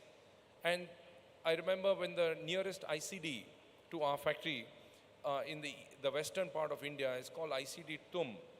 And that used to have only one train plying 15 days to Navasheva, which is the closest important port there. Now there are 15 trains every day. So even a small company which is just transporting, say, one container, is able to co-mingle or just add on his container along with the rest of the rake, as opposed to booking the entire train. So it becomes so much easier for everybody, and also the cost structure reduces, the efficiency improves. So I'm hoping that many others listening to our experience come forward and put up their facility here. And definitely with more number of ships plying from the eastern ports of India, definitely the ocean freight costs will come down. And now with the circumstances for metal downstream products worldwide, with China +1 going on or Germany +1 going on, there is a golden opportunity for people who are in the downstream metal products like us on conductor and cables to actually export. So this is the opportunity. If we kind of group in our resources and make the whole thing more viable for even smaller companies, I think it would have a great benefit, not only for the employment, but also a win-win genuinely with all the companies which are putting up the facilities here. We are also expanding. We have already done a little bit of expansion, and now we are further expanding, and we want to go ahead for putting up a new state-of-the-art facility next to the Vedanta Aluminium Park whenever it comes up. And I'd like to end by saying that we are very confident that the Odisha government is extremely proactive, because being part of the power sector, we ourselves were instrumental in putting up some high temperature, low sag conductors to debottleneck the powers supply to the Bhubaneswar city. Similarly, we know that they are taking up a lot of steps to debottleneck many of the industrial areas. So power is not going to be a problem, and we are very confident of that in this beautiful state. So to conclude, I would like to say that we are extremely delighted by the vision of the Honorable Chief Minister in inviting the various industries through this conclave and to partner with the state government to make this dream come true. We as APAR are completely committed to the Odisha vision, and we are sure to join hands for the development of Odisha and the nation. Thank you.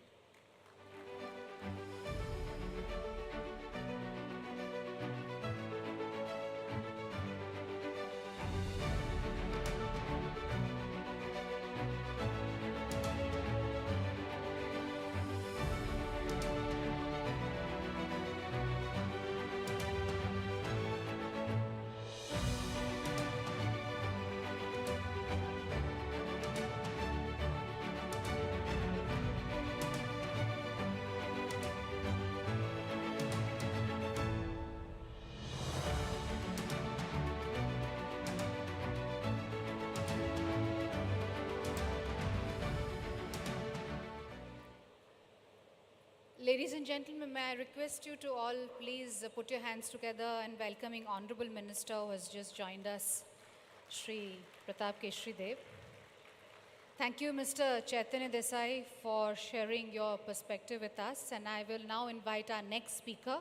We have with us Mr. Ravi Uppal, CMD Syscall, and may I invite him to kindly share his thoughts with us.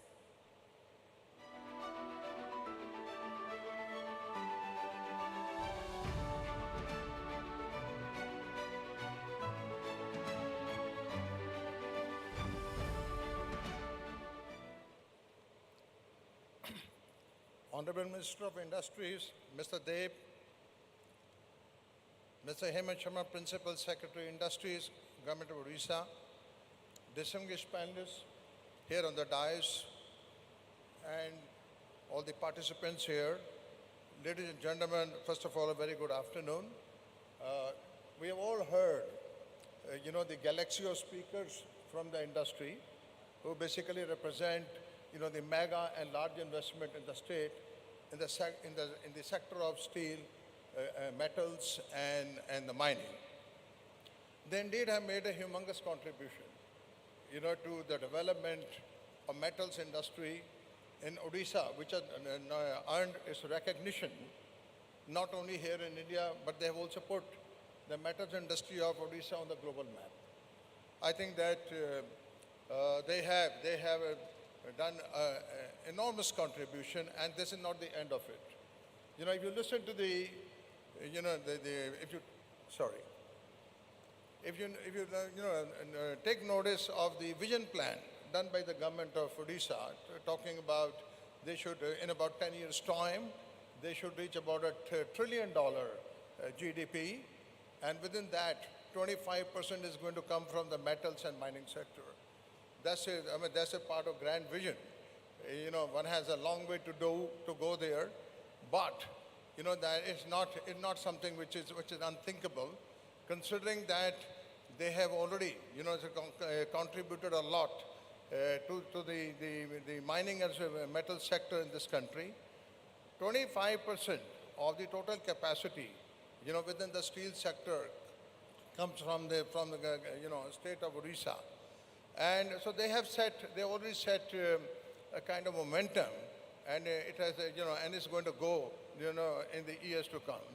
So, that if the government of India has a plan of 300 million tons, by 2030, so Odisha is certainly going to get about, about close to 80 to 100 million tons out of that.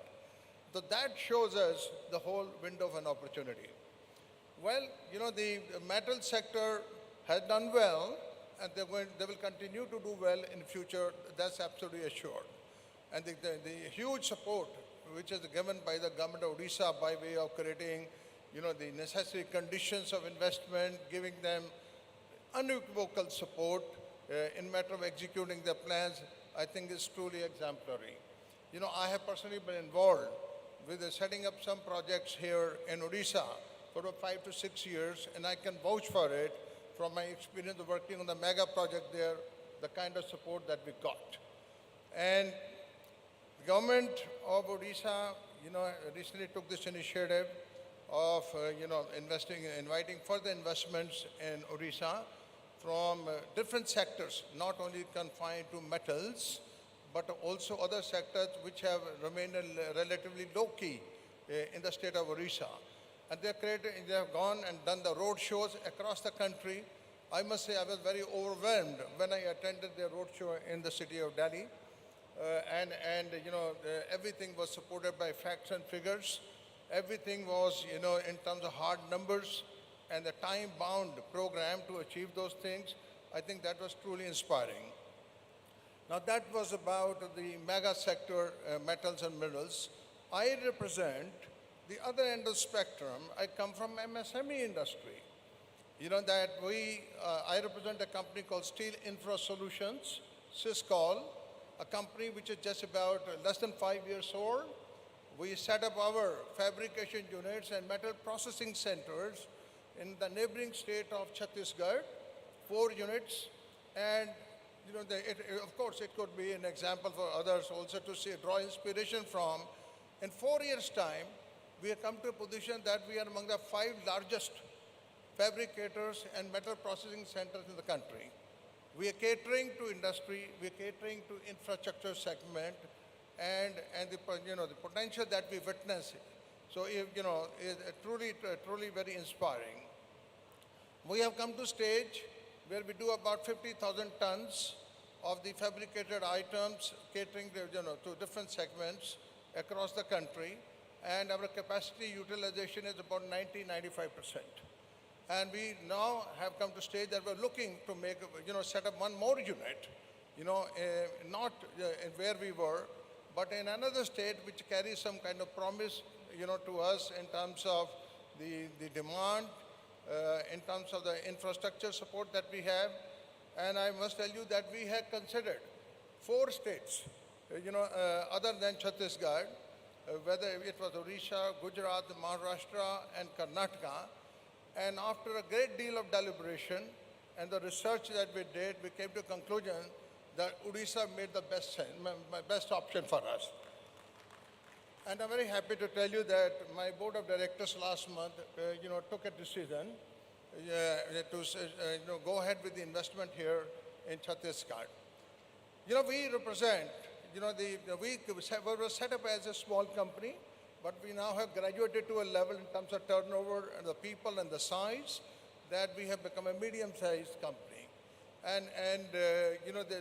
Therefore, the unit that we're going to set up here in Odisha is going to be further addition, but it's going to be the largest unit. It's more than any other unit, individual unit that we set up in the past. And there are many things. Why is it? Is it because we simply like the state for any reasons which cannot be explained? No, it's based on hard facts. We evaluated all the criteria. We realized that for us, the demand, the domestic market, our ability to cater to the export market, all these things can be best served if we are there in Chhattisgarh. And we realized that one of the main raw material that we need, that is available in abundance in Odisha.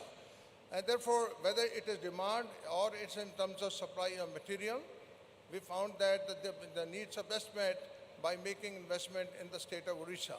We also took cognizance of the fact that the infrastructure, the hard infrastructure and the social infrastructure, both of them are also coming up very fast in the state. The way the government has set up about 115 industrial estates, 5 theme parks, is testimony to the fact that the government of Odisha means very serious about what they intend to do. So we are very keen, and we are going to go on a fast track to make our new investment, and hopefully in about 12 to 15 months from now, we will have a unit which will be functional. All other things where we need support, they are available here in abundance. I was very personally touched to see the kind of support that we got from the State Department, Industry Department, in matter of finding the land and all of the inputs that we needed to get our unit going. Now, this is about the MSME, why they could seriously consider Odisha as an option.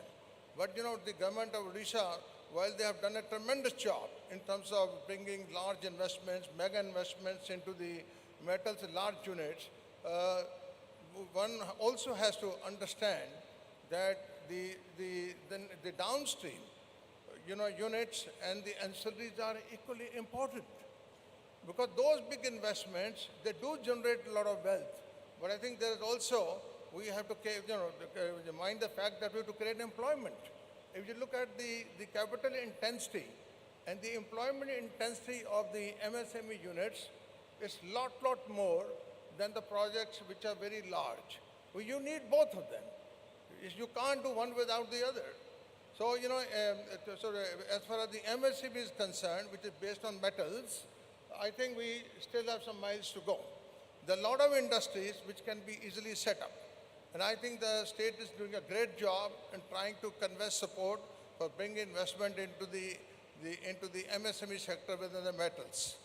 Actually, if you look at the mega units and the secondary and the downstream units, both of them basically support each other. They can create a kind of very virtuous circle in which they can act as the feeder units to the large units, and they get their material and they can add value to it. The amount of value that you add, that comes from an MSME. What is being done in mega sector, sector, that of course is undisputedly the best, but it has to be supplemented by the MSME sectors. But there's a whole list of industries whose presence in Odisha at the moment is in a low key. The names, we have identified the names of various industries which can be set up here, and I'm sure that it will also encourage entrepreneurship. And people will be self-employed. Because there was a time when everybody wanted to have a government job. But if you can you enable people to become entrepreneurs in their own right, it will reduce the dependence and expectation of the government. And I think that is the key to the whole issue, that we have to pay attention to the growth of the MSME sector and create necessary conditions and create enablers for the MSME to come on their own. I think industry on the whole, they do not need indulgence of government on every issue of day-to-day management. I think they can manage on their own. I think the role they see from government is enablement and creating a general environment in which they can get the grievances redressed, simplify the procedure systems, avoid the interference in their day-to-day working, and the rest of it they can look after themselves. So, ladies and gentlemen, I must really compliment the Honorable Minister as well as the Principal Secretary for having taken a very bold initiative to solicit investments in the presence of the MSME sector. And every company, even if you take those which are mega companies today, they all started in a small way. They were micro. From micro they became small. From small they became medium, and they became large. It is true of all these sectors. So I think therefore it's very important that we encourage the growth of the MSME sector, and over a period of time they will serve the larger interests of the state, both in the short term as well in the long run. So we are very happy to find our new home in the state of Odisha, and I'm sure that's the start of our engagement with the state, and we are going to have a long journey here, and I'm sure that Odisha plant will become the largest of our unit, which will not only serve the needs of Odisha, but also the state, neighboring state, and the countrywide presence will be sort of encouraged by the unit here in Odisha. So I once again thank you, sir, for the support you have given, and we are very inspired by that, and I'm sure that we will go long miles in our engagement with Odisha. Thank you.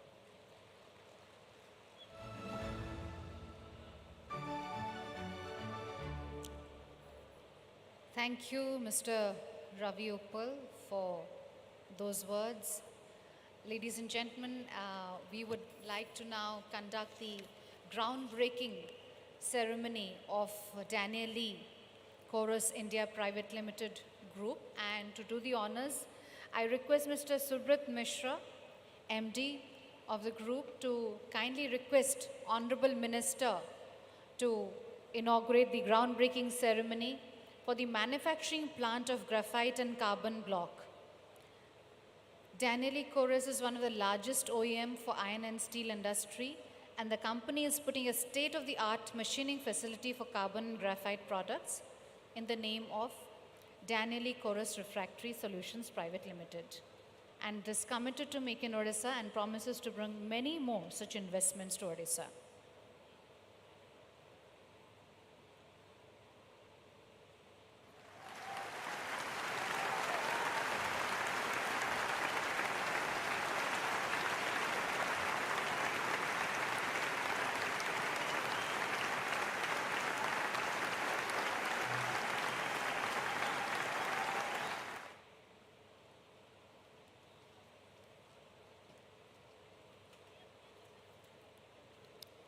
Thank you, Honorable Minister. I'd like to now invite Mr. T.K. Chand, President of Vedanta Group for Odisha and Chhattisgarh, and request him to kindly address us.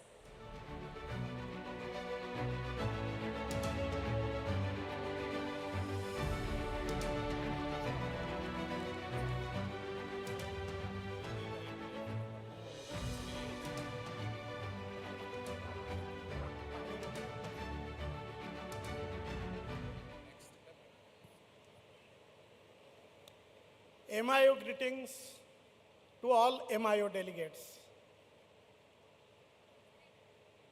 At the outset, on behalf of all of you, I extend a big congratulations to the government of Odisha for getting more than 7 lakhs crore investment intentment on the first day itself. Let's give them a big hand.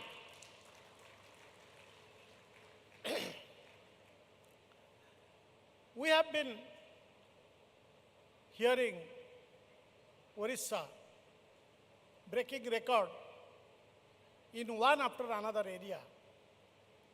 In aluminium,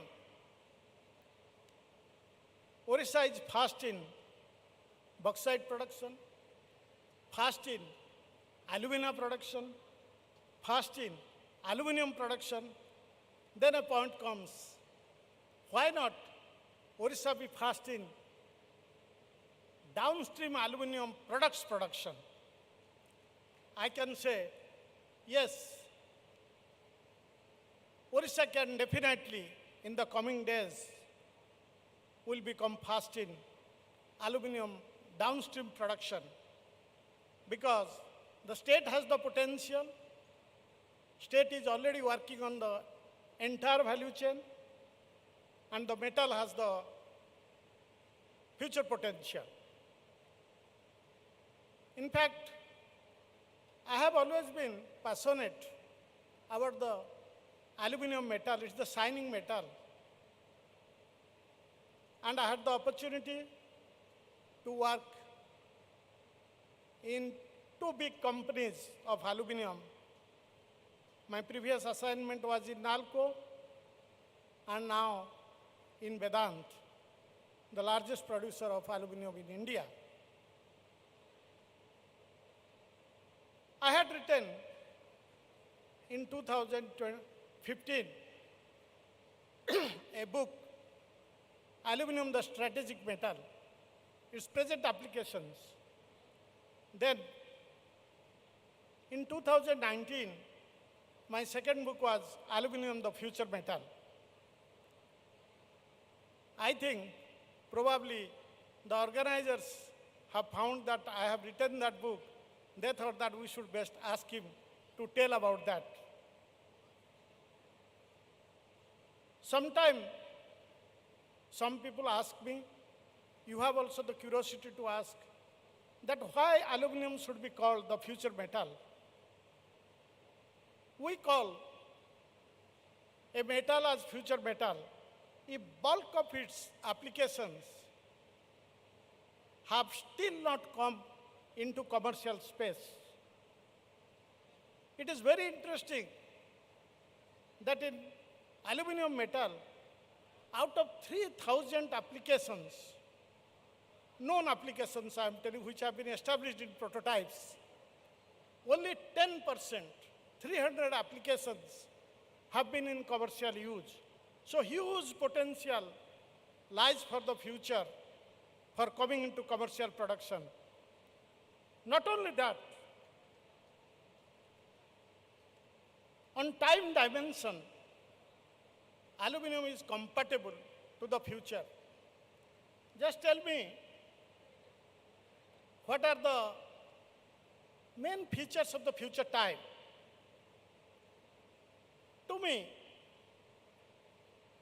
it appears future time is defined by speed, saving, and sustainability. 3S you can call.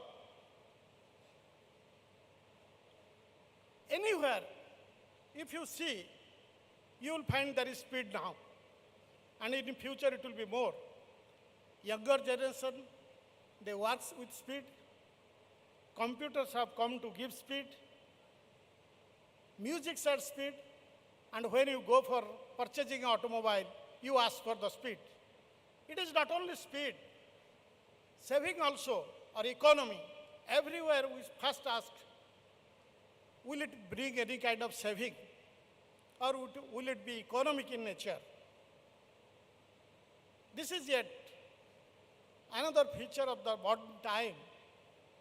And third one is sustainability. Wherever you speak, first question will be asked, is it sustainable? And for your information, aluminum metal is a sustainable metal because use of 1 kg of aluminum in place of 1 kg of heavy metal,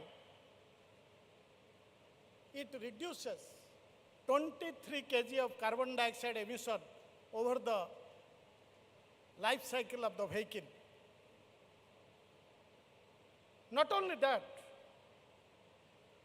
it is also called a green metal because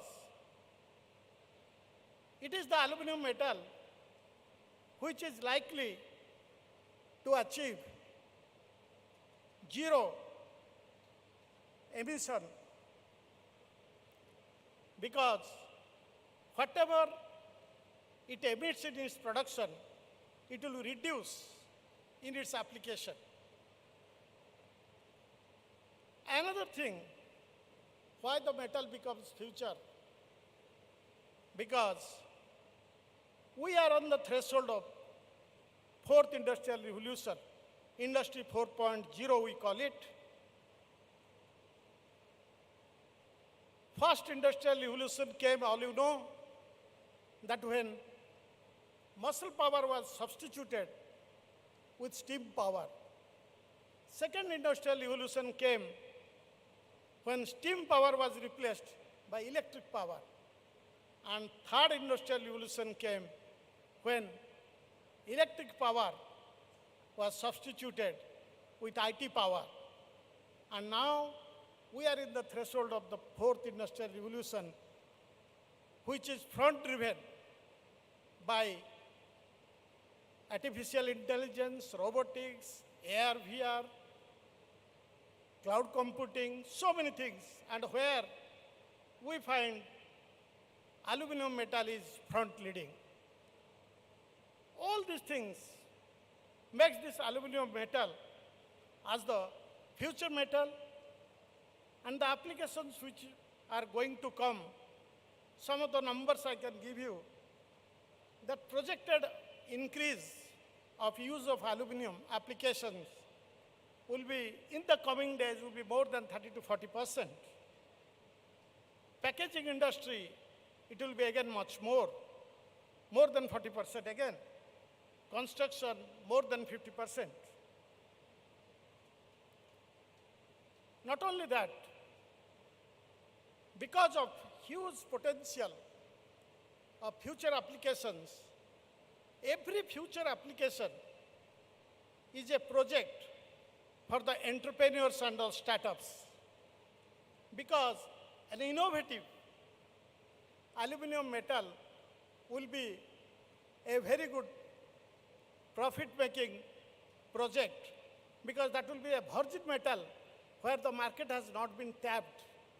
So therefore, my call to all the entrepreneurs and all the startups to take up projects in applications of aluminum so that they will be the first. That here, I will also request, here our Honorable Minister is present and our respected Secretary, Principal Secretary, Industry, he is also there, that for innovative use of metal, be it steel or aluminum, if some kind of encouragements are there, then Odisha can become fast in applications of aluminum, also in other metals. One of the sure way of promoting future use of aluminum is making hubs, clusters, and parks. In Odisha, there has been a lot of focus have been put on building up metal hubs, metal clusters, and metal parks. I being in aluminum industry, I will be flagging up the park.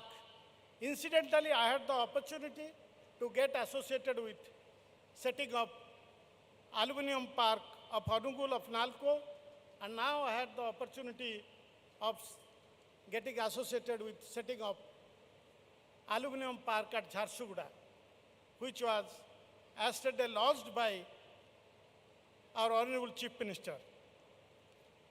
This aluminum park of Jharsuguda will be a world-class aluminum park. It will be Make in India for the world. This park is spread over 253 acres. First phase being 55, and the second phase is 198 acres. And I give thanks, a huge thanks to Mr. Hemant Sharma, Principal Secretary Industries, that due to his efforts, this land was allotted. These features, next you can go.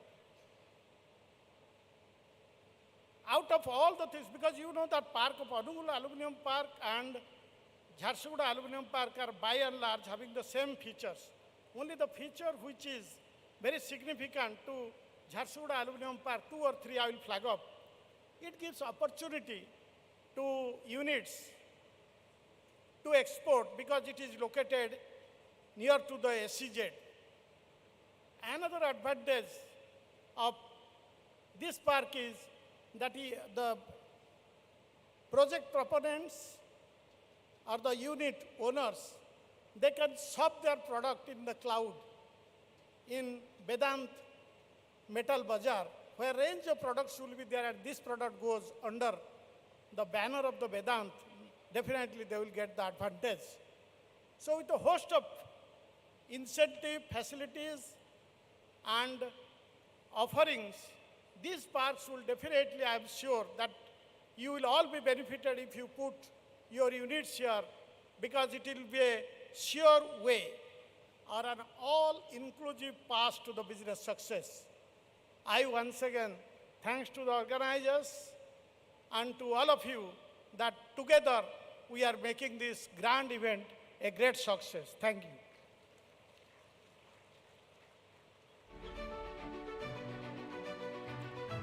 Thank you, Mr. T.K. Chand, for that very in-depth presentation and giving us the Vedanta perspective.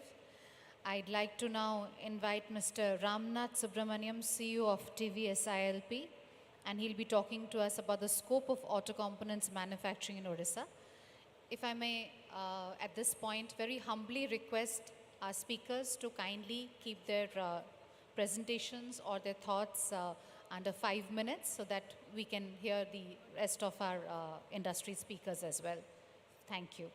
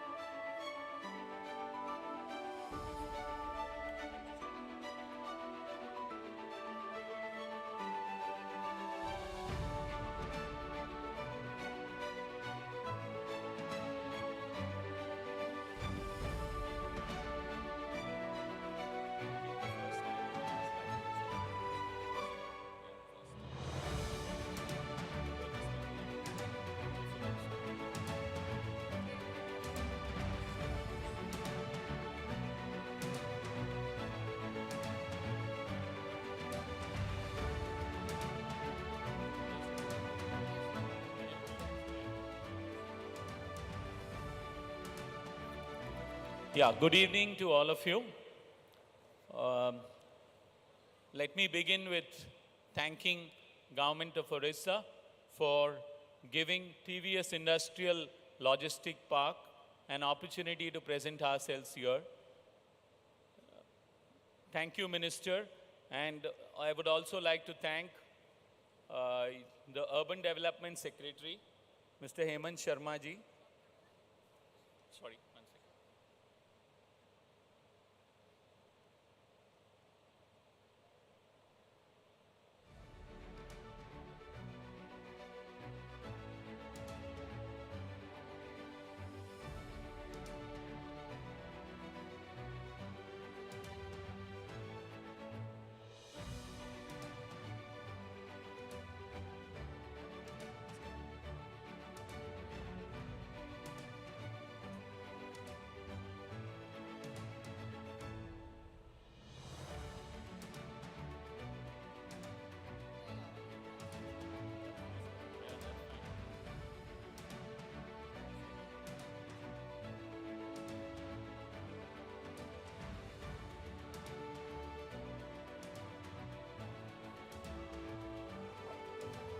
Sorry, a small technical glitch. So, once again, thank you, Minister Saab and the UD Secretary, Hemant Sharma ji, for giving us an opportunity to be here. Being a logistic company in the midst of all the large steel players who are here on the podium, we are completely different from the perspective of being here in the midst of all of you. The most important thing, and as has been spoken about and has always been discussed in India, especially in the last 6 months or so, is the criticality of logistics in the overall development of the country. So while production happens on one hand, there is definitely a need for a quality, A-grade, complete solution providing company to be there in the midst of the various industrial development that is happening across the country. We are part of the 120-year-old TVS group, and we already have a presence in Odisha. Thanks to Lord Jagannath, we did come in here about a couple of years back, and we do have a logistic park which is doing very well. As we looked on to the next phase of growth for TVS Industrial Logistic Park, we have been talking to the government for the last 1 month or so. Lot of interest from the auto ancillary companies, and as has been spoken by some of the previous speakers here, the talk of wanting to have a lot of aluminum on ancillary development happening here, and the requirement of a lot of these auto component companies to have a complete supply chain solution to be provided brings us here, and we are now thinking of enhancing our presence in Odisha, given the government being extremely friendly, the various government policies that are also enticing this, and obviously a wonderful government department led by Sri Hemant Sharma ji, which is definitely supporting us in taking this journey forward. Now, what are we? I'll be very short in what I talk about.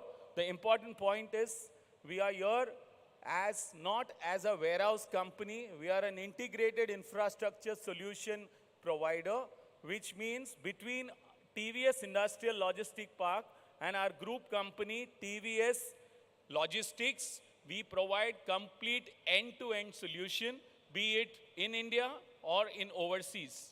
So that's the complete pipeline of support that we are there to extend. I'll quickly touch upon what we have done. Since we have been pioneers in this industry, our promoters started off this business way back in 2005 with the first logistic park coming up in Chakan. And post that, we today have a 7 million portfolio spread across pan-India. Just to touch upon, started in 2005, and the sectors we cover is auto and auto component, consumer goods, e-commerce, rail transportation, logistic, agri and machinery, and electronics. Just to give you a sample of what we do, this is the Alstom plant in Coimbatore, end-to-end solution from TVS Logistics. Between completely built and completely operated upon by TVS Industrial Logistic Park. This is the Alstom factory for global as well as domestic requirement. We work very closely with the new age company Aether in Osur. The entire production of Aether comes out of TVS Industrial Logistic Park facility in Hosur. That's a 6 lakh square feet, completely being operated now by Aether, which is the Indian electric vehicle company, which has the, I think, the largest market share at this point of time, or second in the sale that came out last month. We have Amber with us in our facility in Singdi Vakam, which is 4 lakh square feet. Now again, why we are putting this up is to talk about complete end-to-end solution for the customer till the point that he just has to get into the facility to start his operations. So we are a complete end-to-end solution provider, and we look forward and a lot of interest from a lot of customers to be part of our growth here in this state of Odisha. And with all these customers, again, this is a very exciting rocket launcher company. Today, a lot of Indian companies are focusing on this. This is a group from IIT Madras, and they are also part of us here in Red Hills with about 1 lakh square feet. We have Bridgestone with us in Waipur, again, 1.5 lakh, where their entire office built up is done by us, and they operate out of our facility here in Waipur. With TVS as the group, we are there with them. With TVS Motors, we have gone on to do the complete end-to-end solution for them in terms of the setup, as well as in terms of supporting them on distribution and other support system through TVS Logistics. So we are here in Odisha. We are extremely grateful to the government for the support extended this far. Along with our clients, have huge plans for this state, and with a lot of potential in terms of employment generation. Although we are not as large as the other speakers who spoke here, logistics becomes a very important constituent for the growth of any country, and an organized warehousing and a logistics solution provider company like TVS Industrial Logistics Parks definitely feels very proud to be associated and to be involved here in Odisha. Thank you.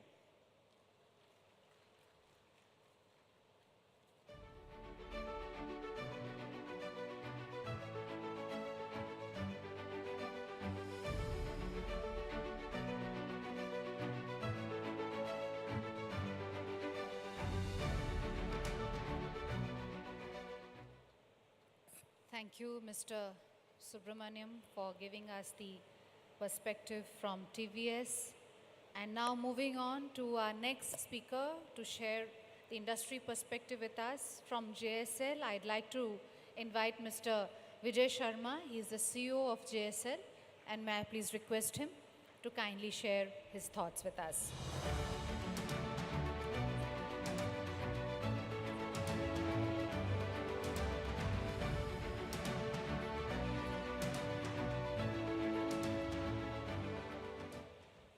Namaskar, esteemed audience, Honorable Mantri Ji, respected Principal Secretary Shri Hemant Sharma Sahab, industry stalwarts, and representatives from the government. Great opportunity. We are privileged and honored to participate in this program. I represent the stainless steel industry on behalf of the leader in the country, Jindal Stainless. Hence, my focus will be on developing the stainless sector in Odisha, and perhaps this is the first time you have heard stainless in today's program, so my responsibility multifolds. The big theme, metal downstream and ancillaries, very, very appropriate, very, very relevant, especially in the context of uniqueness of Odisha in metal industry.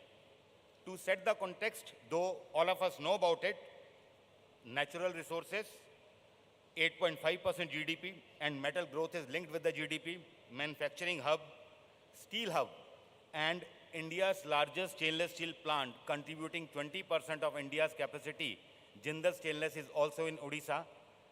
And with the support, with the guidance, and with the blessings, we have been motivated to double the capacity to bring this 20% to 35%. I would like to give a big applaud to the government of Odisha. Thank you, sir.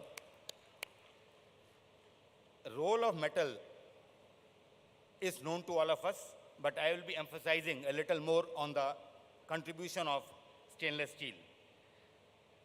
Need of downstream ecosystem is well known to us, right from upstream to the mills, to the downstream, to the finished goods. It's very, very complex. But once all these players are closer to each other, the benefits are immense. Competitive FG, employment, social upliftment, MSME development, support in demand generation, and of course, industry and GDP growth. There are certain additional advantages in Odisha. Once again, my fellow panelists, they spoke about it, whether the leadership, the vision, ease of doing, competitive cost, technical reforms, land and infra ecosystem, focus on manufacturing on the sectors. So with all these benefits, it is very, very apparent and natural that there should be ecosystem on the stainless steel. Now, what is stainless steel? What is the role of stainless steel? Sitting on the dais are the big volume, very learned stalwarts. Every metal has got its own space. And with due respect to every metal, if I talk about certain facts, in the last 40 years, the top 5 metals in the world have been growing at an average of 2.5%, and within that, stainless steel is more than double, 5.35. So that is the distinction of the stainless steel. Why stainless steel? And by the way, in India, against this 5.35%, India has been growing at a CAGR of 8 to 9% in the last 10 years. And in Odisha, in the last 4 to 5 years, it has been growing at 11 to 12%. So why stainless steel is growing? As